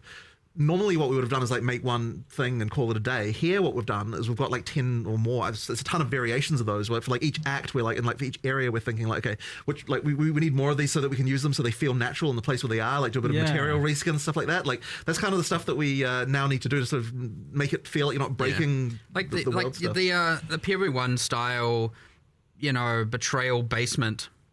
You know, you just okay, so there's just a basement everywhere, like in the mud flats. Like, okay, you know, that just doesn't fly anymore at all. So like we want to make sure that these things are way more believable. Right. Like you are actually convinced. You're like, you know, this makes sense.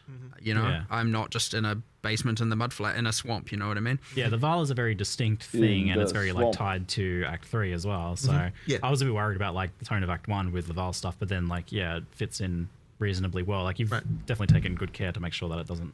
Well, I mean, it's a matter of making it feel like there's some ancient ruin that then later someone came along and like some Mesamites went in there and they built some stones around it because they're like, well, what is this thing? And like we just thought a little bit about like how would the culture here have reacted to the fact that there was this ancient ruin from long ago in this location and that kind of thing. Yeah, okay, interesting. And you mentioned to me that this is the bar for what you want to be doing. This is the quality level for what you want to be doing. So I'd say that like it does sort of I would say here, like the level of polish and the stuff that we're doing, like the amount of content that a league needs to actually be good. Like, you know, obviously when we did 020, the league was a little bit like, you know, it was just the Asmerian spirits and like, I mean, it was a league, but it wasn't really. Didn't have like the depth of content and stuff that you needed. And then with 030, I think we did a lot better. Like it came a lot better, but I still don't think we quite got there in terms of that was like the PoE1 level kind of. Yeah, and then this one here, I think like, you know, you get up to the level of quality that we really want to be delivering in PoE2, like, you know, post-release and everything, and like the kind of like the amount of content you need for a league. Like it needs to be quite sizable and good, and it did take a lot of effort, but I think it's worth it because it sort of shows you what we can do when we. Yeah, I was gonna say that's like a high bar that you've effectively kind of like locked in committing to for expansions. Well, hopefully I don't come to regret it, but you know, it's and honestly the scope did explode a little bit because when we I think that one of the things so.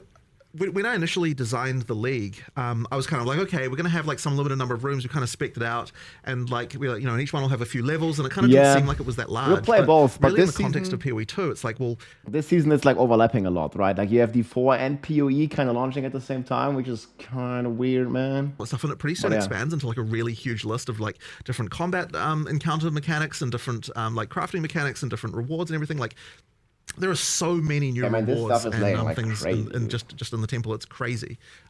Like, you know, like yeah, there's a lot there. Like, certainly the number of expanded crafting options and all that sort of stuff. Yeah. I mean, you know, we could take some inspiration from what PoE1 did with Incursion, you know, in terms of double crops and stuff, but we had to make it work in a PoE2 context.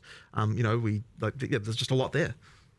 Yeah, I've followed your progress with designing this one from the very beginning. Yeah, the funny thing is about that is that it actually came from a game that you recommended that I play. I wasn't going to even say no. So you recommended that I play this game called Loop Hero, and I really enjoyed it. Yes, and then, I mean, everyone's going to think that the game we're inspired by is Blueprints, but it actually wasn't. It was Loop Hero. And it was so good because I told you about that game, and then it was like a week later. You know, you guys want to watch more of this? Yeah. So It seems like it's lagging so much. For what would become the UI for Incursion, we actually ended up. It's funny because this is like the first. I was kind of thinking of revisiting something what they talked about with the Druid. Path of Exile 2. Is it .com? Mouthpiece out. Druid.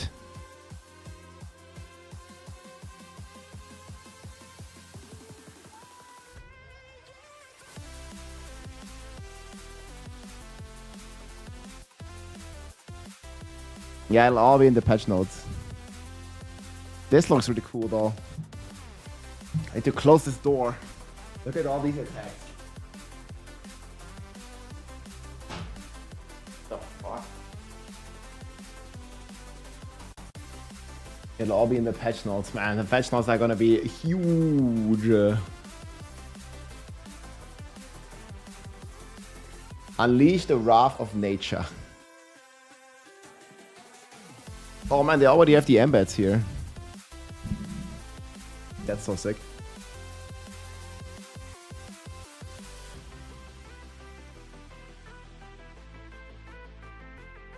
Yeah, you need a barb with 4 hands for the new pinnacle boss. Atsiri. You're gonna be a plant boy.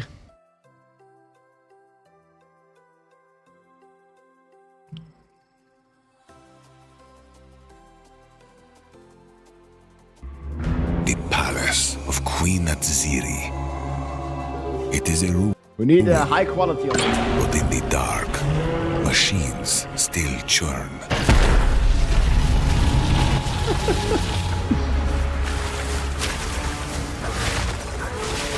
Show them again.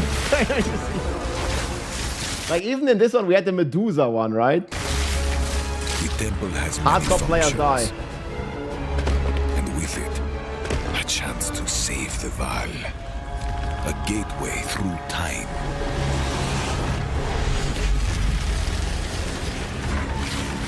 Travel into the past again and again.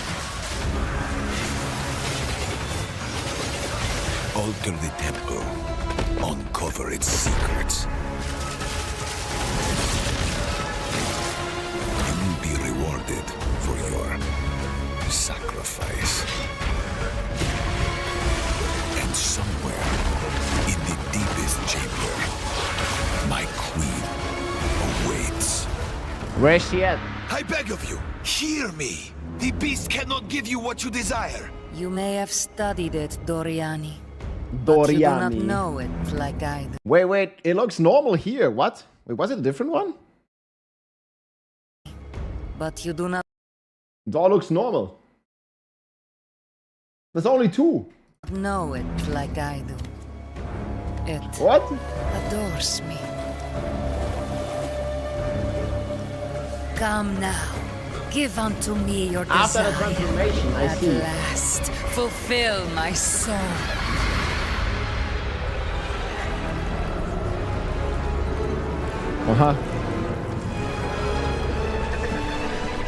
It's that easy, huh?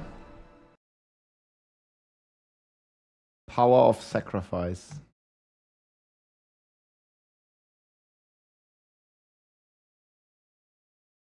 Kneel before the queen. So what are these? Pierce an enemy. Where is it? It was. I don't know where it was. It must have been after.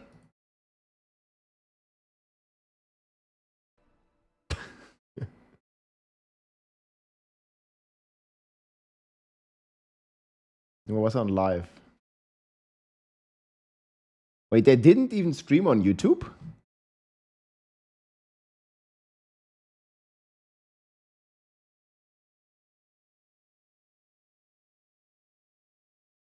Unlucky, dude.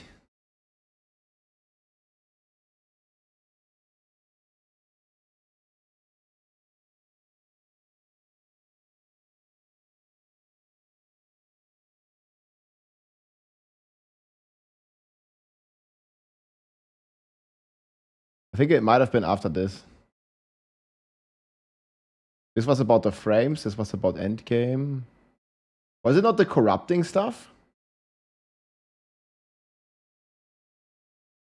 That you go back and attempt to stop Exile to prevent the Vaal from ever being destroyed. So you will probably want to exploit some of the Vaal technology only available in the past. Once you can travel into the past, a whole new set of rooms are worth it. This device.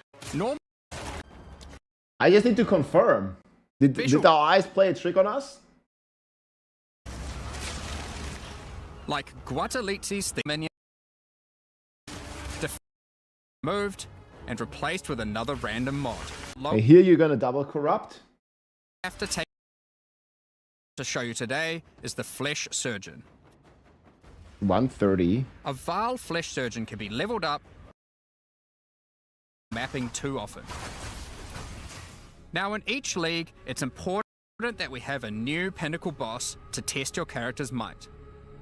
In the Fate of the Vaal, you will get to face it was streamed on Twitch while she was at the peak of her power. One of the rewards you will gain by defeating the Architect is the ability to place the Royal Access Chamber. Once connected to your temple, you can visit it to finally reach the Queen of the Vaal herself.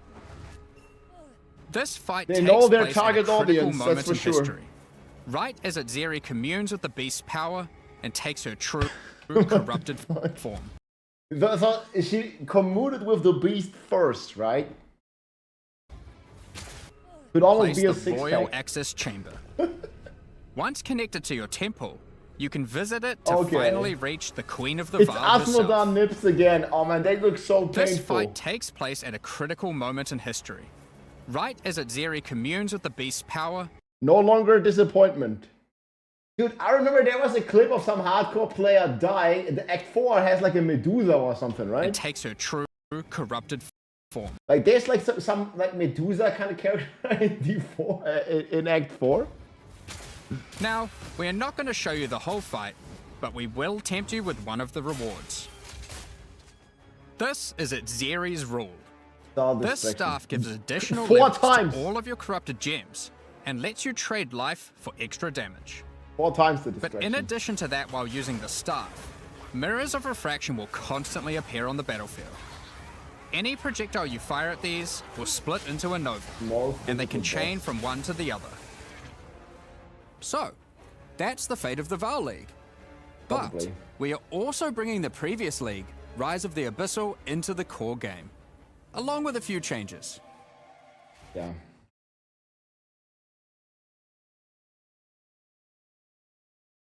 Where are we at?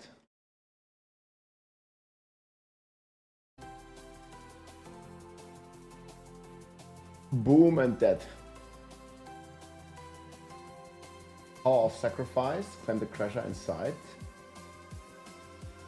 Embrace the corruption.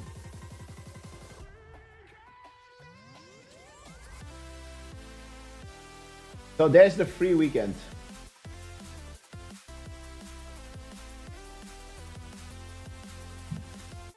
No limits.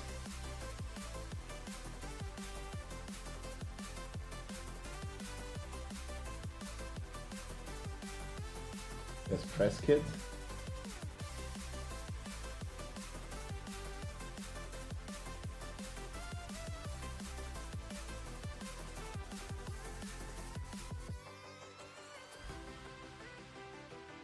And the moon stuff looked pretty insane. Which one are you hyped for? I mean, like yesterday, guys, we got a big disappointment in Diablo 4. But there's still the Game Awards coming. But right now, I think PoE is more hype for sure. Like after not launching the endgame leaderboards and towers. Yeah, maybe it's that one. No, wait. Path of Exile.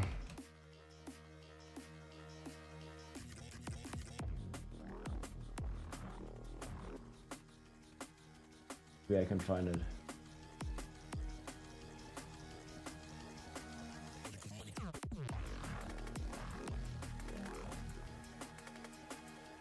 There was such a funny clip I saw. I can't find it now. Now there's a new boss in Act 4.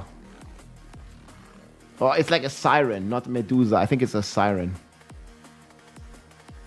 The PoE content drops in 7... You can check it here. In 7 days. Wait, what's the time? That's 20... Wait, that's 21 hours. So that's 2.5 hours away. So at 7 p.m. Drops at 7 p.m., right? Yeah. 7 p.m. and Diablo 4 drops at 5:30. It's only 13-hour difference. I mean, you can still start with Diablo 4 and then play PoE if you want to. Like, you don't necessarily have to choose only on second day. It's so stupid. Like, not even having a couple days.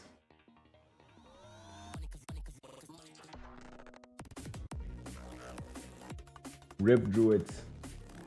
It's the last of the Druids.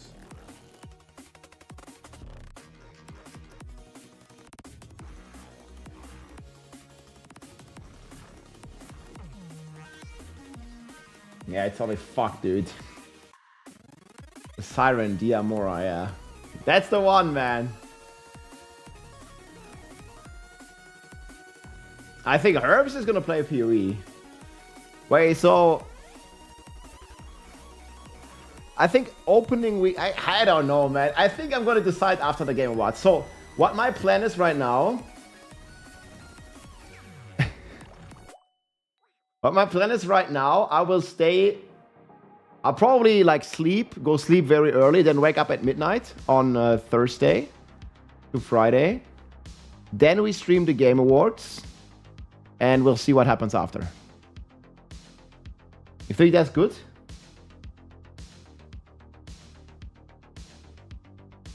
Yeah, and I mean, you know, like there's no leaderboards anyway, so you can just chill. Like no game has any leaderboard anyways. Yeah.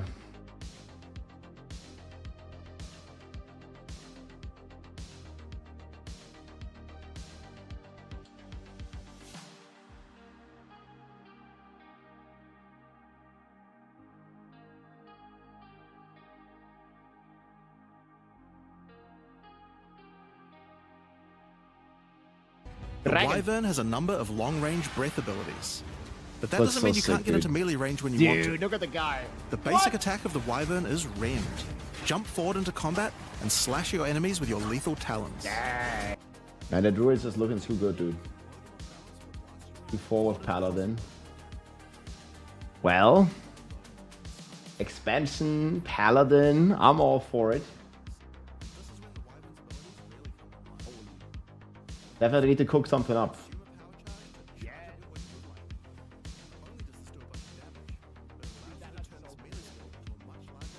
Yeah, it's actually crazy that you can shapeshift into a dragon, man. Usually 4 would have that. I mean, the thing is, you don't have to choose. You only have to choose, like, on a time-based. You have to choose, like, on the first weekend, and after some time, you just play whatever you, like, want. Right now, I'm thinking I'm gonna stay until the Game Awards, and then play the season and decide after the Game Awards how much I'm gonna play each game. So then we don't have all the information in Diablo, right? I mean, if they drop a new character. But the thing is, if they would do that, like, you have no idea leveling with that. The Druid looks shit? What? Have to play what you like? Yeah.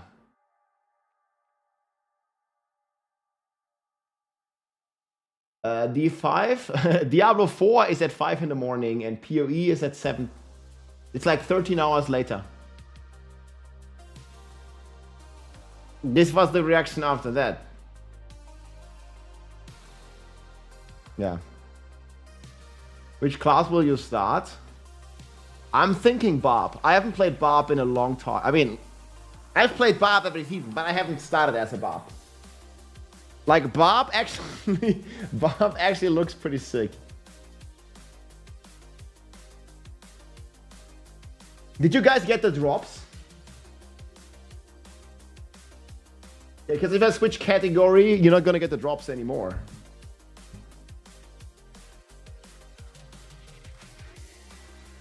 Yeah, I think I agree. Like currently, I'm leaning towards playing Diablo for a week and then playing PoE.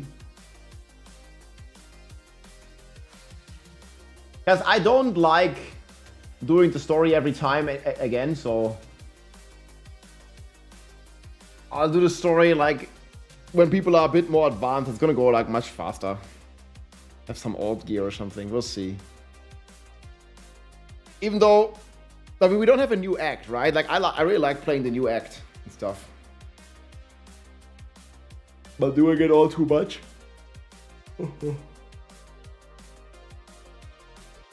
13 hours of D4.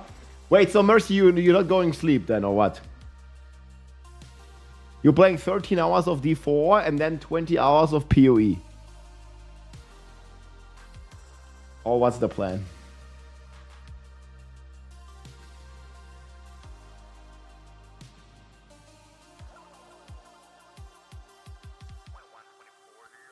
I have no idea what I'm gonna do, dude. The timing is so fucked up.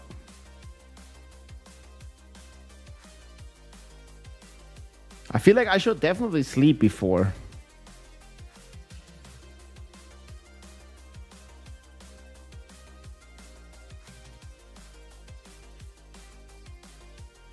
"12 hours D4, 12 hours PoE2, and then repeat."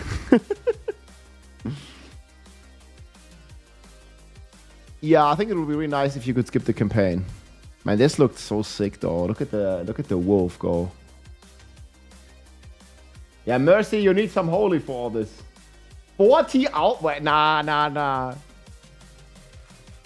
Holy. You need some of this, man. Be the snake and one with the jungle.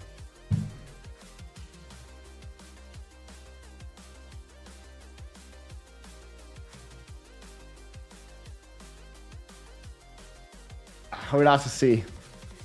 Well, there's some more like information coming out soon with the Game Awards. In fact, when does the Game Awards start? Actually, it's like 1 AM or something, right? So it's like 4 hours long. The problem, we also have to like probably like pre-download the season and stuff. Oh, that's gonna be long.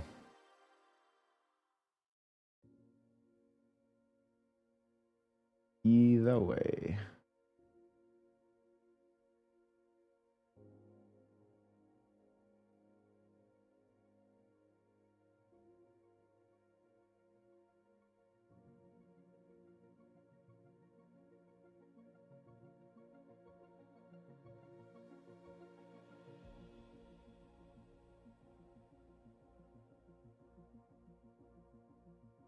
Yeah, we'll have to see.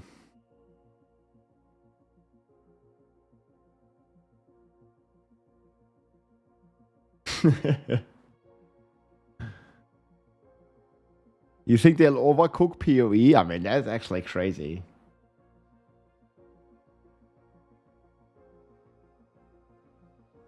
Do we feel the endgame is gonna have like much more longevity, Mercy? Or you guys? I mean, I remember last season we were in T15 maps on day 1.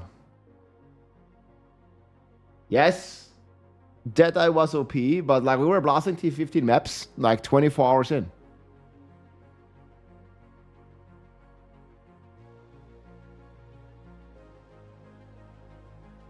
I mean, we keep Abyss, we have the new mechanic, the new dungeons, we have the new Pinnacle boss.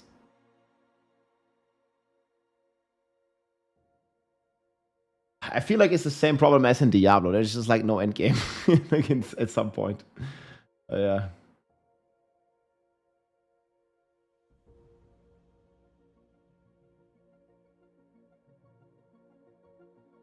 Yeah, I don't know, Delok. There's certainly a lot of hints. But people are coping a lot for sure. Like I'm coping. Maybe we get the leaderboards.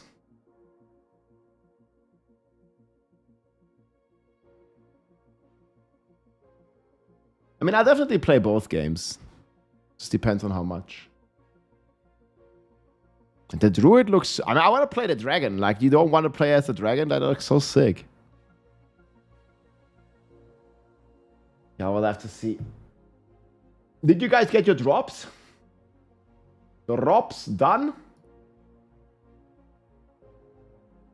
You guys dropped the drops?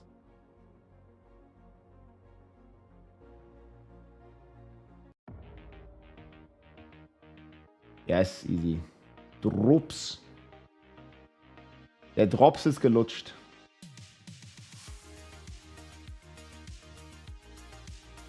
Did I get my drop?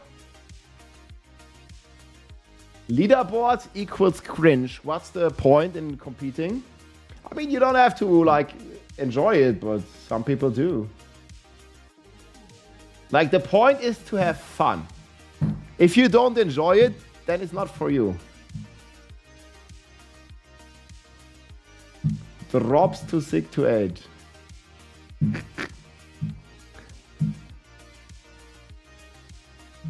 Okay, guys, I think I'm gonna get some food or cook some dinner, and then we'll be back like in the afternoon tomorrow to cook some D4 builds.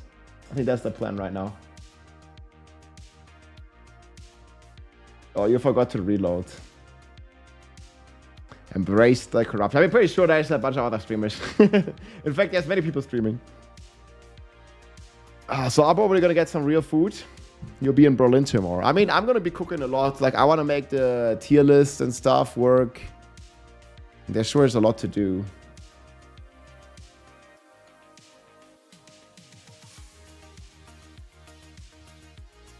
And we also have the patch notes for PoE tomorrow then.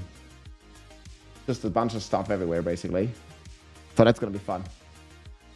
Yeah, it was like a bit shorter stream today, guys, but we'll be back with a longer blasting one. Like this weekend, we need to make the tier lists, the build guides, everything. It's only like, I mean, it's only launching in a week. Guys, 1 week from now, we can play. Busy day, man. Yeah. Thanks for watching, guys. Thanks for tuning in, my friends. GG. We were back cooking D4 stuff and checking out some of the patch notes. Making tier lists, making build guides, and all that stuff. We already do have a lot of them. I did like 2 of them today, and we need to do like 20 or something. So we only did 2. There's still a lot to do. But it's gonna be fun, guys. Thanks for tuning in. I'll see you tomorrow. Take it easy, fam. GG, peace.